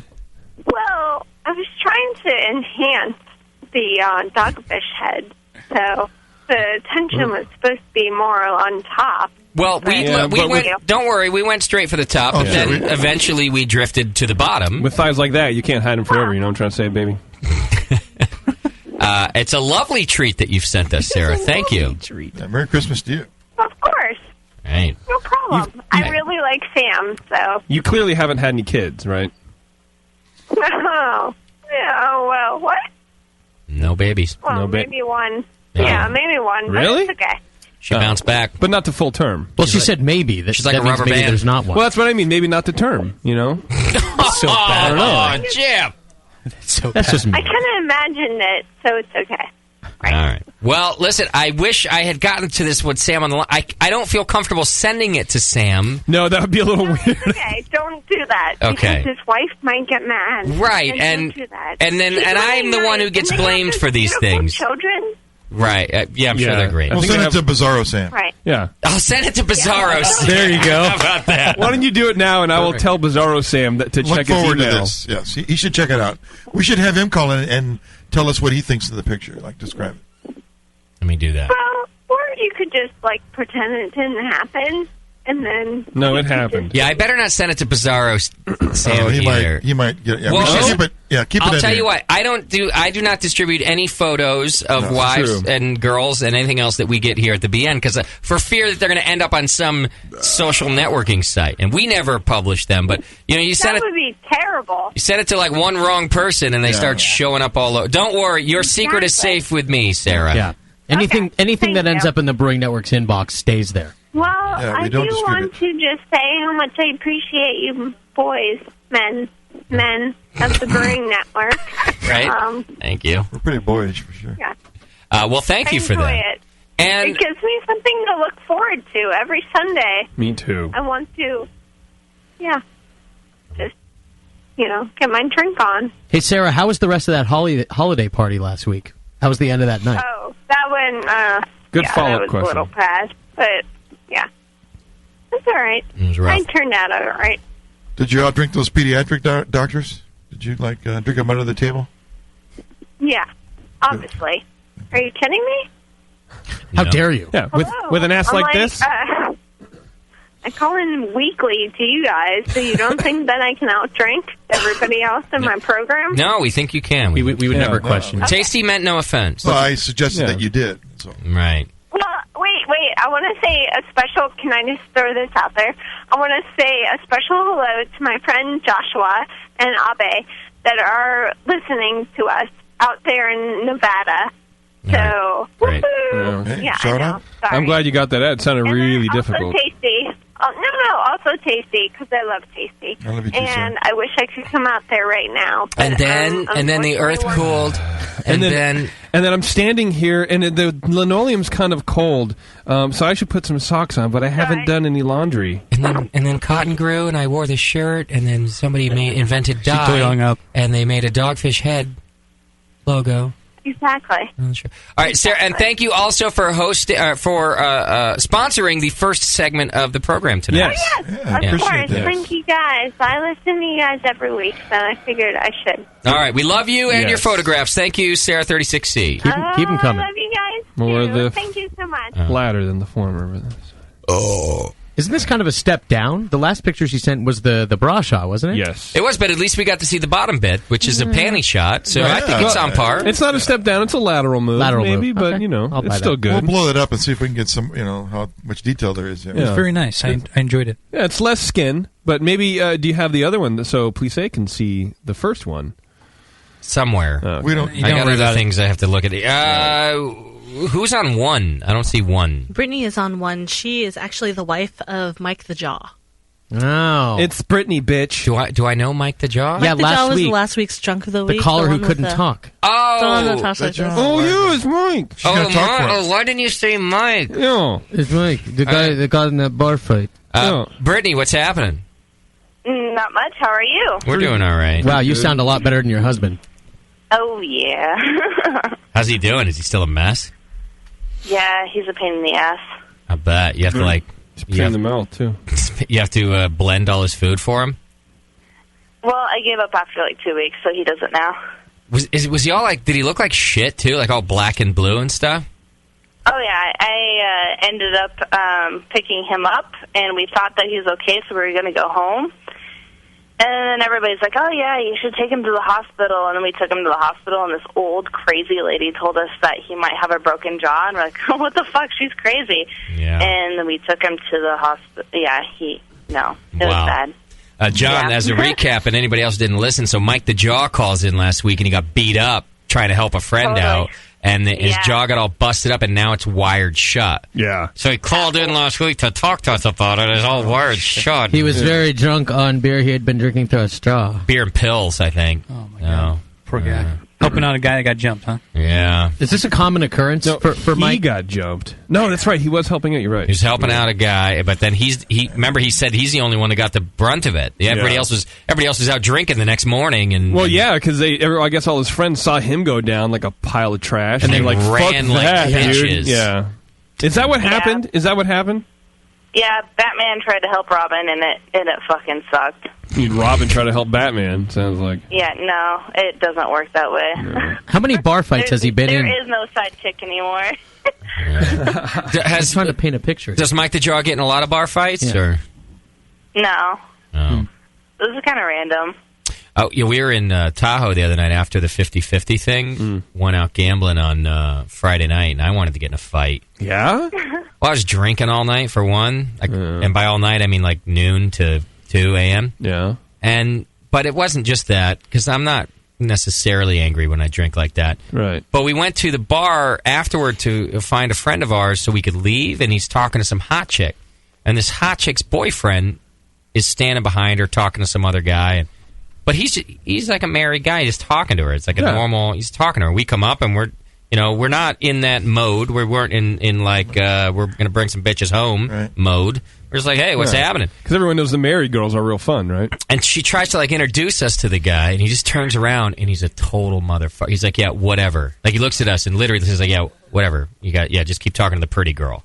Like he's a dick. Wow. And I just look at the guy and I'm jealous. like, wow, you've got some serious security issues. Yeah. Fucking dickwad. Yeah, don't marry a gorgeous woman then. And he turns around. He just turns around and goes back to talking to his friend. And I talk a little shit hoping he's going to hear me. But I'm kind of a big pussy, so I probably said it like under my breath. Yeah. But inside, I'm saying it really loud. Inside, I'm saying, why don't you turn back around, you pussy? Is that what you said? Inside. Oh, well, what did you say outside? I don't remember. I was drunk. I gotta go. I think I said something like, yeah, we're just talking to a human being over here, you idiot. Something like that. I think that was verbatim what you said. About like that. And I really wanted him to react. I wanted to fight him in the face. So, okay, Because now... he's in love with himself. It's okay. I know. I realized that the next morning, but that night I was quite angry. Well, who were you with that would have got your back? Nobody. Right, so... A couple of gingers. Right. The ginger and a Jew. Oh, come on now. They wouldn't have helped me. I can't even help me. Well, not after hearing Mike the Jaws story. No way. No way. Moscow's already gun shy. Yeah, running. Anyway, Brittany, why are you calling? Because I'm drunk. Oh, perfect. All right. You got the right show. Good answer. I don't know. Perfect. That's all I need to know. So it's a Sunday and I'm not working. Not a girl. Those are two good reasons. How do your friends know when you're drunk? What weird stuff do you start to do? How can we gauge? I fall out of my chair and I don't stand up straight.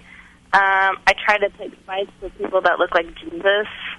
Apparently. Like Justin. You pick fights with me? Was that you in the bar in Tahoe? Yeah, There's actually a broad. Brittany looks a lot like a dude picking a fight with me in Tahoe. All right. And so have you done all those things tonight? Not tonight. No. I've been home. Yes. You've been drinking. What have you been drinking? Homebrew or? Well, yes. I drank like a couple glasses of Imperial Stout that my husband made. I drank like a bomber of cider from Corvallis. Your husband makes And, glasses? What? Nothing, sorry. Maybe like a pint or two. Okay.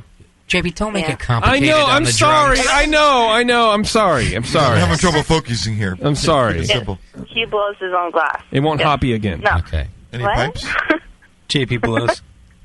And some Jameson. A Jameson? lot of Jameson. A lot. How much is a lot?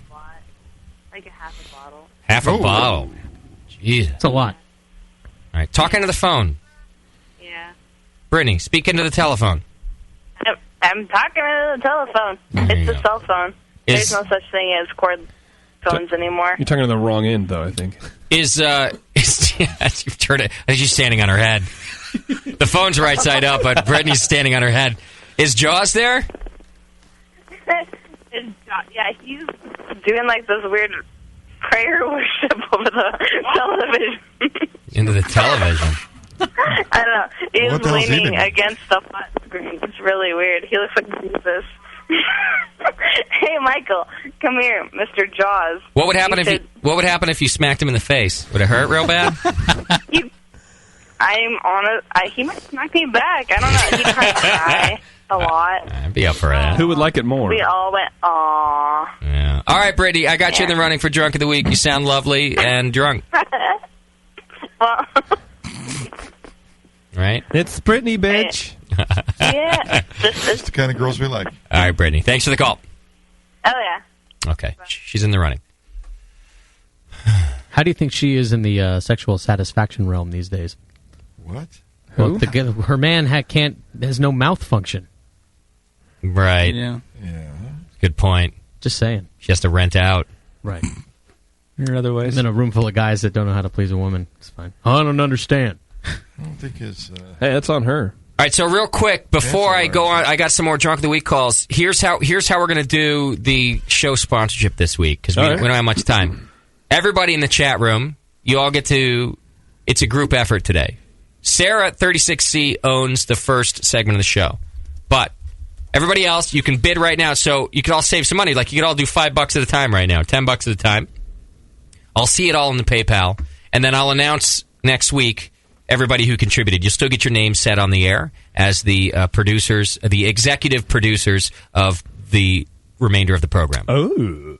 I'll go through the PayPal. Yeah. I'll look at everybody's name. I'll announce you all as executive producers next week. Sounds good to me. And that way, you can all work together to pay the brewcasters here tonight and save yourselves a little bit of dough. So hit the Donate Now button, the one-time donation button on thebrewingnetwork.com. You can go in there, and everything that comes through tonight will go toward 100% of it, minus PayPal fees, will go toward the staff here at the BN. Does that work for a good... We'll see how that goes tonight. That's good. We'll do that. From this point on? From this point forward. Well, until like midnight. I'll take them till midnight tonight. Oh. Anything that's on this date, from this time till midnight, we'll go there. Sounds great. All right, let's do that. In the meantime, how about Jop It? On line 3, Jop It. What's happening? And he dropped it. Jop It. Hello? Hey, bud. Turn down your computer. What's going on, man? Oh, drinking. Sounds like it. Sounds like you're barely breathing, too. I've been on hold for a while. So that makes you out of breath? What do you mean? I guess not. Or just angry. Or just angry with me for leaving. Something you just finished to me. Sitting there, yeah. I just saw the brainwave go. Yeah, I've been on hold for a while, so I decided to jerk off. And now I'm out of breath. And I just finished. I like to run in place when I'm on hold. Is it Jop It? Is that the right name? Joe Pay. Joe Pat. Joe Pat. Gotcha. Sorry, our call screener's Asian. She doesn't understand. Oh. She doesn't understand that Joe Pat's a name from somewhere. Joe Pat, where are you calling from? I think it's biblical. Columbus, Ohio. Ohio. All right. And what have you been drinking tonight? Homebrew? Mostly, yeah. When are you going to get out of Ohio? Actually, I just moved to Ohio. On purpose? Yeah, sort of. Sort of. It sounds like a good story that's behind this. That's true. Did not sound Why did you move to Ohio, bro? My job got transferred here. Oh, see, you let me down, man. What do you do? I'm an engineer. What do you engineer? Like bridges and stuff? Wiring harnesses. I see. Yeah, pretty boring. Everyone's like... All right. You're drinking so much that you get totally down. I don't know, Joe, but what do you want to talk about? You got family trouble or something? I know. You're on your dime, not mine, bro. Right. Dr. Crossley. You married? Yeah. How you like her? Oh, it'd be nice if she would hurry up and move here. Oh, where's she at? Utero. She's in Louisville, Kentucky. Good old Louisville. Oh, Louisville. Yeah, Louisville. And you guys are out of the frying pan. That's the mouth function I was talking about. You're out of the frying pan in the fryer, man. You got kids? I guess so. No. No kids. You can't rile this guy up at all. Yeah. Whatever you say, pal. I know. God damn it. He's like us. He's like, yeah, he can't offend me. Fuck you guys. Whatever. I sit and make engineering wire harnesses. I don't give a fuck about you. She have a job back in Kentucky that she can't leave yet, or she just doesn't? She wants a little time away from you. No, she can't leave her job. I see. So you're just hanging out drinking while she's gone. Oh. Yep. Party at Joe Pat's house, dude. Yep. If she walked in right now, would she think you're a big drunken mess? Is that how drunk you are, or she wouldn't even know? She's actually here this weekend. I took off tomorrow because she's here, and she hasn't been in the same room all night. I see. You're like, yeah, I'm glad you made it, sweetheart. I'm going to go hang out with the BN guys in the other room. Well, I mean, I got a Monday off. What? I mean, I don't want to waste it. That's a good point, man. I like your attitude. All right. What are you guys going to do tomorrow? You going to go for a walk or something?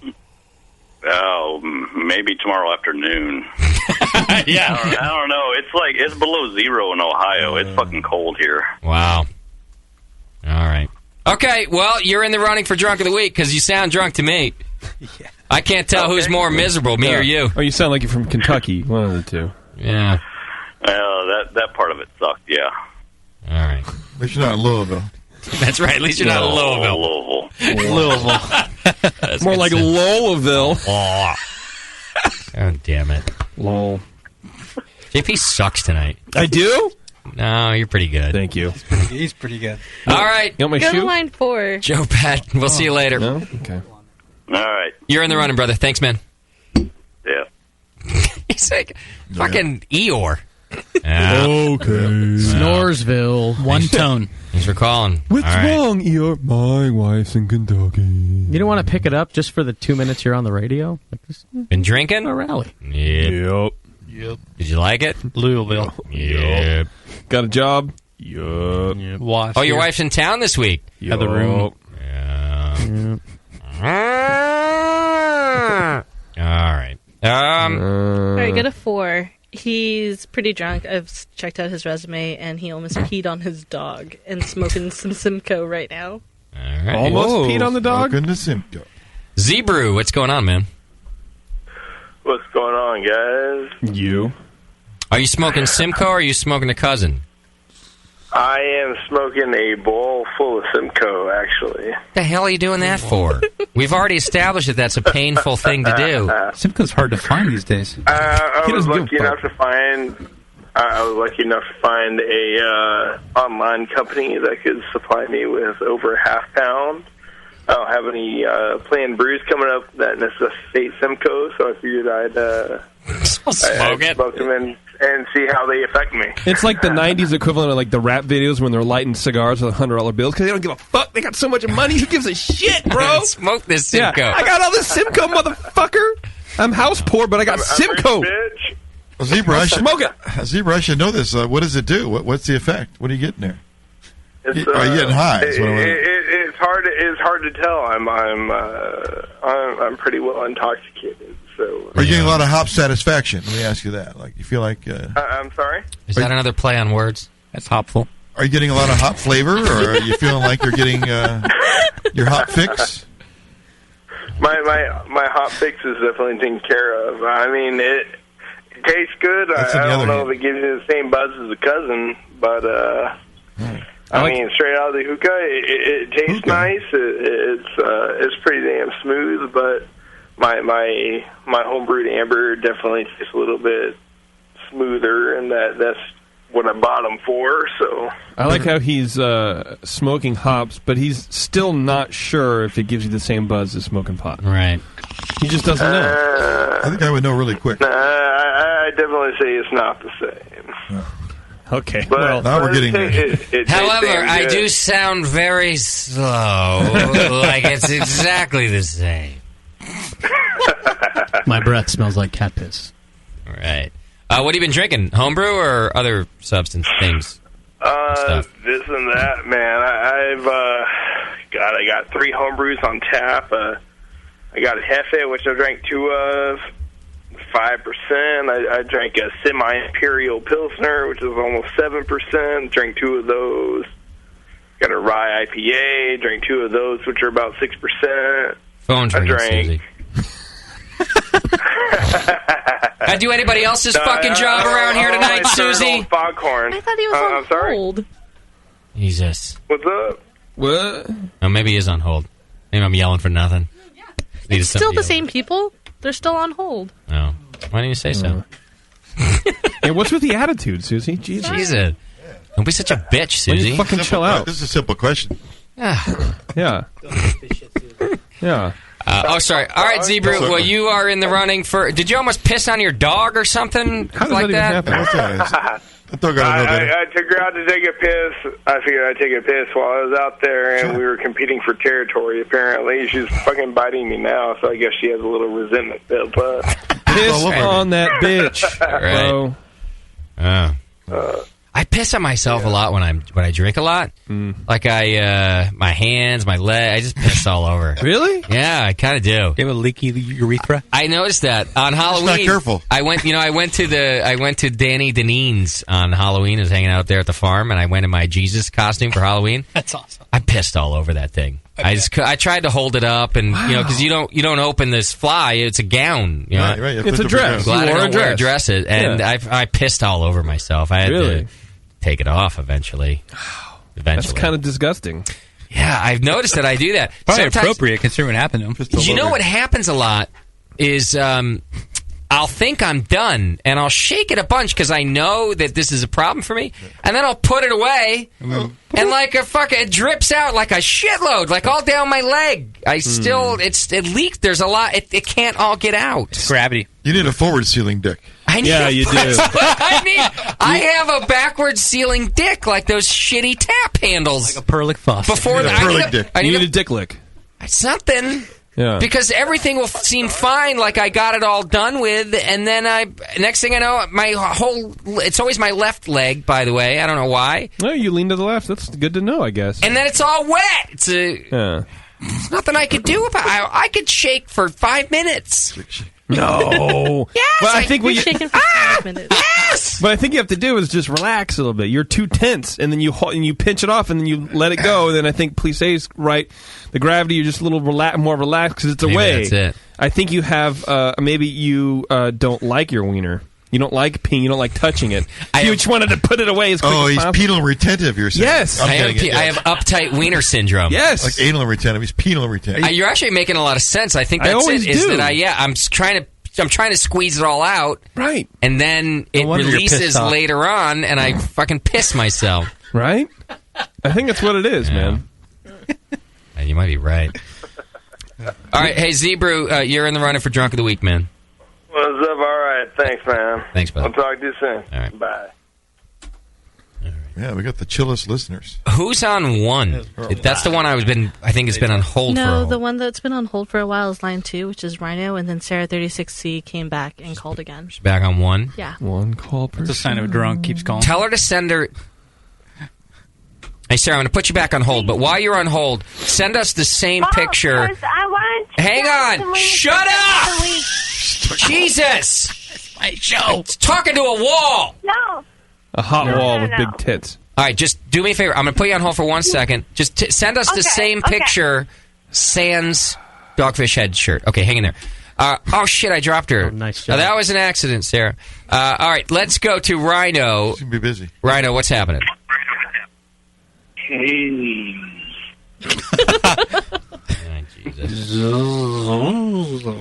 This is my career, everybody. Sometimes I just sit back and I go, this is your career. These are your people. This is what you do. The majority. You hang out like this with these people doing this. And I look like the look on JP's face right now, which is like he just shit himself. I think I did. I'm trying not to. Are you gluten intolerant? Maybe you're... you might have that. As if JP needs another problem. Oh, dude. Blood pressure. Right? Never get tested, JP. You know what? I actually... it's weird. My friend was selling life insurance. Yeah. And he actually bought me a year of life insurance because he gets like 130% commission on it for some weird shit. So he's like, you have it for a year. Because he got 30% of his money back. He got $10 back. I see. And now I kind of don't really care if it's really weird. I'm kind of like a little bit more at ease with. Why? How much is the policy? $75,000. It's not a lot. Well, who's gonna? What the hell is that gonna do for anybody? You look forward to making somebody happy or what? No, but it's just like because that's my luck. Who is it going to? It's my girlfriend. You give it to Taryn? All of it? Whoa! Does she know it? I don't even get like $5,000. You didn't tell her, did you? I told her, but it's accidental death. And she's too dumb to know about how to work on brakes and shit, so it's fine. But like... Well, hey, I could partner up with her, though, right? Shit. Maybe I gotta write a no tasty clause in there. Exactly. No tasty clause. Yeah, you gotta go back and get it written. Yeah.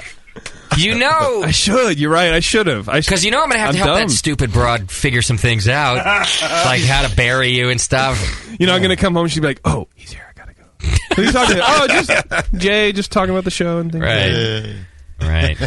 No tasty cloth. Hey, Rhino, what's going on, man? You calling in for Drunk of the Week? Yeah. I lost my song, but I still got a joke for you. Got a joke, huh? All right. Yeah. Go ahead. How many hipsters does it take to screw in a light bulb? How many hipsters? Hookers. Hipsters. I think it's like 4, 1 to do it, and 3 to say that they did it first, or some stupid punchline like that. Oh, I know. Susie? Some obscure answer you don't know about.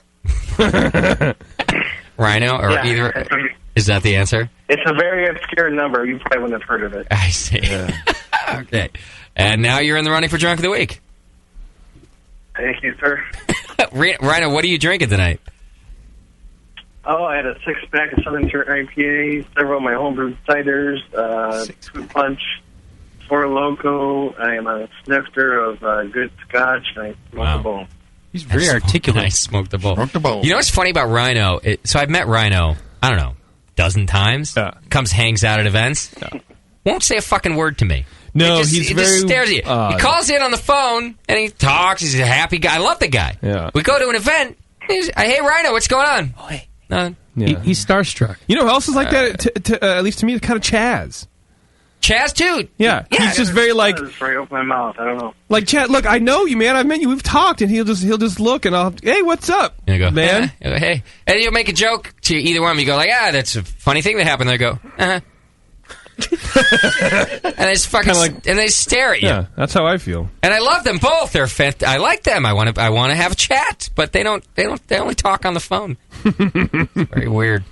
All right, Rhino, you're in the running, man. Thank you. Yep, later.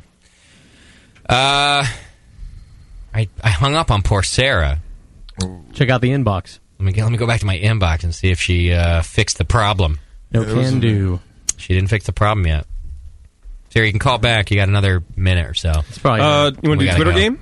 Yeah, all right. Let's find out. While we're waiting for Sarah, let's find out who's the winner of our Twitter game. What was our Twitter question of the week? Our Twitter question of the week was, I wanted you to rename the term beer farts. I want you to take that back. I want you to own that, occupy that, rename it. Okay.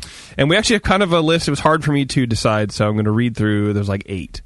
Okay. And we're all going to have to whittle it down from there. So, of course, Jonathan, please say, says beer muffler. Right. Okay. Gloves wants to call it a case of the Moscows. Case of the Moscows. Just pretty funny. I don't know. He didn't explain. All right. John Chuck Sand wants to call it barley backfire. That's pretty good. You know, had we not had this whole hop word discussion, that would have been better. Had he said it on another night. But tonight, it's too akin to the hop thing that's driving me nuts. Then fuck John. But I'll write it down. Ben Matheson, lupulin leaks. Lupulin leaks. Same symptom. Yeah, you're right. Spider Wrangler, yeast ghosts. Oh, that I kind of like. I had a dig on that. So, That's good. So we should take out lupulin leaks and barley backfire? Well, no, I got him in here. It's okay. I got him in there. Our own Push Eject wants to call it shit-acetyl. Like diacetyl. No. No. And you know what? Not only am I not putting that in the list, but tell Push, fuck you. All right, what else? Brewing in MKE wants to call it recycled hop aroma. It's pretty good, I think, right? Okay. Jimmy Slicks says... Jimmy Slicks! That I like. Says suds squeaks. Kind of hard to say. I'll write it down. But I do kind of like it. Bureaucratic. I didn't even make that one up. Hold on. Bureaucratic. Get it? Instead of like bureaucratic, beer. Hot bombs. Hot bombs. All right. Everything brew. Crowd control.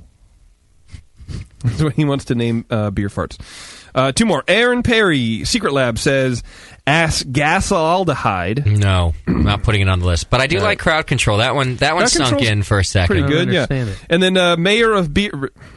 Really? Crowd control? So you fart and everyone leaves the... Yeah, then... Okay. Mayor of are you trying to put logic into a fart name? I don't know why. You think too much, Moscow. Mayor of Beertown, flocculating flatulence. I'm not putting that in there either. Okay, so crop duster. So that's it. There Well, you go. we currently have crop dusting as a standard one. It's true. My vote is for yeast ghosts. I kind of like it too. It's pretty good. I did like a case of the Moscows though. I also like that, even though I don't. Well, I know can insult him anytime. That's a new shirt for you, dude. Yeast ghosts. I like the yeast ghosts. I mean, we're going to end up shortening it just to ghosts, and Well, but who dropped the ghost? Drop the ghost. Yeast. Hey, if you're going to drop a ghost, roll the window down. Drop a ghost. Yeah, I get it. I didn't know yeah. your fucking car was haunted, bro. What the fuck? Yeah, there you go. This room is actually the room is fucking haunted. Yeah. You go to beer. Next time when we're in NHC club night, someone's going to turn to us and go, "Dude, this room is haunted." Haunted. But is that too close to like? Oh, what was that? A barking spider? No. It's better than that. It's a modern version of that. All right, so Spider Wrangler wins with yeast ghosts. Well done. Yeast ghost it is. Right. So, Spider, send me your address, and I'll send you some bullshit. All right. Sarah's back on the line. What's happening, Sarah? Yeah, so is it too late to do for Drunk of the Week? Because I think you picked that. No, it's not. No, we didn't pick it yet, and I have you in the running for Drunk of the Week. Thank you. Yeah, I think I win. I think so, too. Yeah. I love it when people vote for themselves, too, by the way. I think so, too. No, I'm pretty much gone. Yeah, I wish I could just go to bed. She did send us a dirty photo, and that helps, No, but here's the thing, though. I drank like 2 fucking growlers of fucking porter, and then I'm actually holding a half bottle of wine to finish. Holding, yeah, because I'm drinking it as I'm waiting online for you. Not online, but like I get waiting. it. I understand. Okay. No, sorry. Well, it's only been 40 minutes too, so she's come a long way. That's true. John makes a good point. Actually, he's always been good at evaluating these people. We should have John be just the permanent judge. Just call in at this period of the show and listen to these people, and then give us his judgment. And Sarah, you have a lot going for you, She might not have heard your request. Did you hear that I wanted you to send us the same dirty photo but without the shirt? I heard that, except at this point, I don't think I can function that well to actually do that. Get someone else to take a picture for you. Unfortunately, that'll have to be another week. Be resourceful, Sarah. You'll be fine. She can make a phone call, but she can't press a button on the phone. Yeah, seriously. Right. Good point, John. I don't think I can fully press the. Well, give it a shot. Yeah, why don't you try it, baby? Give it a shot. And in the meantime, you're in the running for Drunk of the Week. I've got you on the list here. I love Tasty. All righty. And we're going to do our voting right now. All right. Thank you, Sarah. Okay. There you go. Tasty, your biggest fan. Yes. 2 of your biggest fans. 2 of 3 of your biggest fans. 2 C's. That's what I'm today, isn't it? Okay, no more Drunk of the Week calls. Are they on right now? Are those both Drunk of the Week, Susie Q? Line 2 is Brittany, and I was about to pick up line 3. All right. There's a one call per show. No more. Yeah, That's no what we more line have. 3. It's a rule. Hello, Brittany. It's Brittany, bitch. Hey. You call Dude, I am Brittany, bitch, and I'm drunk. I'm fucking drunk, yo. Yeah. Dude, come on now. My husband's mouth is wired shut. This is a pain in the fucking ass. Can you motorboat? You have to drink that away. Yeah, but I kind of think it might be a good break for you. I don't know. Yeah, you don't have to listen to him. Or kissing. Dude, it's not. It's not a good break. You're having to drink away the pain. Isn't that every woman's fantasy? Yeah. Just to have a target to bitch at without hearing anything come back? No, you do hear things come out. It's like, that's what it's like. Yeah, it sounds like this. He just waves his arms. I've now. Poor girl's now married to Frankenstein. Yeah, Frankenstein's monster. He does surgery. I don't really care. I have to deal with this every day. Frankenstein's monster, please. Do you still like him? I like him a lot. But you don't love him. He's taking a fucking fucking green chili salsa. Come on now. Oh my god. What? That's his dinner. Really? He has to eat salsa for dinner because he can't chew on anything. God damn it. Really? I have to drink Jameson to go to bed. Come on Just now. to sleep next to that freak. Imagine it snoring. Yes. How does he breathe? You guys, are you still doing it while he's all zipped shut like that? Yeah. You can't deal with it, can you? You have to look him in that bracy face. Just take me from behind, Mike. Doggy style. Yeah, just fucking turn me around already. I'm sick of looking at you. Oh, shit. Yep, that was good. It's true. She laughed. Come on. I'm sorry. I just can't go on all night with like all night long. I'm sorry. All right, I can't understood. hear this every week. Understood. You want to send us a photo of you in your panties? And that's what I have to do to win the fucking thing? Yes. Come on now. No, it helps. Yeah. I'll do surgery on my dog. I'll do whatever you need. You will do surgery on your dog. Before you'll take a picture in panties? Do that. No, I'm just joking, because isn't she like a fucking surgeon or something? Yeah, she's a doctor. Yeah. You're just choking. What the fuck? Yeah, what the fucking Chicks deep. are so competitive, dude. Isn't that bitch like a doctor or Screw something? that one. Rods are way more competitive than dudes are. You know? The dudes are like, yeah, I kind of vote for that other guy. He was pretty drunk. The chicks are like, fuck that bitch. I hate her. Yeah. All right, Brittany, you're still in the running, and you have made a compelling case for your drunkenness. I hope so. All right, we're going to vote right now. Thank you, dear. Okay, bye. Wow, she was ragging on Sarah for doing that, and she has this weird, like, drunken girl laugh. Giggle? Yeah. That was really good. Who did that? That was Susie. That was Susie. Susie LaRowan. I kind of think you are on a fine line if you're bagging on a girl for being drunk and you have the drunk girl laugh. That's pretty good. Duck face! I can hate that. Wow. Everyone, duck face. 36C, man. 40 minutes strong. What a stupid job I have. Is it really a job, or is it just a hobby you get paid for? I don't know. Because I would call it that, and then that way you still have leeway. To not feel awful about it? Right. I'm just here to help you, buddy.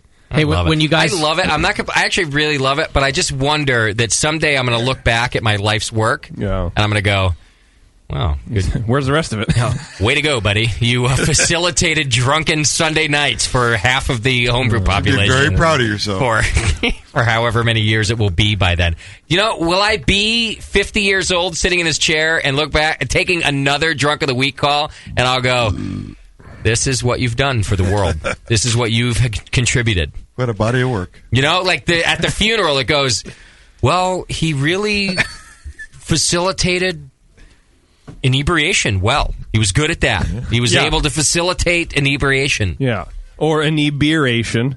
Right. Right? Did you get what I just said? Do you have life insurance? I think I've grown immunity to it. Yeah? Finally. Immunity. God damn it. If this goes on for one more week, I will kill you. I think I have to read some things. Yeah? Why don't you try to be more hoppy about it? Wow, that was like a moan. Moaning inside. First of all, is Beersmith. Have you heard of this Beersmith? I haven't. Would you please care to enlighten Bearden? Well, go to beersmith.com. You get a free 21-day trial of the best brewing software on the planet. It's available in PC and Mac, and it's really fantastic. It's full-featured. It's got everything you want, plus things you didn't even know that you wanted, and you can grow into it because it's a free 21-day trial. So if you don't like it at the end or you can't figure it out, you can email Brad over there, the owner of it, or the writer of it. He'll get back to you. He's got a lot of support. Plus, there's videos online about how to use it. So, sometimes with the other other brewing softwares out there, you have questions, and you don't get to ask anybody those questions. There's nobody there. You have to go into a forum, and you have to wait. Yeah, you get to have those questions, but you don't get to do anything with those questions. But you can go over to beersmith.com and get a free 21-day trial. Check out all the videos, all the tutorials, and really use just a fantastic brewing software. Also, while you're at it, trying to get a little education. Oh. Beer education. See, I wasn't even going to do that because that would have been a dumb joke. Education. That's just look. I'll school you on the finer points of being funny. Okay. Beermentation. Now that's a good one. Let me write that one down. Kill myself. Okay, great. Got it. So glad I just hung out for it. This is great. My cheeks are not my other cheek. Yeah. Welcome back, John. You poor bastard. My cheeks are red because I'm sitting down. All right, go to beerjudgeeducation.com and you can check out better beer scores. It's the BJCP study guide we've been talking about, where you can study for the BJCP from the comfort of your own home. It's all done online through live webinars, which you can join in, and there's video, and you don't just have to sit and listen to idiots like me, but there are real BJCP judges, every single one of them, certified professionals in there, talking about how to pass the BJCP exam. And I think it's a series of 12 I think it is, classes. Yeah, it's weekly, I think. And right now, classes are $175, which is down from $250, which in my math is like a $500 discount. It's huge. $175 right now, down from $250. You can use coupon code BBS11 Holidays, BBS11 Holidays, and through January 1st, 2012. So it really is a limited time. You can get classes for just $175, so save a good chunk of cash there. Wow. It's a new way to learn about craft beer and brewing. Success is guaranteed. If you don't pass the BJCP exam with 60% or better, you can retake the course free of charge. Also, if by I think it's second course, maybe it's even third course, if you don't like it, if you decide that it's not doing it for you and giving you the study group you're looking for, you can get your money back. I think it is third course. From that. Yeah. So it's really kind of a guaranteed way to help you study for the BJCP exam from home and go past that. More like beer JCP. No, wait, that doesn't, because it's really the... Yeah. It's a good time of year to take that course, winter time, and you're all in the hockey days, close to the house and all that. So in the spring you could take the test, and then you could... Especially at $75 off. Judge all summer. Yeah, that's huge. It took me 5 minutes to do that math. You're really good. I'm good. You were really I think it's because I have celiac disease. I'm not able to do trigonometry. That's why I'm stupid. I'm an idiot because I can't digest gluten and hoplulin. Hoplulin? We've got hoplulin, I think is what it is. I think Bizarro Sam's back on the line. Oh, maybe he's ready for his picture. Hey, Sam. Hey, how's it going, guys? I just wanted to, we're touching down on the SR-71 and getting closer on the human flesh beer, and when I got a note saying that I need to give you my email address. Oh, yeah? For some picture or something. Oh, sorry. Yeah, that's right. I did get a photo for you, Evil Sam. Go ahead and give me your address. Okay, are you ready? Yeah. Okay, what you're going to need to do is get a number 2 Dixon Ticonderoga pencil. I might. Hang on. Make sure it has the eraser bitten off. That one's Office Depot. I have an Office Depot number 2. I have a roseart.com one. That's not going to work. Is it HB? Yes, HB here. And you guys have to make sure the eraser is bitten off. Here's an HB. All right, hang on. Do you have 5-pound handmade paper to write that on? Okay, Sam, the eraser just got bitten off. Actually, I do have 5-pound hand. Hold on. Well, how's 5.5? It's heavy. Watch out. As long as it was made from boiled wool, that'll be fine. Got it. Okay, you ready? Yep. Okay, this is off the air, right? Yes. Well, press the get off the air, Jay. Press the button. Okay. That's, wait. Let me hit the button. Okay, you're off the air. Go ahead. Okay. Can you believe that, bitch? I mean, I've been around a lot, but that was crazy. Okay, so I'm looking for. Here's my. Hold on, let me get my email. Okay, it's Sam. That's S. Yeah. A. All right. Hang on. Yeah. M at the end. M. Got it. Brown. Yep. Long. Sam Brown Long. Yep. Dix. Can you spell that? It's D-I-X with an X. Okay. Like X Games. R, the letter. Like X Games? Fuck you. I'm not quite done. Sorry, I got the R. Yeah. Okay, it's R. My. Yeah. Next. Next. Yes. Did you get that? I got That's with an X. Yeah. Brewing. Did you get brewing, guys? I got brewing. Ingredient. Let me make sure I got this. Sorry. Can you Let me read make that back to me? I'll give you the end of it. Just read it back to me. Okay. Let me make sure I got this right. I think it's... We just touched down, so... Okay. Let me make sure I got this I'm really tired. It's 10 a.m. out here in Fiji. Right. See, I'm in Fiji because I'm picking up some extra ingredients for my next beer. It's fingernails that have been bitten off of small children. In Fiji, they make a good steeping. Were they bitten off by the children or by small animals? They're bitten off by adults. Oh. See, I would never have gone that way. That's why you're an innovator. I would never have gone that way. And let me make sure I got this email address right. Yeah, I have things to send you. So it's Sam Brown Long Dicks are my next brewing ingredient.com. I got an at. Oh, at. There's an at. Yeah, sorry. Yeah, the at's the part that makes it unique. It's like an A with a circle around it. Right, I got it. I'm going to put that on the label with this fingernail beer. I'm really excited about it. I think you guys are going to really like it. Boy, I'm exhausted. Okay, so it's at. Yeah. You get the at part. I got it. AOL. Yeah, got it. Full stop. Yeah. That means that's like a dot. Okay. Hold on, my accent's going away. Hold on.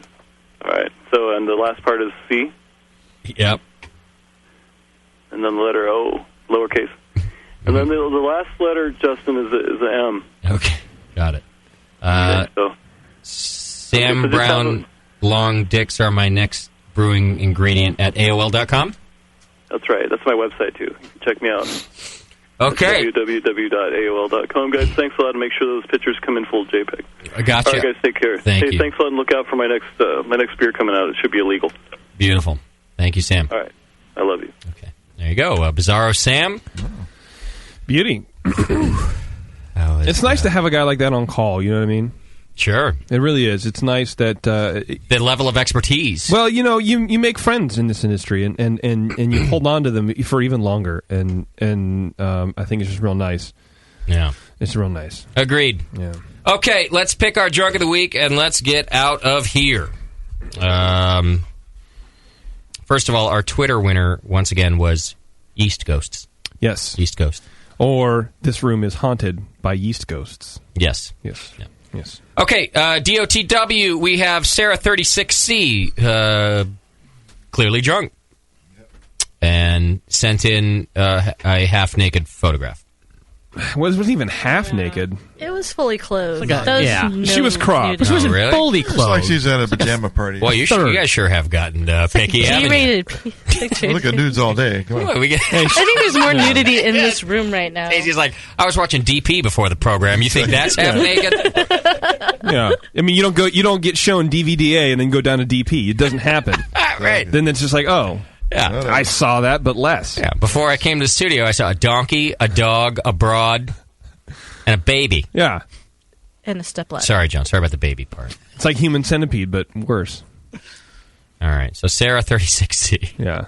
Have you watched that? No. I can't watch that. No, I'm not going to watch it. John, don't watch. Whatever you do, don't watch the Human Centipede. I've seen, no. Don't do it. Then we had Brittany. Brittany, bitch. Who was fed up with Sarah. We had her from behind. And wants a reward. And wants a reward for having to put up with Jaws. So, she thinks she's drinking a lot to do that. Then we had Joe Pat from Ohio. Snores. You'll remember him by being happy about everything. Oh, yeah. Right. Then we had Z-Brew, who I think was drunk, but I don't have anything notable to write about him, so I don't know what else happened. He was ripping Simcoe B-loads. That's right. He was smoking bong loads of Simcoe. Well, that's what he said. I assume it's a pretty specific lie. We didn't actually hear it. Right. And then we had Rhino, who I don't know if he's drunk or not drunk. He says the same thing every time, which is nothing. Yeah. He says, hi, it's Rhino. Hey, Rhino, what's happening? Nothing. You know how my friends can tell when I'm drunk? Because I'm breathing. Because I'm still breathing. It's the same as how they can tell I'm not dead. That's it. I do like that. It's like, hey, what's going on? Nothing. What'd you guys want? Yeah, like I called you. Call us. Right. Okay. Which I guess is kind of nice as far as like fans of the show go. Right. You don't have to engage in stupid conversation. Yeah. Stupid conversation. Right. Okay. I'm going to go down the list. Raise your hands when you hear the name that you would like to vote for. All right. Yeah. Includes everybody. Susie. Everybody. You paying attention over there? Are you awake, Susie? Yeah, I'm awake. I'm paying attention. It's just kind of hard. Does Susie get 2 votes like Bevo used to? Not yet. Not after tonight's performance, she doesn't. Oh. She gets like half a vote. All right, you get a full vote. All right, you can have 2 votes. Yeah! Fuck. All right, raise your hand if Sarah 36C is the drunkest broad in the room. Okay. Good show. So. Raise your hand if Brittany was the drunkest broad. It's Brittany, bitch. Raise your hand if Joe Pet was the drunkest dude. It's Joe Pet, bitch. Raise your hand if Zebrew was the drunkest dude. It's Zebrew. What? In the room. That's 1 vote for Zebrew, and it came from from Susie. You want to cast both votes for Zebrew? Or raise your hand if it's Rhino. You get 2 votes. You've only casted 1 vote. I casted 2. I did 1 for Sarah. Oh, you did? Yeah. Oh, I didn't see that one. Your winner, Drunk of the Week, this week, Sarah 36C. Really? Yeah. I'm not down with that. She was drunk. She was clearly drunk. I think she was drunkest last week, too, when she called in from her pediatric party. She gets drunk a lot. She does. You think it's fake? Can she really be a good doctor and be that drunk? She's a woman. Well, is she a doctor? She's a woman. They love drugs. What, because they're good liars? Is that what it is? Right. Are you saying that all women are liars or that they get drunk? No, they're just good at covering up their tracks. At covering. Yeah. Oh, Johnny. Oh, man. Mr. Happily Married. Sarah was definitely hammered. It's just, she's won before, and I liked Brittany. Yeah, but, do you think Brittany was more drunk than she was Sarah? hammered, yeah. I think she's more articulate.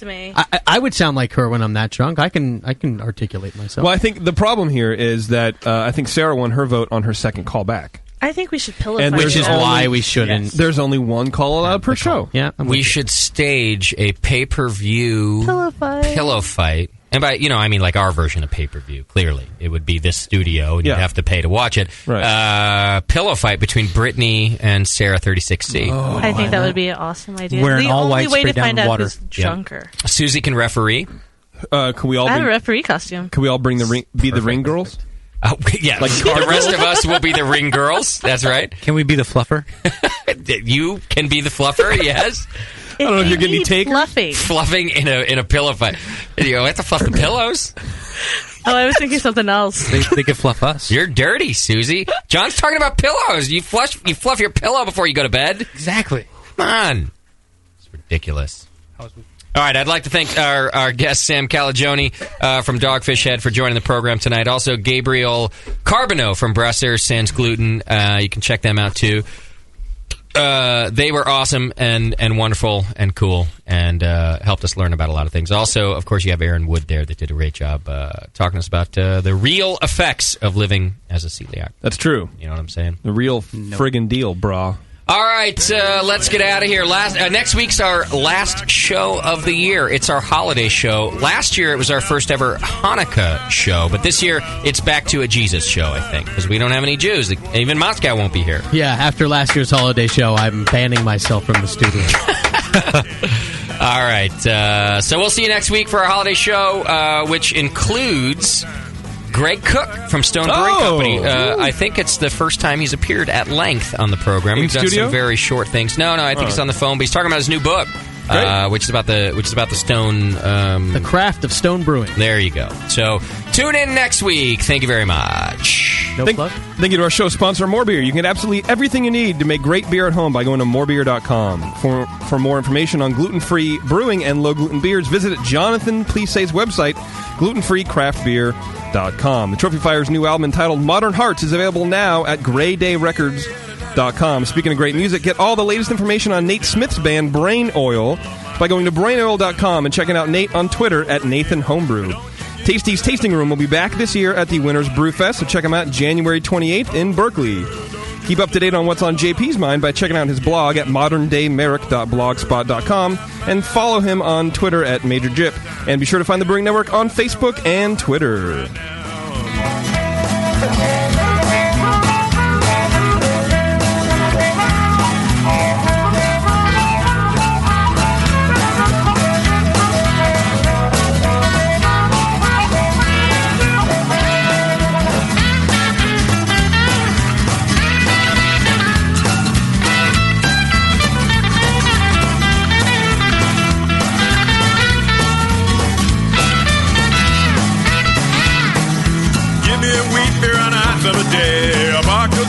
The skies are gray. I'll take a Belgian brew anytime, and the women think that lamb is fine. But don't you give me that American crude, boys. I want a real home brew. Home brew, don't you really love it?